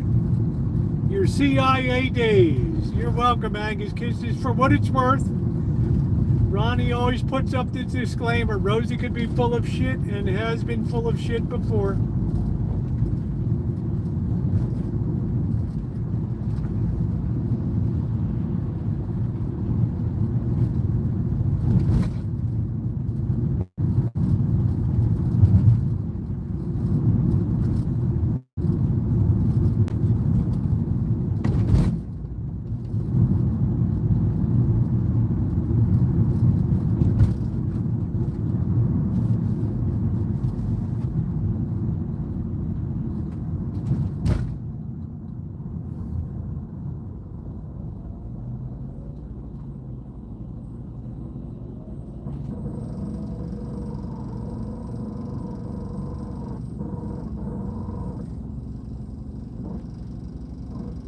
Wash World.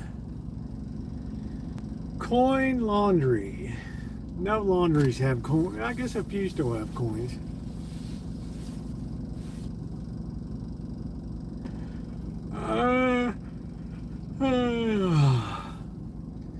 You know, Boy Blue, the weakness in all systems is human nature. Always has been, always will be.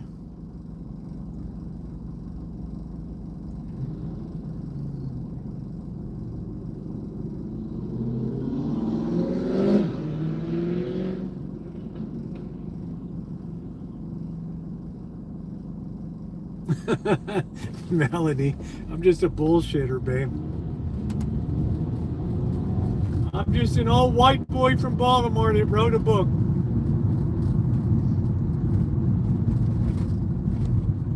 I'm just an old war horse from Baltimore.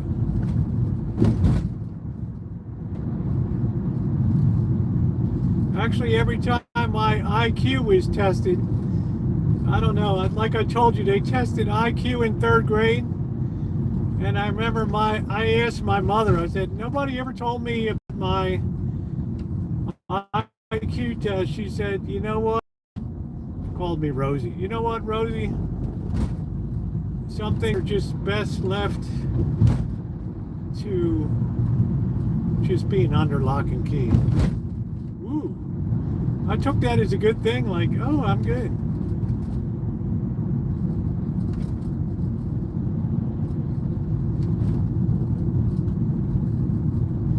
I said, oh, wow, okay. I said, okay, that must be pretty damn high.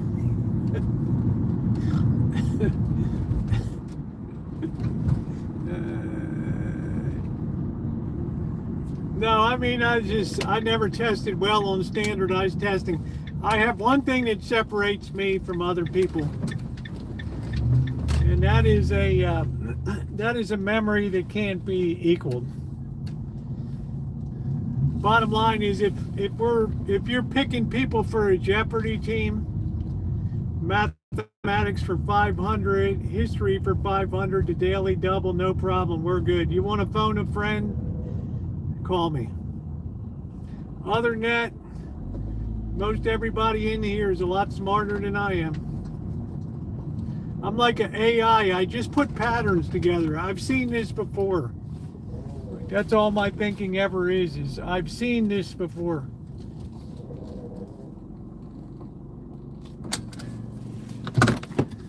I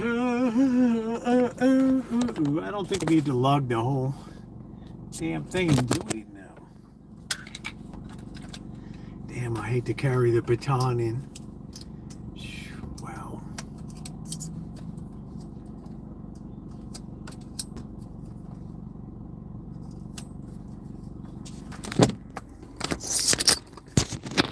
Embarrassing.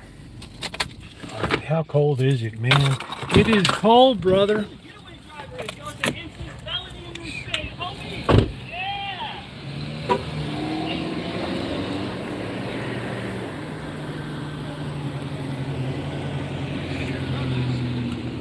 What, did he steal something? Yep. Oh, wow. Sorry, all right. I got video, I got their faces, I got the plates. Santa Rosa has cameras on the You wouldn't even expect that out here at this shopping center. Are you kidding me? This is the most violent, worst store in the entire area. Oh, geez. That's why they put us here. I guess I got an education right there. Don't come to this area after dark. Oh, man. Well, I'm sorry that happened, bro. Oh, no, it's regular. That's why I get paid. I'm happy for it. Hi, boy, Jonathan. Bro, you should have seen his pants fall down. He's like running like this. His pants are falling down. Dude, I told him you're gonna steal like a bitch. They killed out of the parking lot real quick. This should be on reality TV, you know? You got the setup ready for it. Yeah, too. I'm ready. I'm live on YouTube, just doing a little bit of shopping.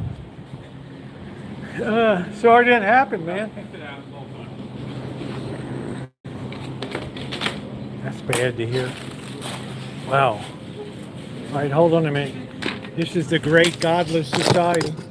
Hold on a minute, guys. Oh, it's so funny. His pants started falling down. He was running like this out there. Lack of family. All right. Woo, it's cold in here. That was funny to see the guy racing out of there.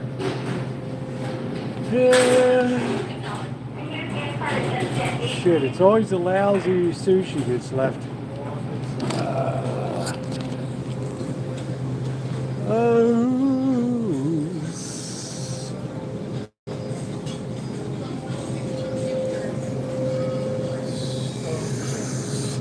Thieves, thieves, tramps, and thieves. It's called a lack of moral formation.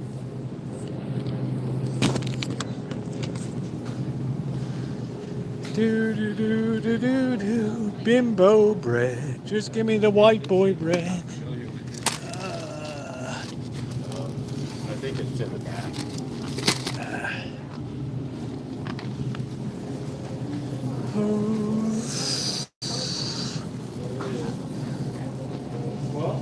But that's they'll tell you that's because of society did that to you. Society made you bad.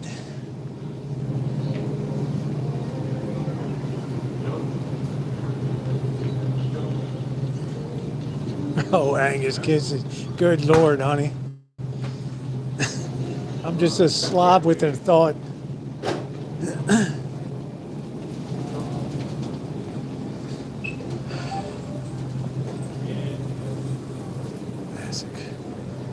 Let's look at the blown out stuff here. Ain't gonna be much. I don't need a lot tonight, Seal. Oh man, the dent. Look at that, $9.99. You're gonna pay $9.99 for Miracle Whip?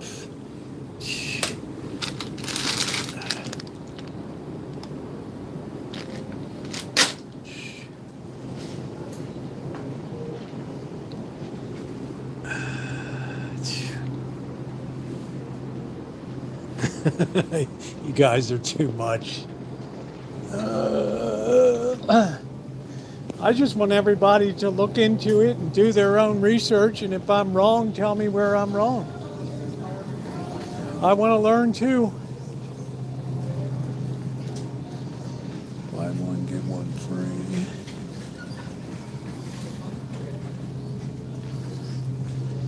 Better be humble and modest in life. I'm doing a coffee review tomorrow morning. A kind subscriber who's been with me a long time was kind enough to send me some coffee he wants to review. So I'm going to do that tomorrow.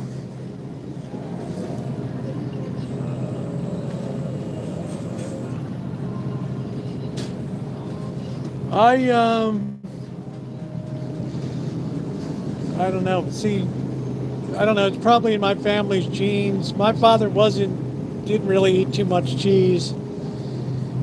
And to be honest with you, I don't really like cheese that much.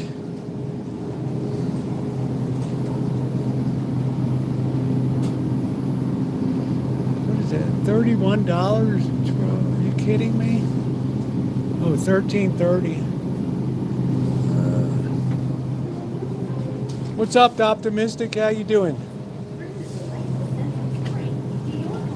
No, I'm just saying I've done a deeper dive on AI than probably 98% of the population. So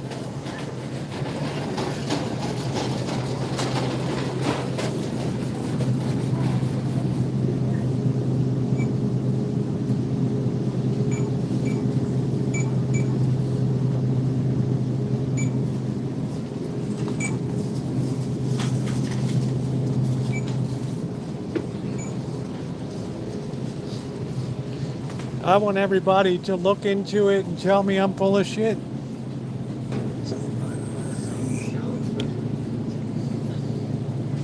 Pork blade.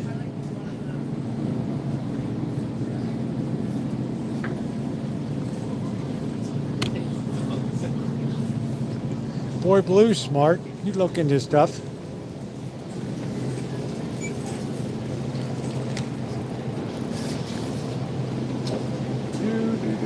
I don't see anything special. Crab is expensive as hell. Look at that, $16.99 a pound.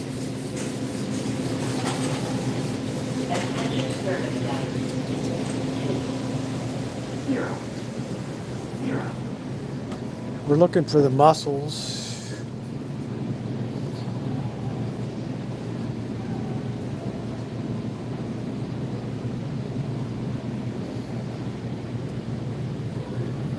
We don't need any shrimp.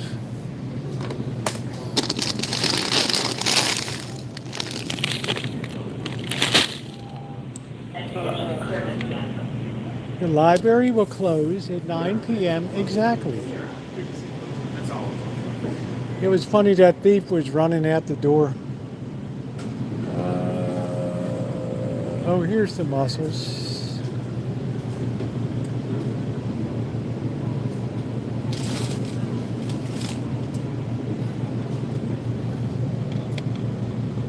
They're supposed to be on special. Attention service desk. 2 0 0.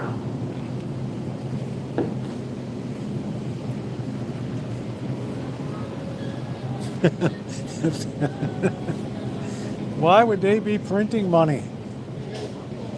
Why, oh why?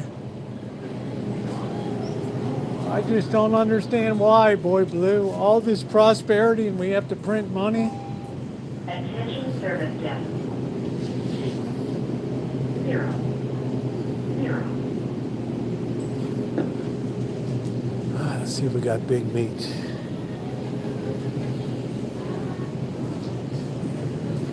We seem to have had a shortage of big meat lately.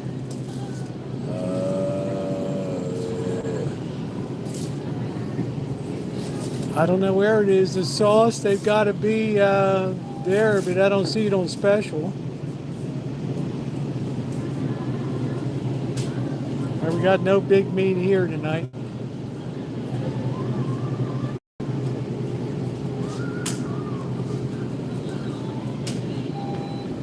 Attention home shopping department. 2 0 0. Seal, the robots are taking over the world, bro.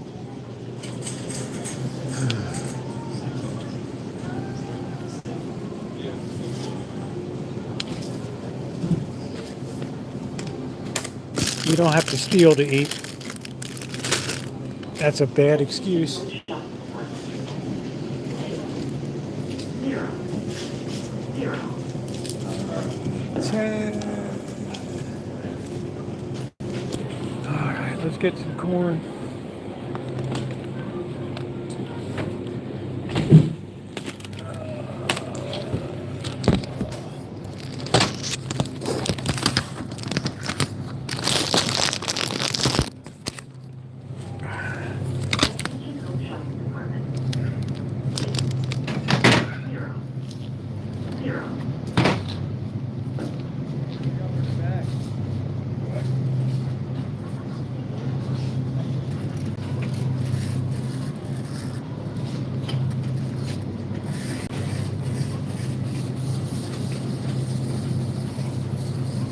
Zero.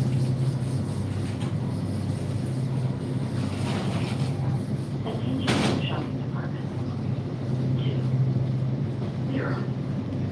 Zero.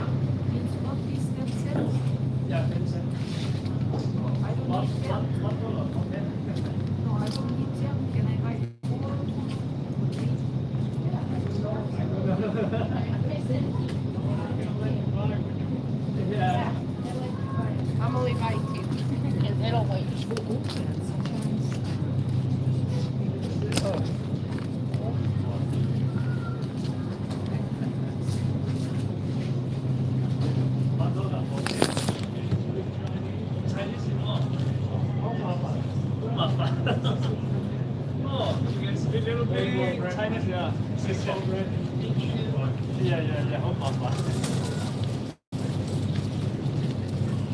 Chongming. Which I Chongming.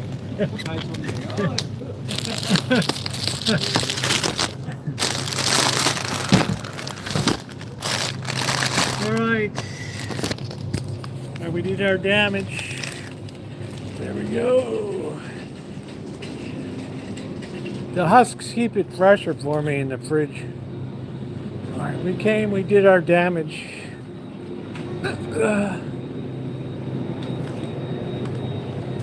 Speaking Chinese to my boy there.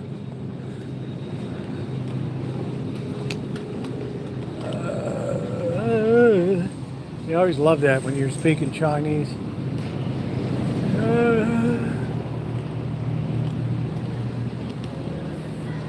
That white boy, that crazy white boy. No, it's not going to be anything at all. This is going to be so cheap. Cheap. Cheap. Cheap. Cheap.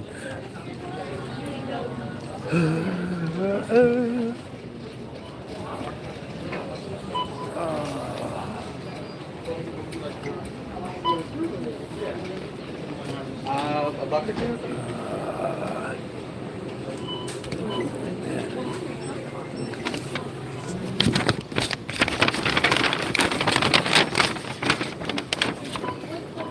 White.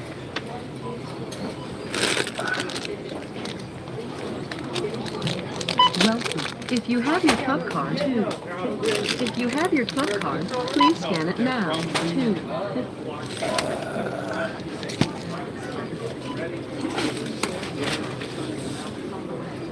2, 4, 6, 8.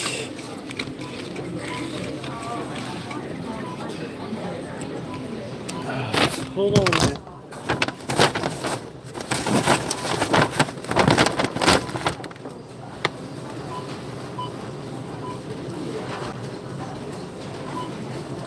Please continue scanning.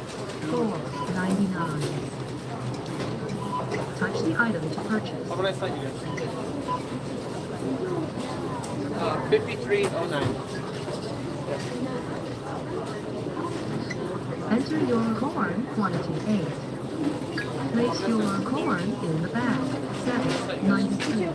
Enter phone number.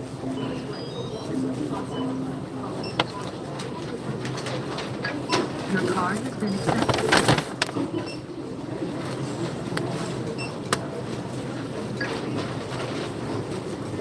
How many store-provided bags did you use? 10 cents. Your total is 10.89, and your savings is 7.12. Please select Savings your are fee. infinite. Hey, Please insert coins, then insert bill.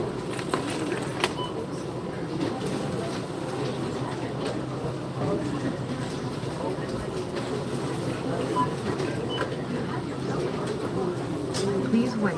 System processing.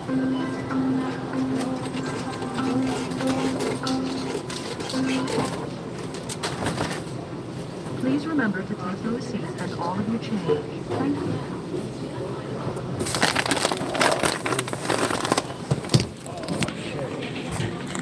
I actually paid. I didn't run out of the store. This was $10.89 tonight. That's it. $10.89. Wow, did you hear what this guy said? This is a bad area here. Holy crap. Civilization decay, guys. Get used to it. Coming to a neighborhood near you. You don't steal to eat. You steal because you haven't had proper moral formation.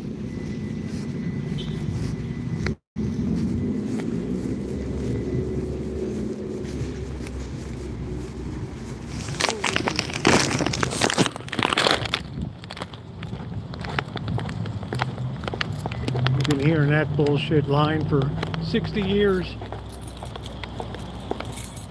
Culture of enabling.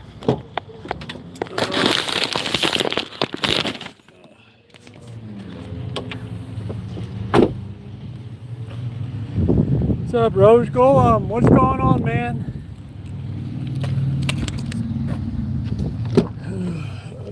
Oh boy.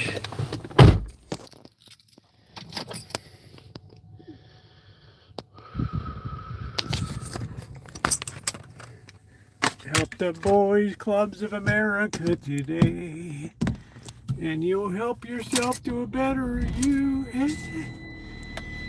Yeah, I get tired of all the excuse making. To the point where society can't afford the excuse making anymore.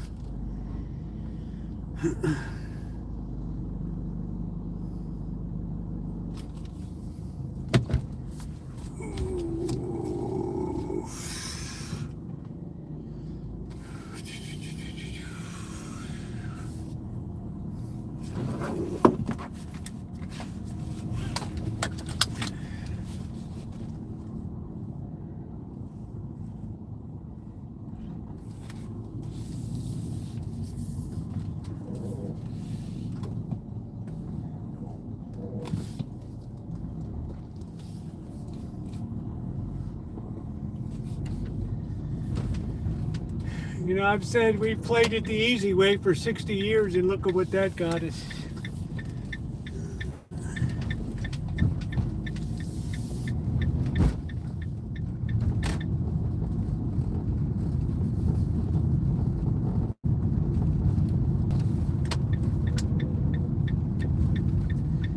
It is time to have a little drinky poo. Bite me too.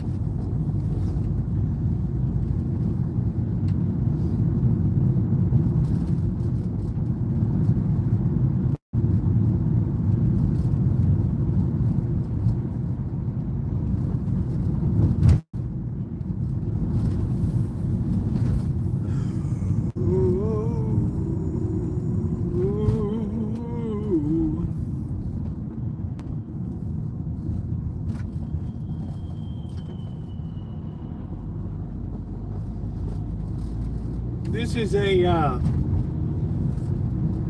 is a Dodge Ram ProMaster. It has a Fiat 2.4. Yeah, I have 153,000 miles. I've never put a penny into it. Spark plugs, nothing except change the oil, change the coolant at 150,000 miles. That's the only thing I've ever done. I really lucked out.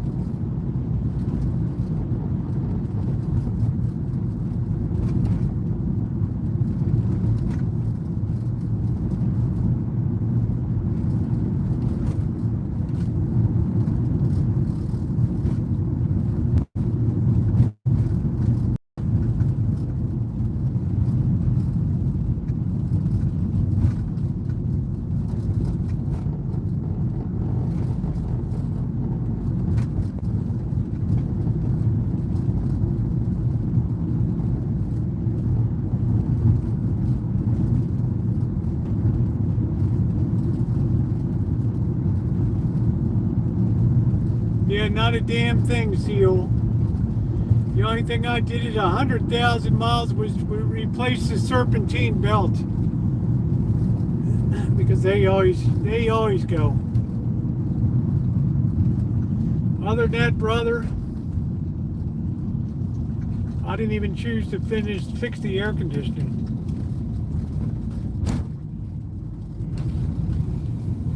Other than that, I'm free rolling, baby. It's a Ram van.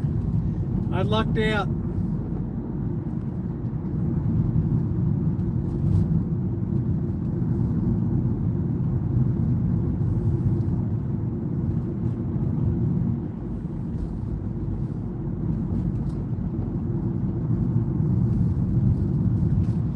Well, I appreciate that, Novi. Thank you.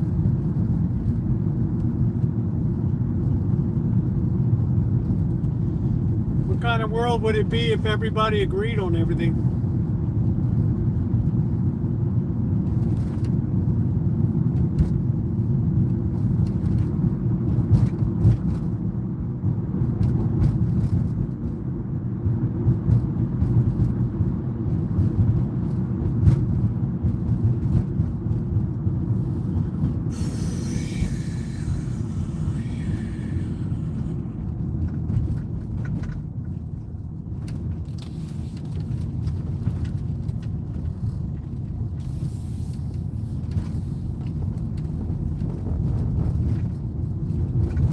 That'd be awesome. I'd meet anybody, anywhere, anytime.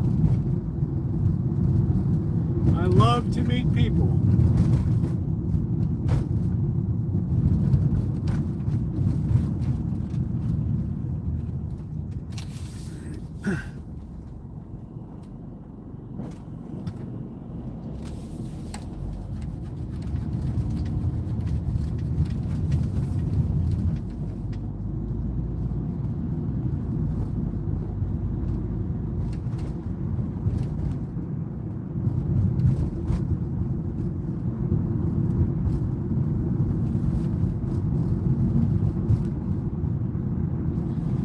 Well, Danny, we call it soccer here.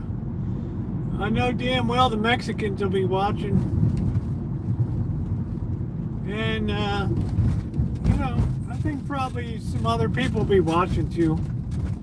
It's just, you got to understand that Americans are used to high-scoring games.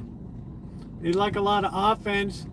They just don't like walking out of a stadium with a 0-0 tie.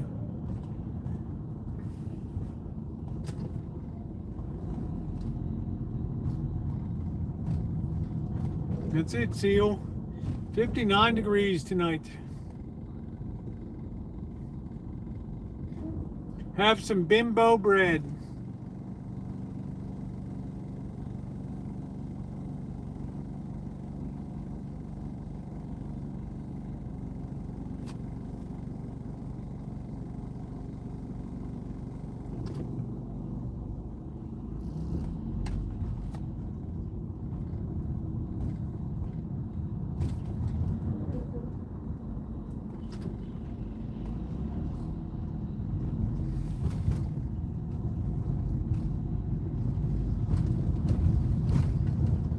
I coached soccer. I played a little bit, but I enjoyed baseball, football, basketball, a little bit of ice hockey.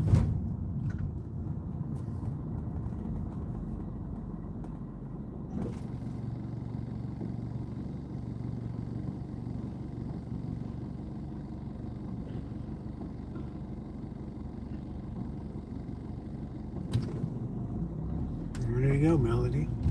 Melody got around.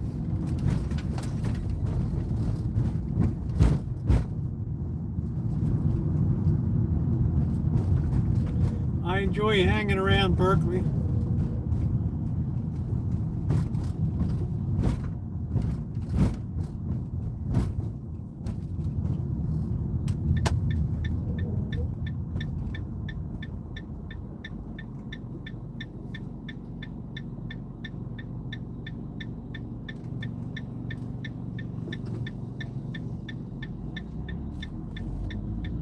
Yeah, my girls played varsity sports.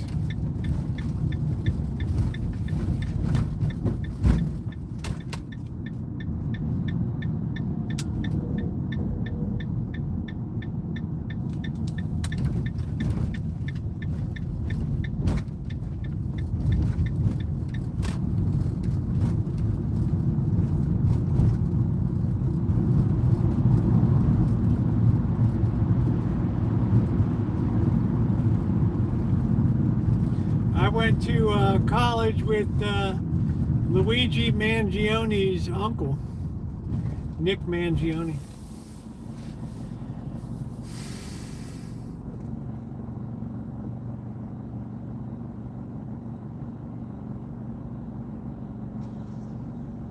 Tunnel of Doom.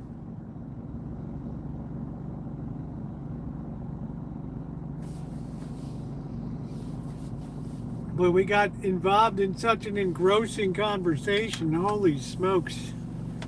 Oh, wow.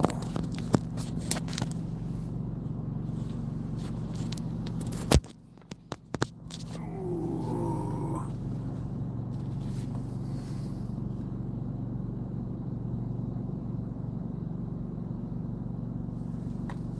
We must have.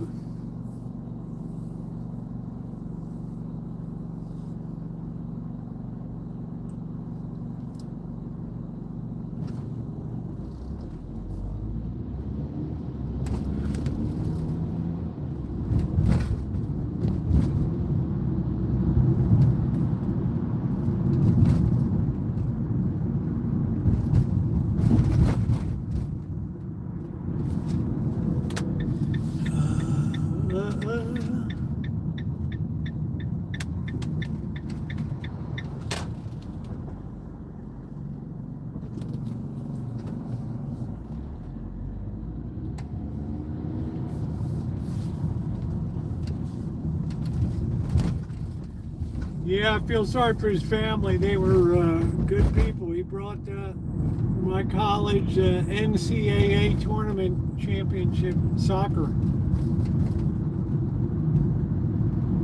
The Loyola Greyhounds.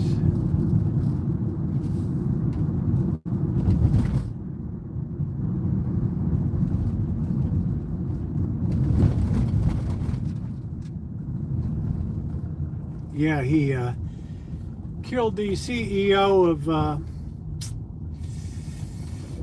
the hell's the insurance company? One of the health insurance companies.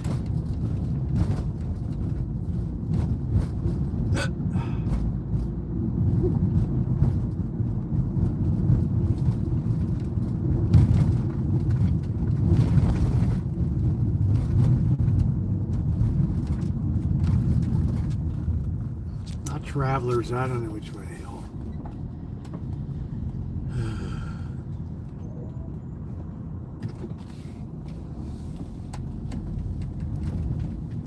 One of these big healthcare companies sucking at the tit of the government.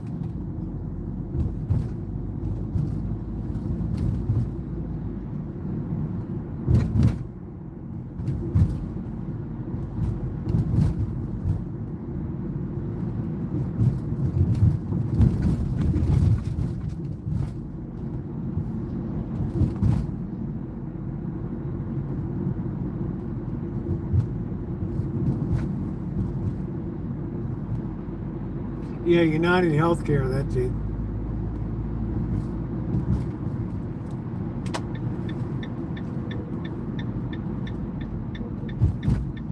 NYSE listed. Sucks heavily at the government tit.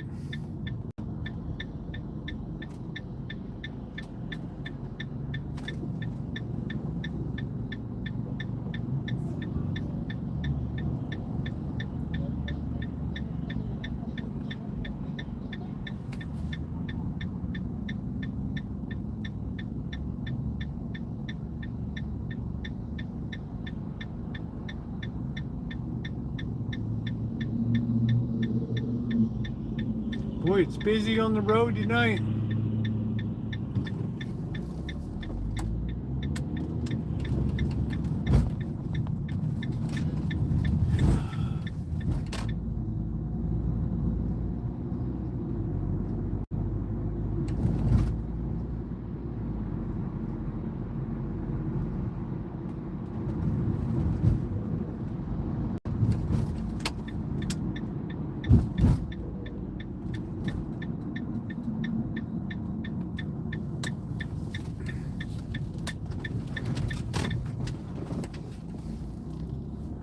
My beautiful hydrangeas.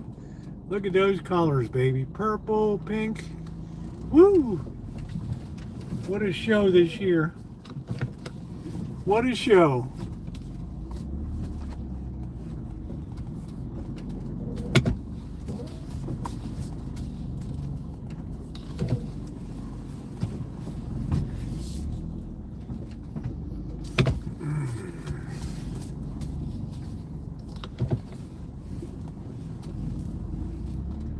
Yeah, I got to replace the back fence. Fell over in the one section of it went down because of the damn windstorm.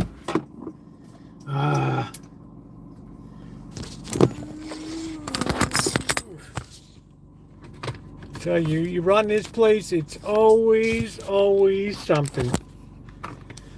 Sometimes I'm so jealous of the people that just have an apartment. These got to be cut again. All right, let me get you guys set up. We'll get this stuff inside. Let's see, we got Blackbird's mail there.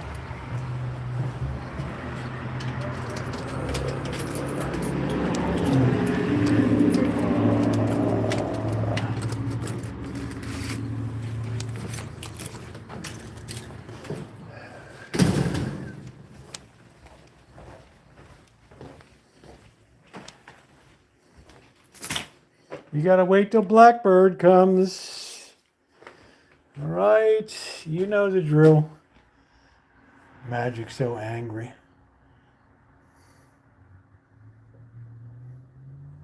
It's an angry beaver. Look at him, man. Eyes of doom. He's built like a tank. He's like the Sergeant Slaughter. Look at that tail. He's just angry. Peeved.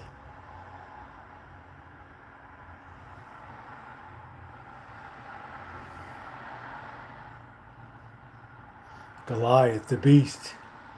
The beast!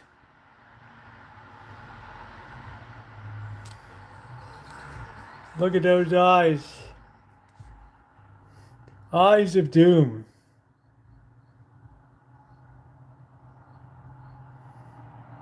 Skywalker the handsome. The beast!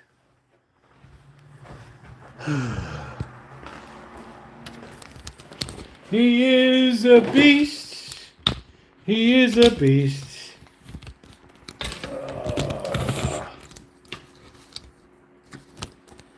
Now let's get this crapola put away.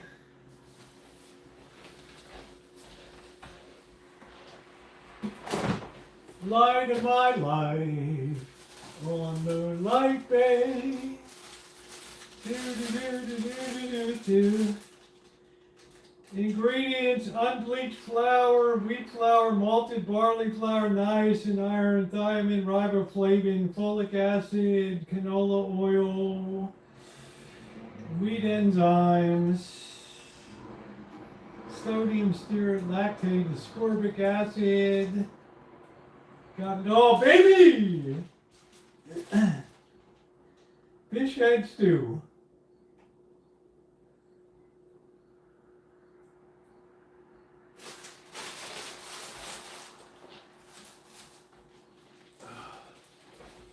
Fish head stew. Ooh, all right, let me go get the bag in.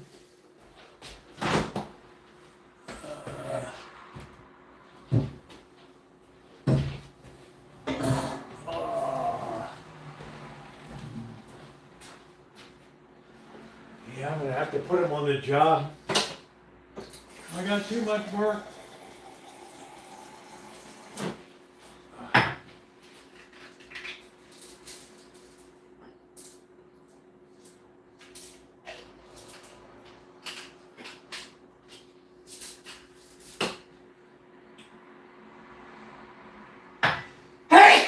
Oh man.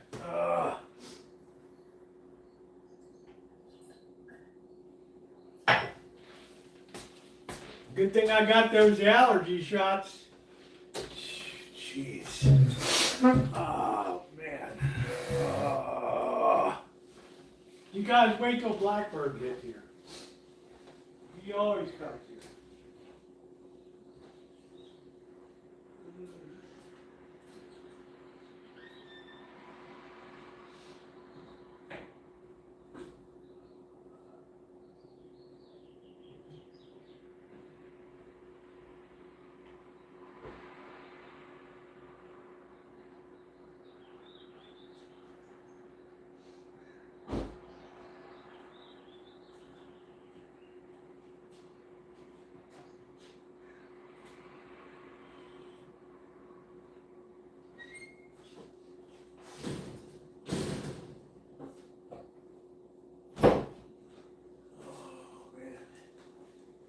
Birds wait. Didn't get much tonight at all.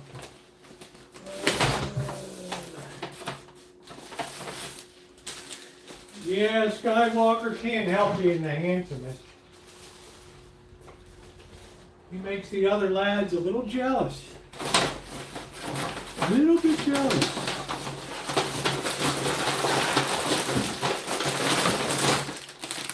Nice peanuts.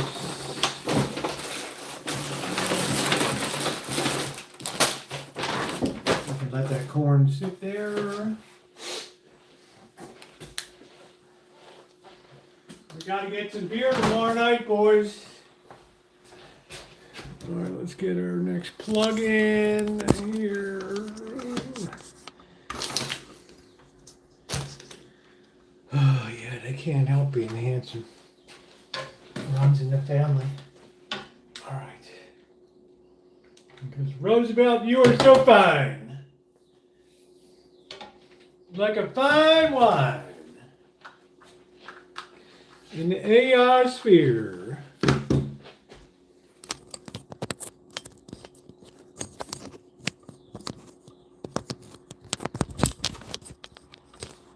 All right, we're plugged in. Are we plugged in? Oh no. Is that working? Stand by.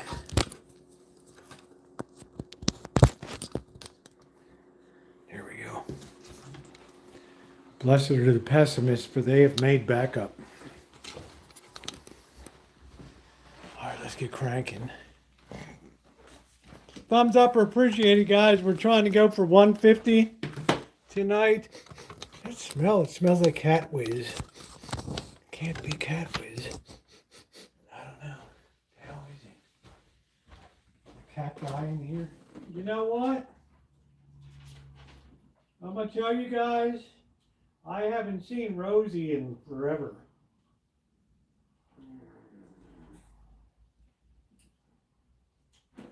That's a little bit concerning. Who?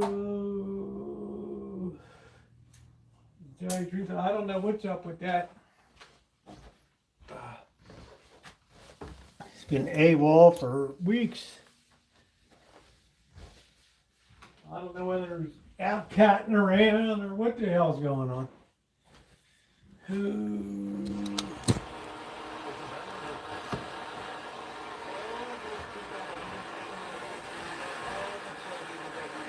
fact, many of them might not have existed had there been no Great Migration.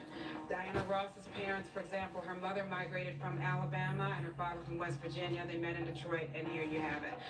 The same with the others in the Supremes. Aretha Franklin, her parents had come up from the South as well. The Jackson Five, the mother came from Alabama.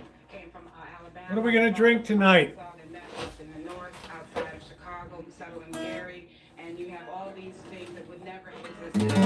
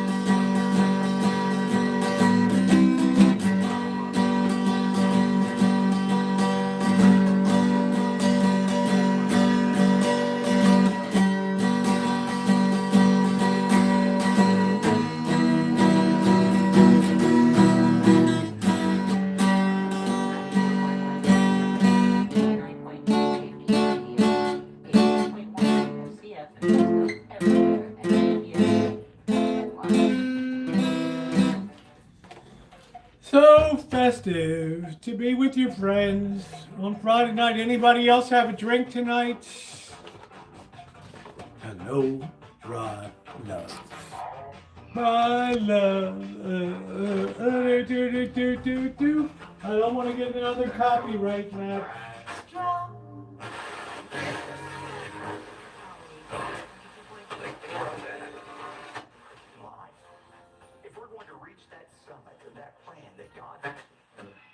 Elementary and then high school during most of the songs that we heard in that.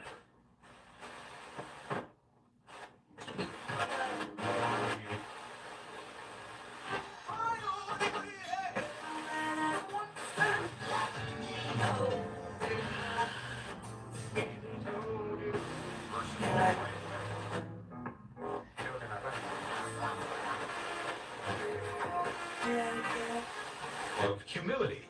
But first, let's take a moment to hear some important ministry updates. Thanks, David, and welcome again to Pathway to Victory. All right. I don't need any more hate mail from YouTube. Oh, we're detecting copyright music on your broadcast. The career is thriving, the family is healthy, and everything seems to be going your way. That's exactly when the enemy moves in. Because pride is a slow poison. Captain and Coke. What am I going to have tonight, Blue? Seal, what should I have tonight, bro?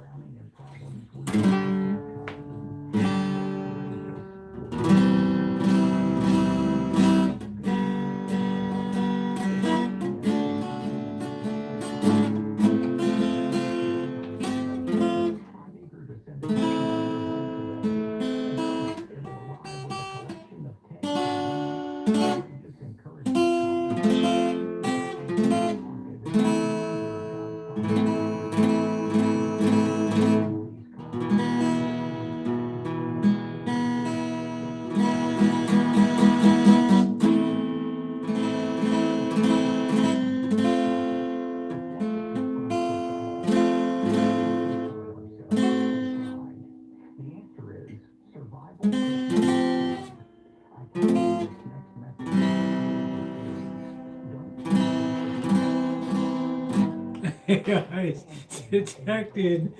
I'll tell you what it is. All it is a big pattern recognition machine, and when you start to corrupt the pattern, it's over. Unlike the rest of the climbers in the group on his 1996 Everest trek, Houston All right, what are we gonna have? We've had Wolcott. We've hit the hell out of that. That's a good one. That's like a cheaper Maker's Mark. What are we gonna have tonight? We got the second tier cognac, which kind of just sits there. We got the special reserve Four Roses. We got the single barrel reserve Four Roses. We don't have a bottle of regular Four Roses. So,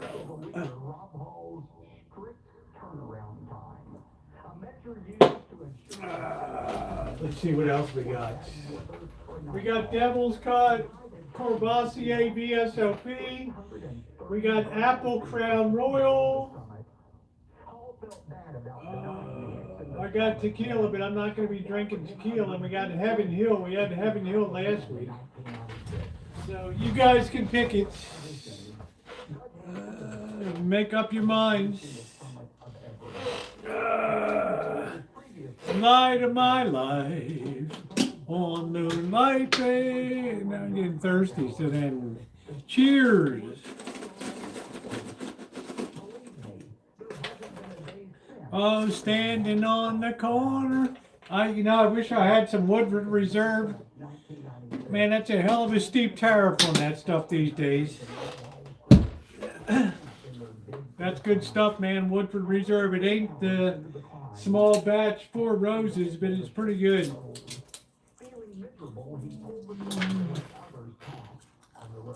Yeah. One of the climbers that the summit would have to wait another year. When Hall reached Hampton, a conversation ensued. No one heard what was said, but Doug Hanson got back on the rope line and continued. All right, Dr. Frankenstein called it. We'll have the Maker's Mark tonight. Racing ahead, weaker climbers lagging behind. Rob Hall's turnaround time was 2:00 p.m. To be obeyed without question. Nevertheless, violating his own rule, Hall crested the summit at 10 p.m. Wow. Base camp, Doug is coming up over the horizon. But the figure Hall saw. Man, I love bourbon. He was still 2 hours away from making the summit. According to Oh, man. This excites me. Seal Maker's Mark, America's handmade bourbon, began when my grandfather,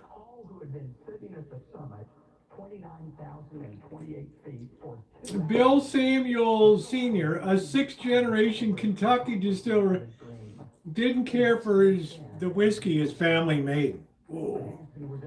That's kind of risky. Nobody could have told my grandmother that. So in 1953, he burned the family recipe literally and started over. All right. His taste vision was a soft, rich, creamy, full-bodied yet balanced bourbon whiskey. I don't even know what the hell that means. Meanwhile, my grandmother Margie was busy designing the bottle you're holding. In fact, it was her idea to hand dip every bottle in our signature red wax. To this day, making Maker's Mark in small quantities, little at a time, is a family affair. Enjoy, Bill. That's it, man. Since 1953. Burn it down, baby! Sometimes you just got to burn it to the ground. That's it. Burn it to the ground. I think a lot of people are off doing AI research tonight.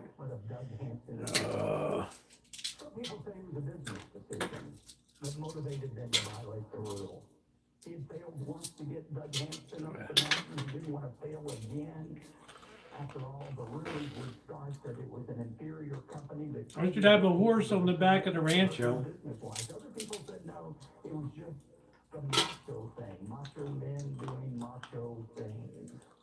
But whatever the reason, the truth is clear. Rob Hall and Doug Hanson violated a basic rule of mountaineering. And that is remembering that climbing the mountain isn't only about You know what? the summit.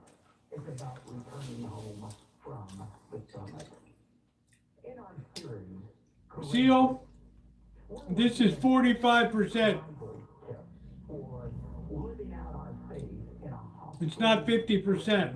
environment. This would not light on fire. It used to be the standard was 100 proof, 50%, but they got, once again, the corporations got greedy and they took it down to 45%. That's why Heaven Hill is so good.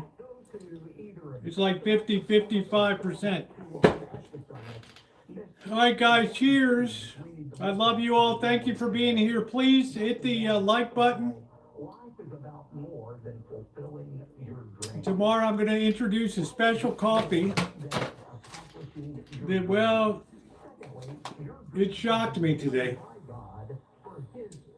And, well, I don't know. I got to think about how I describe it. I wasn't prepared for it. I'm not paid for it. It's just one of our subscribers, one of our friends.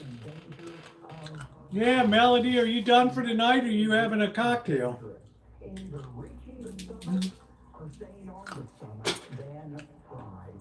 Pride leads to ingratitude toward God. Ingratitude to God leads to independence from God. Hey, Jenny, how are you, babe? Nice to see you. We begin to think we don't need God. And by the Let's get one for Jenny. the very first sin ever committed in the universe, Where in the hell's my pig?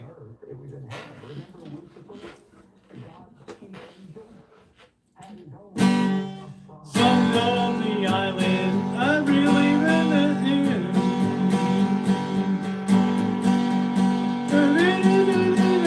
When you are song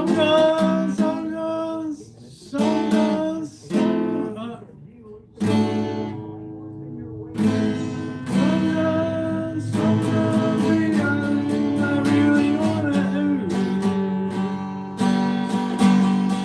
These are the islands I haven't always been.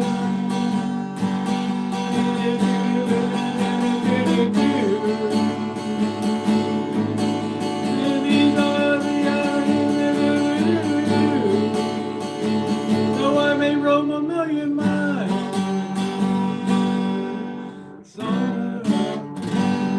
Man, I could play with Gabby Pahanui.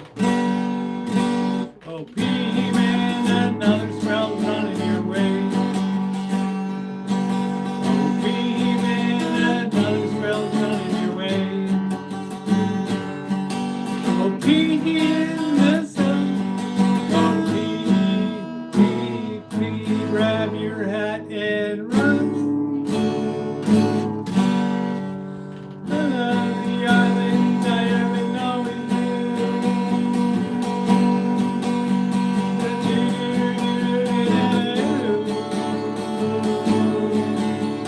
These are the islands no matter how I go and near and far. I loved Hawaiian music.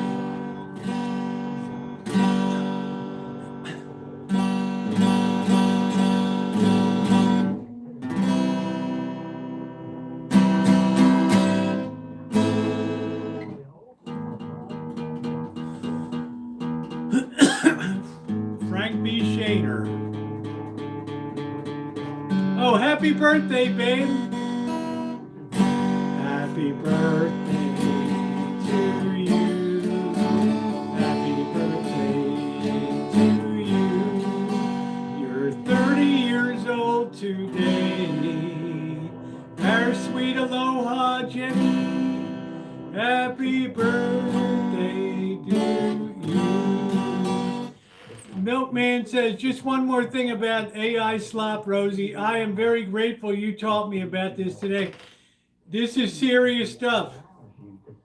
This is something that the industry is hell-bent on keeping out of the mainstream news. You got students that know what's going on that are now protesting outside of commencement graduations.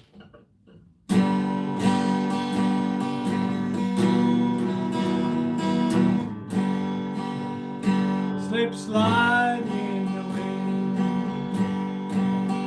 slip sliding away. You know the near destination, the moment slip sliding away. I knew a man on the other and a little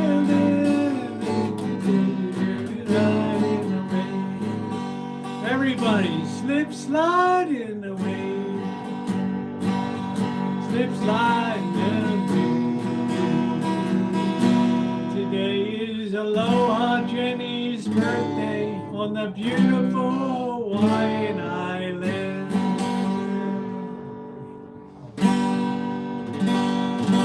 Oh, Waikiki,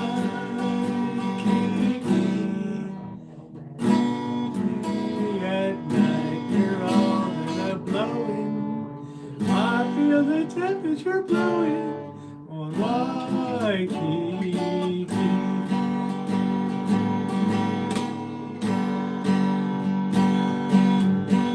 Some of the islands I really want to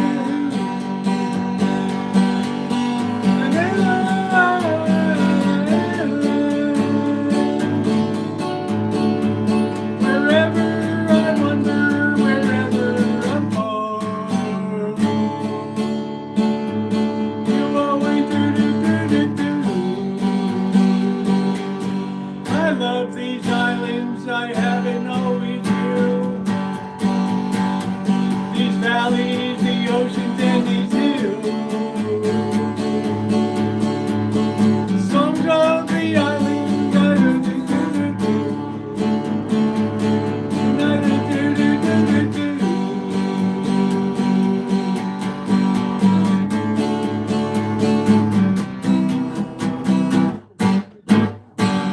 Woo!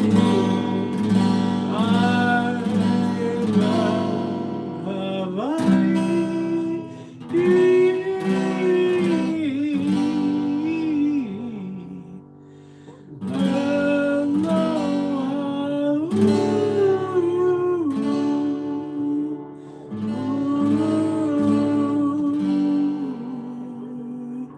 those trade winds they blow across the island of my dream.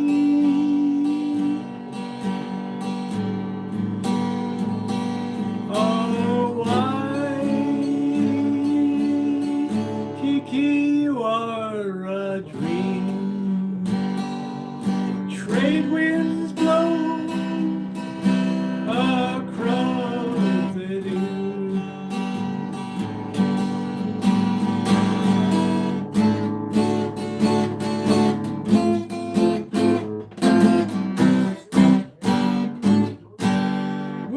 Boy, oh boy, Jenny's gonna be in Las Vegas, baby. All right, hon, where are you staying? No, you better not tell them. All the boys will be looking for you. Oh, man. I love Friday nights. They're not like quite what they used to be, but I've got the crowd I want to have here tonight. Thank you, Seal. Thank you, Seal. Any requests? I know Melody likes the wedding song.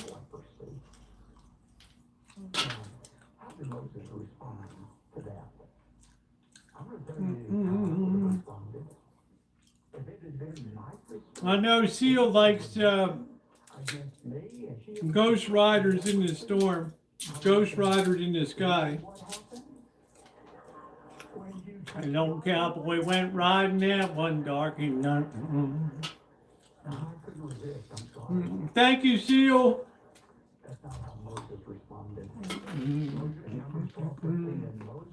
Jenny's birthday today. She's going to be in Vegas, baby. That means the school year's winding down. Time to cut the keiki loose. Remember, humility is that cutter, if you will, that allows you to see God People couldn't believe how I mastered the Hawaiian sound Kabaka Aka Oli King Kamehameha Highway Queen Lily Olukolani.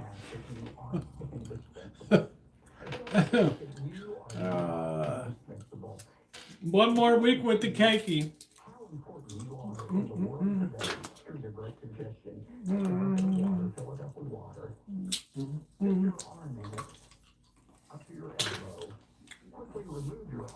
If ever I wonder, if ever I'm far.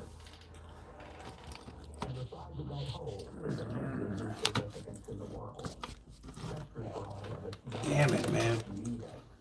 Stay the hell put.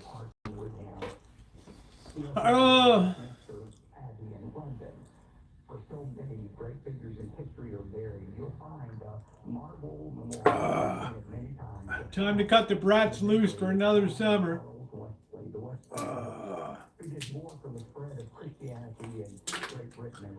How are prices in Honolulu, Jenny?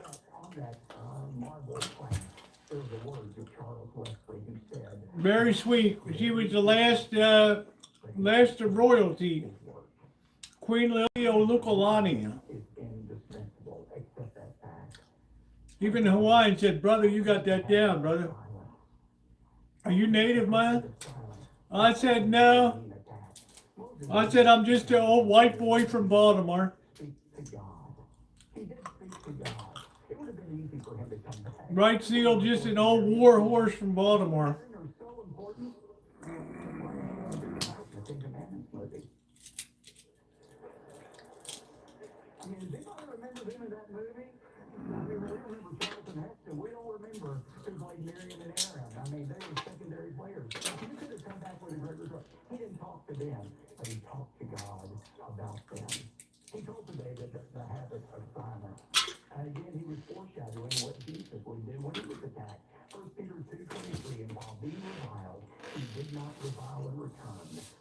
Jenny's my Hawaiian connection.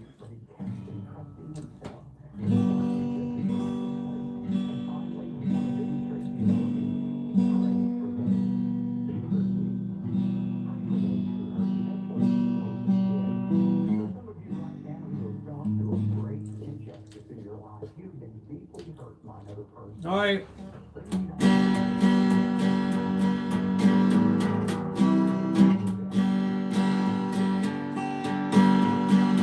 Come and listen to the story about a man named Jay. Poor mountaineer barely kept his family fed. And one day he was shooting at some food, and up through the ground come a buffalo and Kid folks said, yeah, move away from there. They said California is the place you're going. And they moved to Beverly. And they moved to Beverly. The Beverly Hillbillies, brought to you by Kellogg's Corn Flakes. The best to you each morning.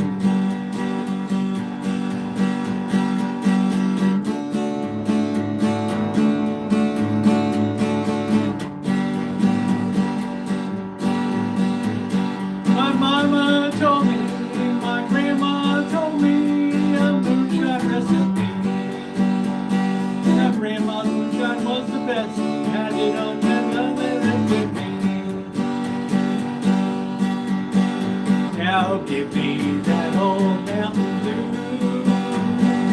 Nothing else will do. I fill up my jug and I fill up my mug with that good old Mountain Dew. My grandma Mary told me, if you make some moonshine, make some for me. Don't be a dumb, give it too old. It's the southern way to moonshine with me. Ladies and gentlemen, Rosieokelly on the rhythm guitar.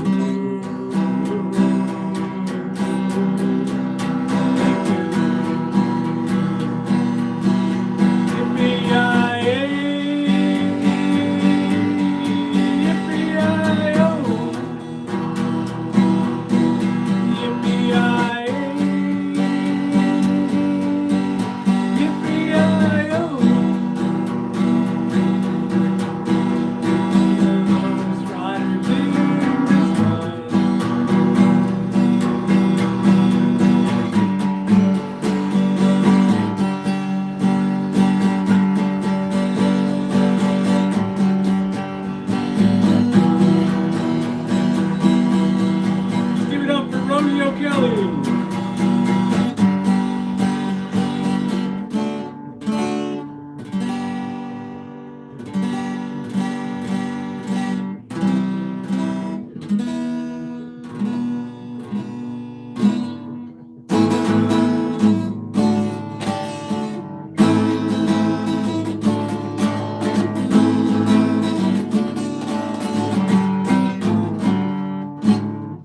Man, that's hard to do. Whoa, I'm not that good, guys. Plastic will gas me out. Ah! Cheers! Melody, when the old family got together, and I never saw my grandmother sober in my life, I'm telling you. But man, she could whip it up, man. I'm just telling you, she could whip it up. The pride of Asheville, North Carolina.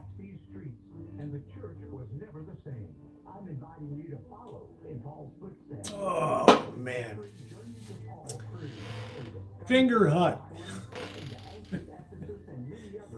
I got like 10 picks inside the guitar.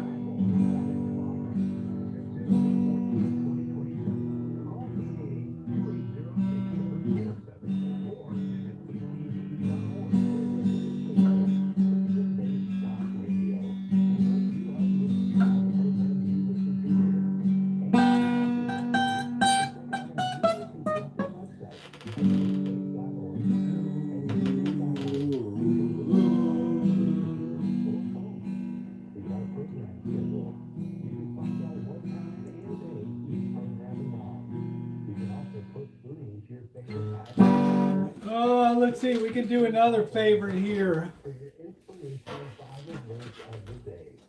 One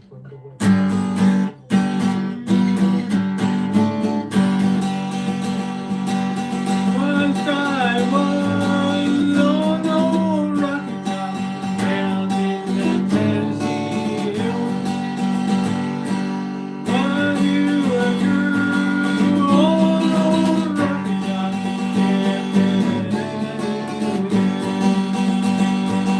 good old Rocky Top, home sweet home to me. Good old Rocky Top, Tennessee. Hey, Kelly. Green Acres is a for me.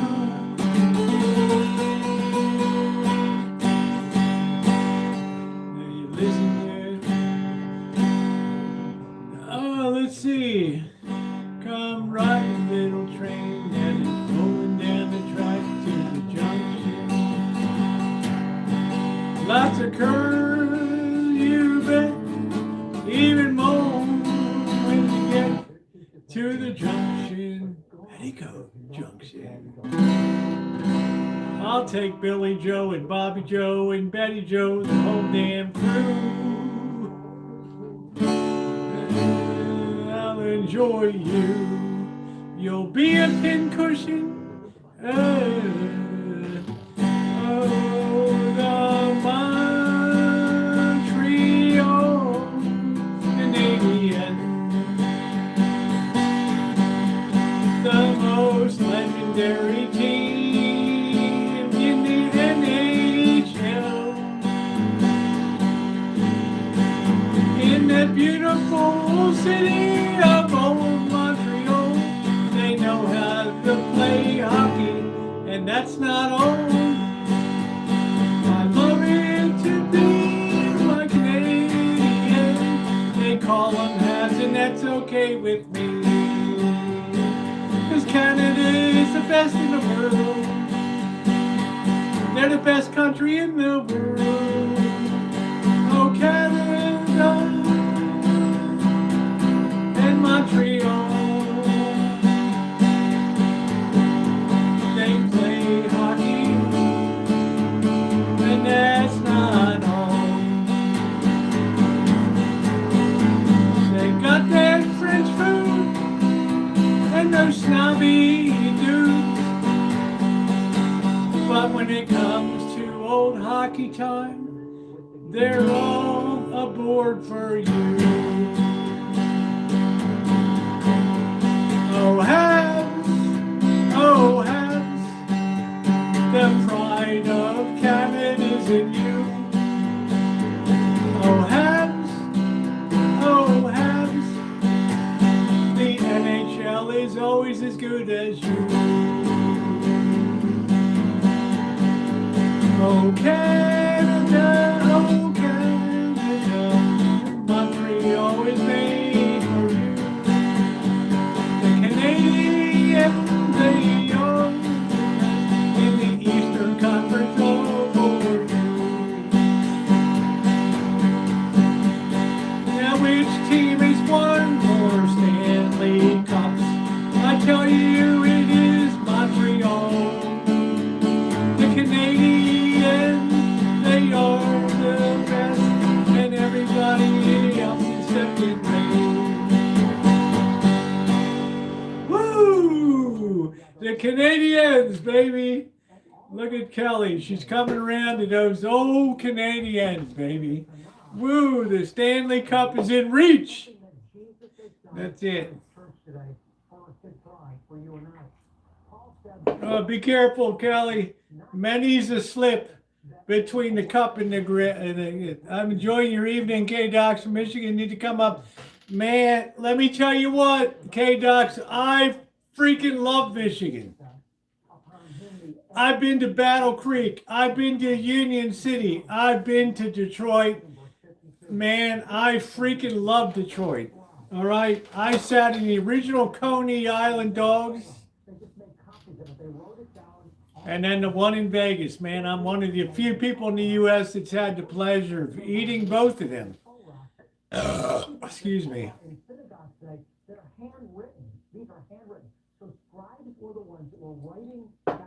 Oh, Angus, I'm okay, honey. I just sing, babe.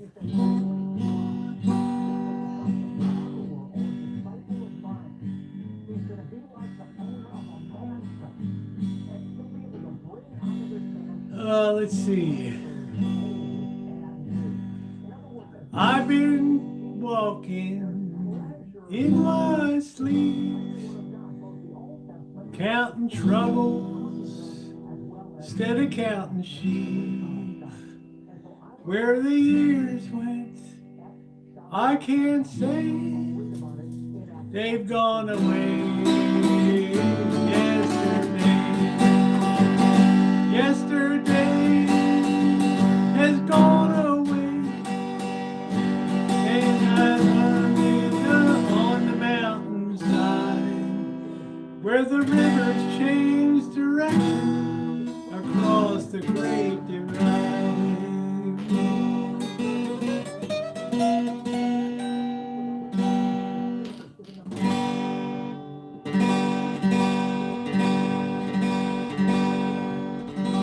I just love that. I'm so sad that Kate Wilson passed away.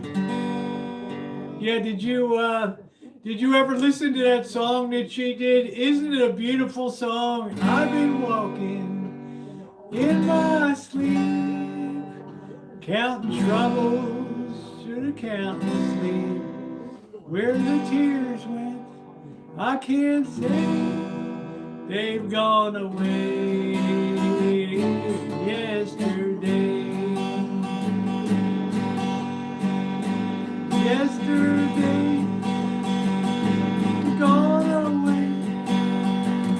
And I find myself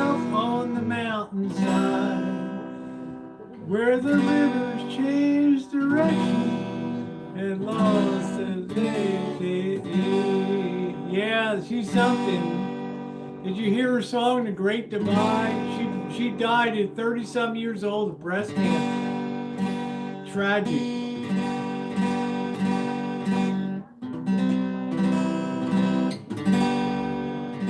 What a rare talent she was, man. Yes, it was just beautiful, and they tried to raise money for her and everything. I mean, I got to tell you, the people were beautiful. The people were beautiful. And her song, The Great Divide, I think is one of the greatest folk songs that's ever written. And my only regret is I never got to see her play in person, which would have been absolutely amazing. Where's Seal Hater? Are you in here, Seal? Are we up for a second shot, brother? Or are we already down for the count? Are we done or what?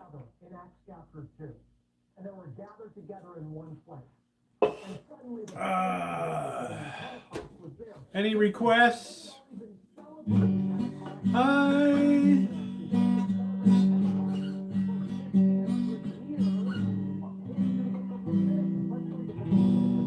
Hello, darkness, my old friend. I've talked to you again. Need the halo of a street lamp. I turn my collar to the cold and damp, and the vision that was planted in my brain still remains.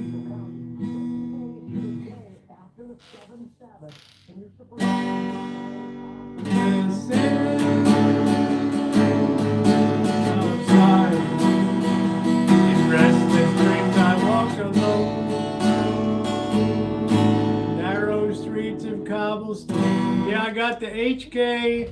What do I got? I got the 430 twin power, and I got the 330E.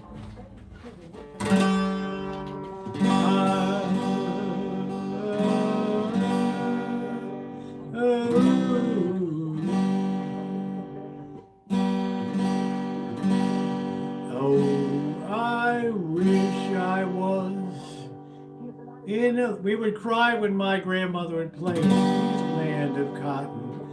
Old times, they were not forgotten. Look away, look away, look away, Dixieland.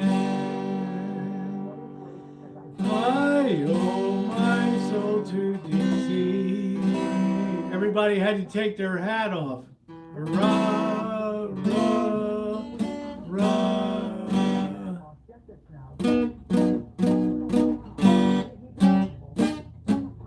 Yeah, make sure you check out my playlist. Rethink. I do all kinds of vintage audio restorations. Look over there, brother. 1963 Magnavox Madman stereo, considered the finest ever made in America. 3 channels, left channel, and a dedicated bass channel, brother, with a solid walnut cabinet. You ever see the movie Mad Men? That's it right there.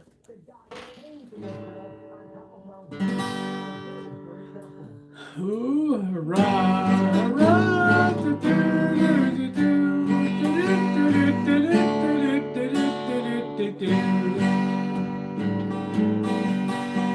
so gather round the boys that fight out the tears. Hurrah, hurrah, the Bonnie Blue flag.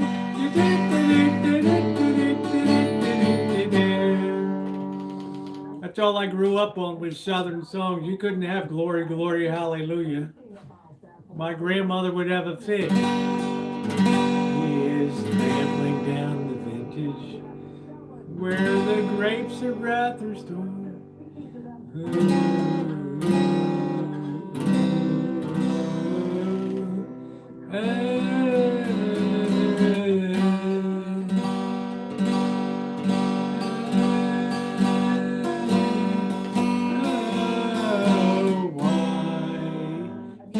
Waikiki. I don't know. I got the booze calling. I enjoyed my 9 months in Hawaii because of the music, not because of the people. The people were shitty. Seal, what are we going to have? Is Seal Hater still here? I don't know.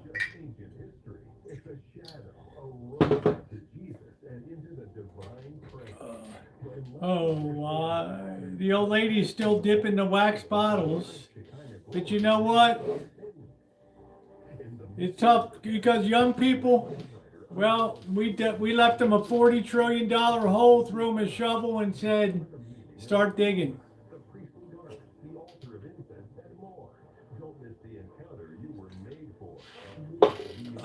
Hey, good to see you, Jenny. Don't be a stranger, babe.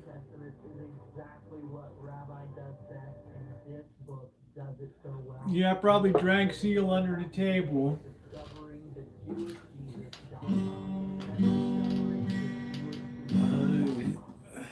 I'm just doing these off memory.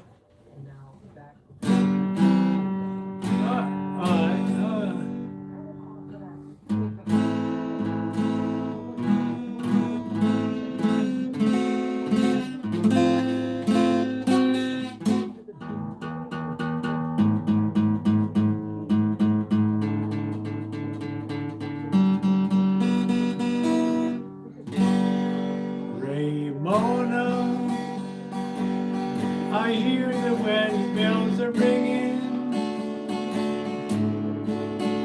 Ramona, I always think of you. Ramona,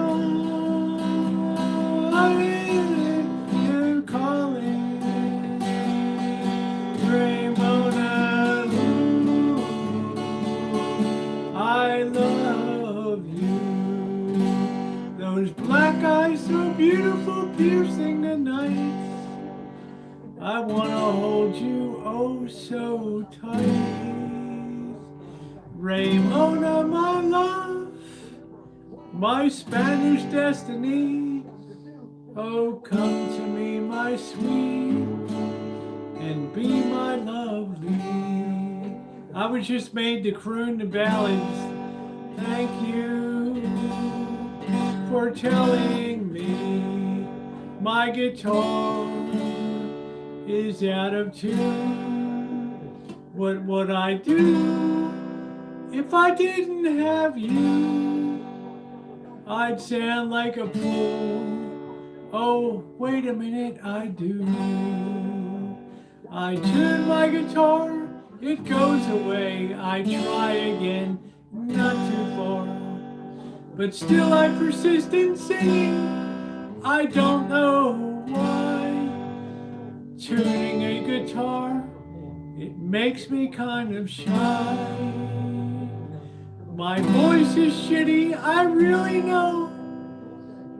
I was made for backstage comedy. But one day I'll be on that big stage playing with Don Henley.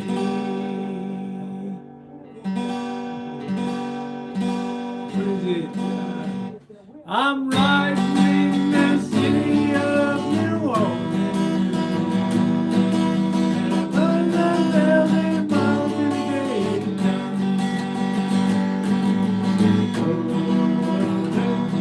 And home in Texarkana.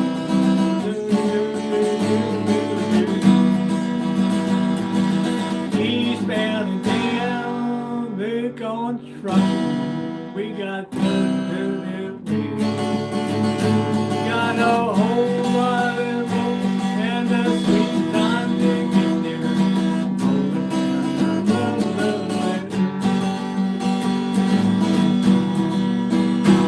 The home Texarkana. Jerry Reed. I love one time years ago there was a YouTube short of a guy that was running away from the cops. There were like 8 cop cars on behind him. This tractor trailer was going like this down the highway. I don't know what the hell, the suspension was totally fucked. This thing's going down the highway and they had that music playing in the background. It was the funniest damn thing I ever saw in my life. I'm not the best, guys, but I do have a good time with y'all. I know I'm not real good, Giving of God's Spirit. There's not even words to describe it because but you know what? when you think One of the greatest gifts you can have in life is the gift of humility. All right. and on, the gift What do we got? Bob Dylan's going to be 85. Slow clap. given us, then the gift of His Spirit. When He gave us, when He gave you, That's it. and when He gave me, Selected K-Tel Records presents everything that He songs, He gave us. mashed up songs in the 70s. In His Spirit is power. You'll get all 40 hits in ways you can't even recognize, but you'll have the time of your life. He gives us His Spirit. And beloved, through His Spirit, you can go through and get through. Ah, what a night. Going through right now, and whatever Oh man, Melody, you give me too much credit, honey. You're bound to be among us in the calling of His love. Rest assured, you troubadours, do do do do. His family love, and a woman leaves us. Do do do do do do do do do. There is love. There is love. More than what's to be the reason for becoming man and wife. If not to be do. Oh, thank you, Angus Kisses. You're too kind, honey. I'm an old fool. And every pick I own is now inside the guitar. Is it? I don't know. Oh, there it is. Hopefully out of tune.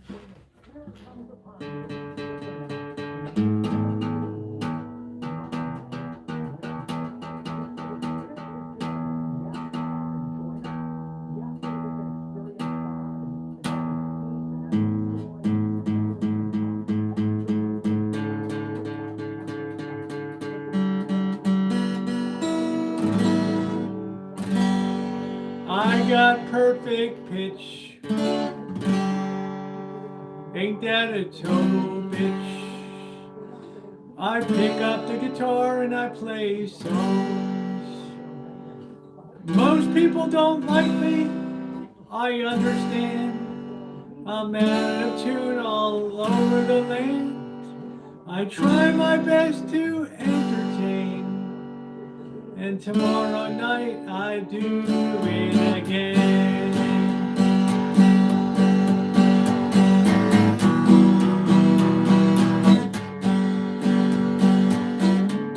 The Hoot Daddy.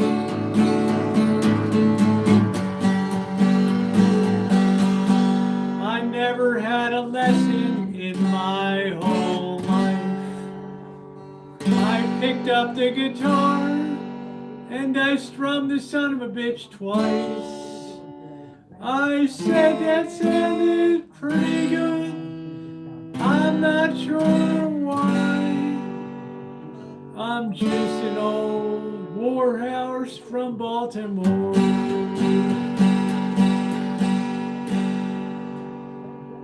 I love all the ladies. I wish they all were with me. Need I say more, boys? They're the best company. Put some duct tape over their mouths. Just kidding, ladies. Because a woman is designed for certain things. Please forgive me, Melody. I didn't mean to insult you.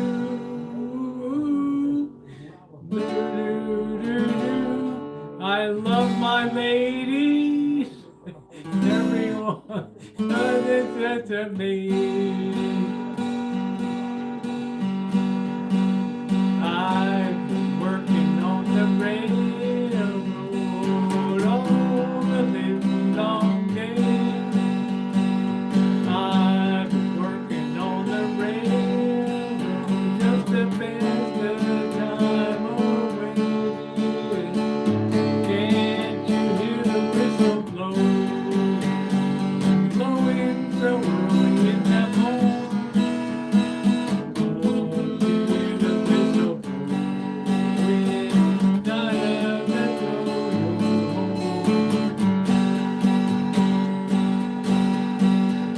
I can't tell ladies to the wrong, do da, do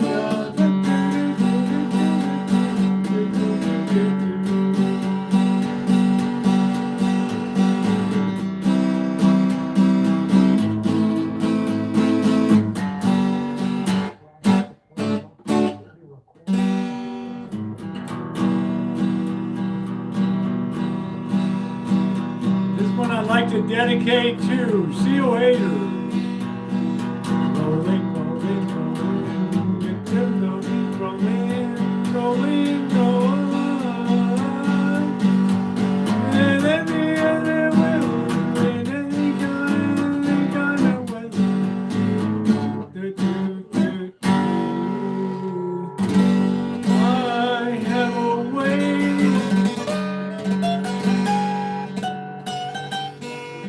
with the guitar. It's like a part of me. I never had a lesson, so please forgive me. I have a low IQ, but a sense of melody. And all of you are here to be tortured by me. I sing a song and a melody, and then I have to apologize to you.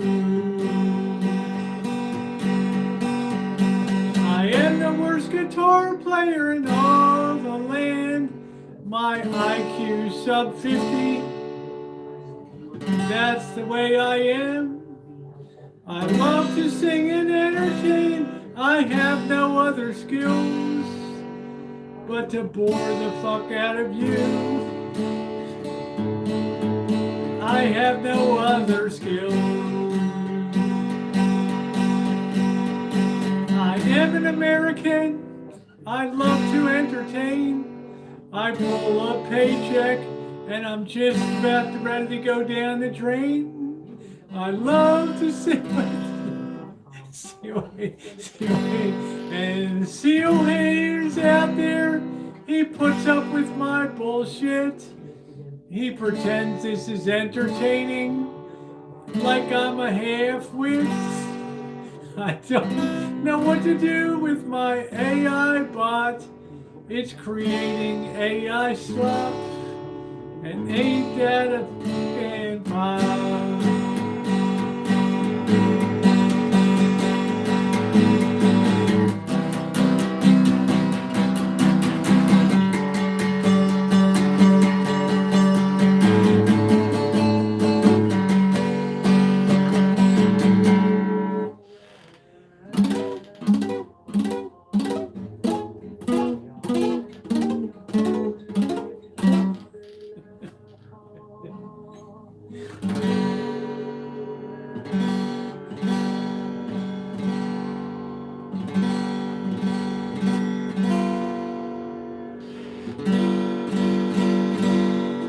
No, man, we're musicians. Really? Can I see your union card? Nobody would have me. They call me a re. I don't know how to play guitar, but I sure know how to sing. So I have to apologize to everybody for giving you this effing thing. I call it music. I don't know what to say. To Seal Hater, I apologize in every way. One thing I am humble too. If I had to sit and listen to this shit, I'd cry a little too. There's so much other stuff on YouTube to watch besides this total dick who looks like he never washes.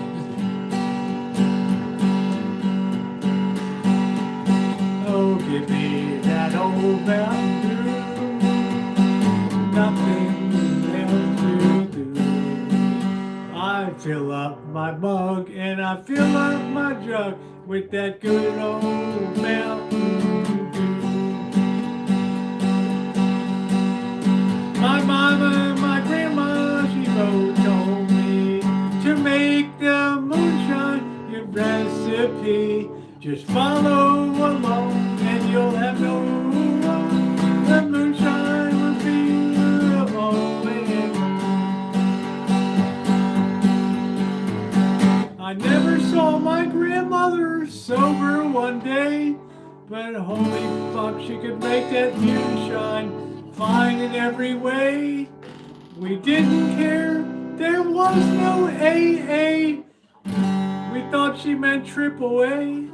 So we drank that moonshine and wasted away the day. Now, Grandma, you drink too much, that's a comedy. So what do? We pass the jug. We don't give a shit. Your liver's screaming, ooh. What do? We have a toast to you.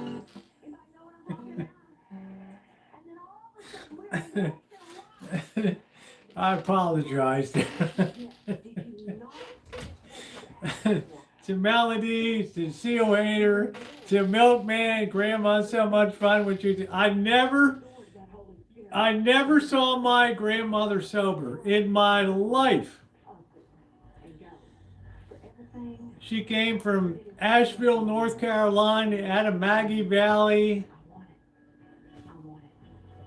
I don't know, guys. I went to a lot of damn hootenannies, man. That's for damn sure. Cheers, everybody. My grandma smacked me upside the head, you dumb little mama.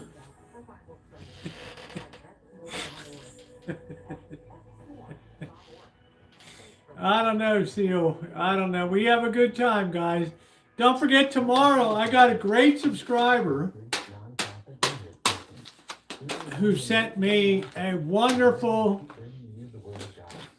you guys know I don't review anything, but he said, Rosie, I know you don't review anything, but I've got to put this in your hands. I had this stuff this morning. I thought I was going to, I don't know.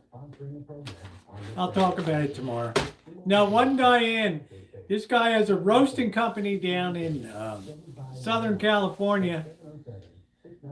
And I was like, okay, you know, he's like, I want you to have it. If you like it, talk about it, So, good evening, Supernova. I'm doing better than good, babe. I got a few drinks under the belts. I'm doing good, baby. I don't know what to say.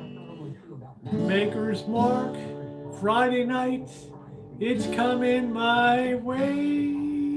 They dipped the bottle in wax. I don't know what it does. It doesn't turn to glass. I dropped the bottle. It doesn't break.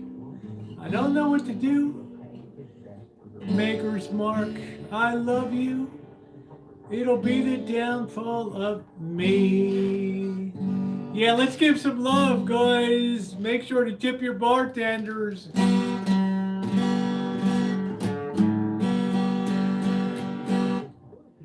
Don't I get a feeling like I should have been home yesterday. Yesterday, country road. I drink a little bit on Friday nights. What are you gonna do with me? Throw me in a bed and have your way with me. I won't be much fun. And in the morning light, you'll see what a creeper I am. It won't be your delight. I feel sorry for you ladies. Waking up You'll want to chew your arm off with me. You'll say, how did I get with this goof? I don't remember how. Maybe it was a tequila. Maybe it was the dog that growled. I don't. I can't, man. I can't. I gotta be nice, man. We got one pick left. We roll those joints. Well, listen to Black Sabbath. That's it. I don't know, man. See all the stories I can tell, man. When we're ever sitting across the table having a beer, bro, the stories I can tell you, the stories you can tell me. Diddy, a great song called. Oh, it's all right, Judy.